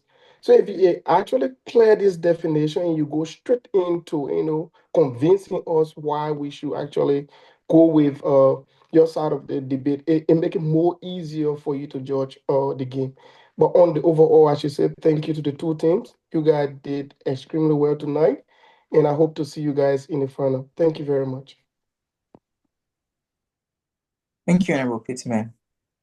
I appreciate the fact that you served and you brought us to the end of this game. I would like to listen to our only female on this team tonight. Good evening, everyone. I'm so glad that I was selected to serve as judge on this great debate.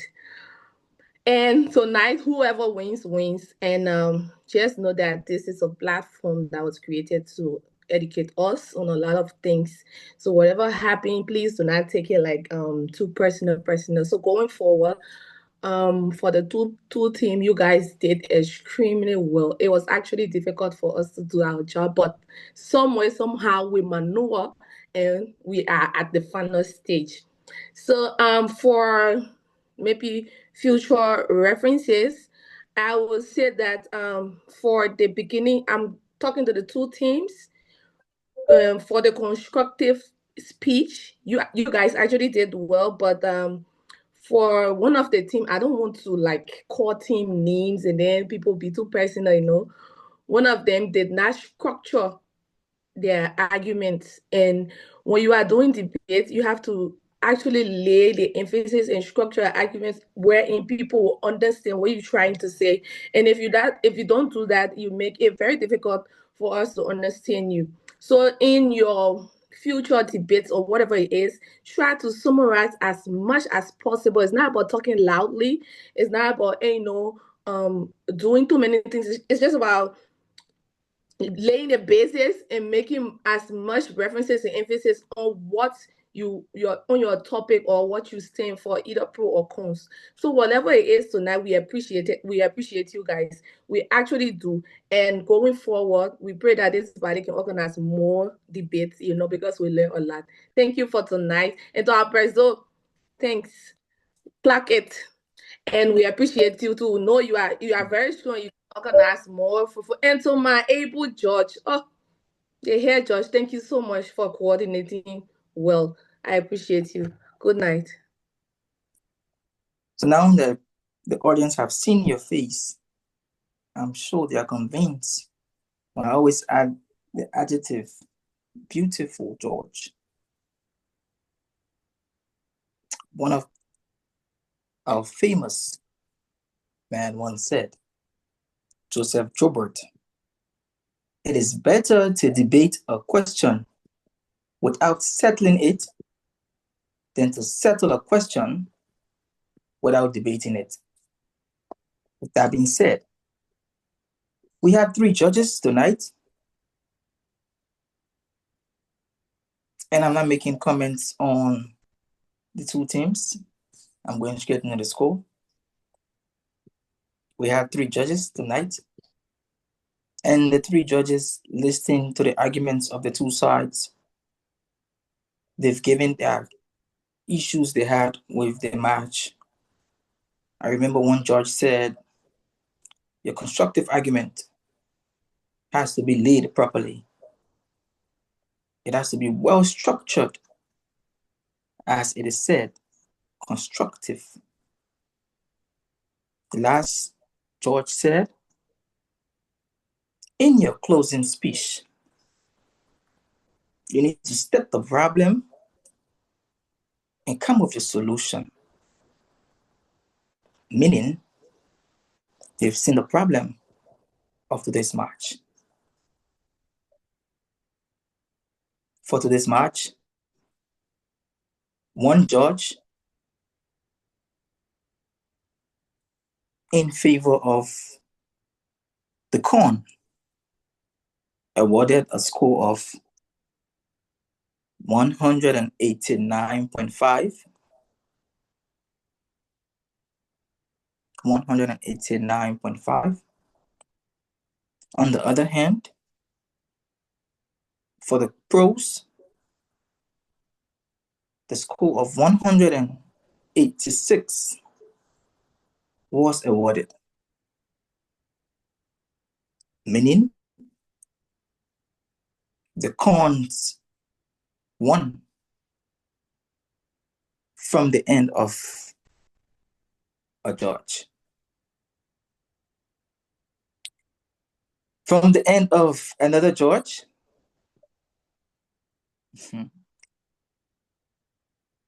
the score for Suzhou, or the pros, went 188.5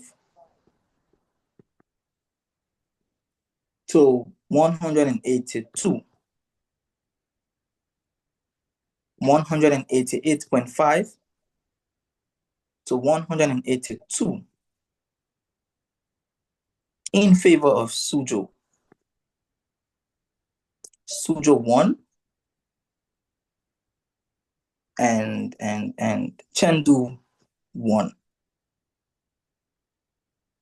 Finally, I would want to inform you that the margin tonight is so tight. And all I can say, the two teams deserve to be in the final tonight. In the words of Honorable Andrew Koko Wejila, known as the Law. If you understand the margin from the last score, we realize that if someone had added a full stop, a comma, an apostrophe, the results would have been different. Our final score reads 191 to 196 in favor of Chengdu. With that being said, with a margin of 2 points, Chengdu is qualified to proceed to the finals. Thanks to everyone. We appreciate the fact that you stayed with us.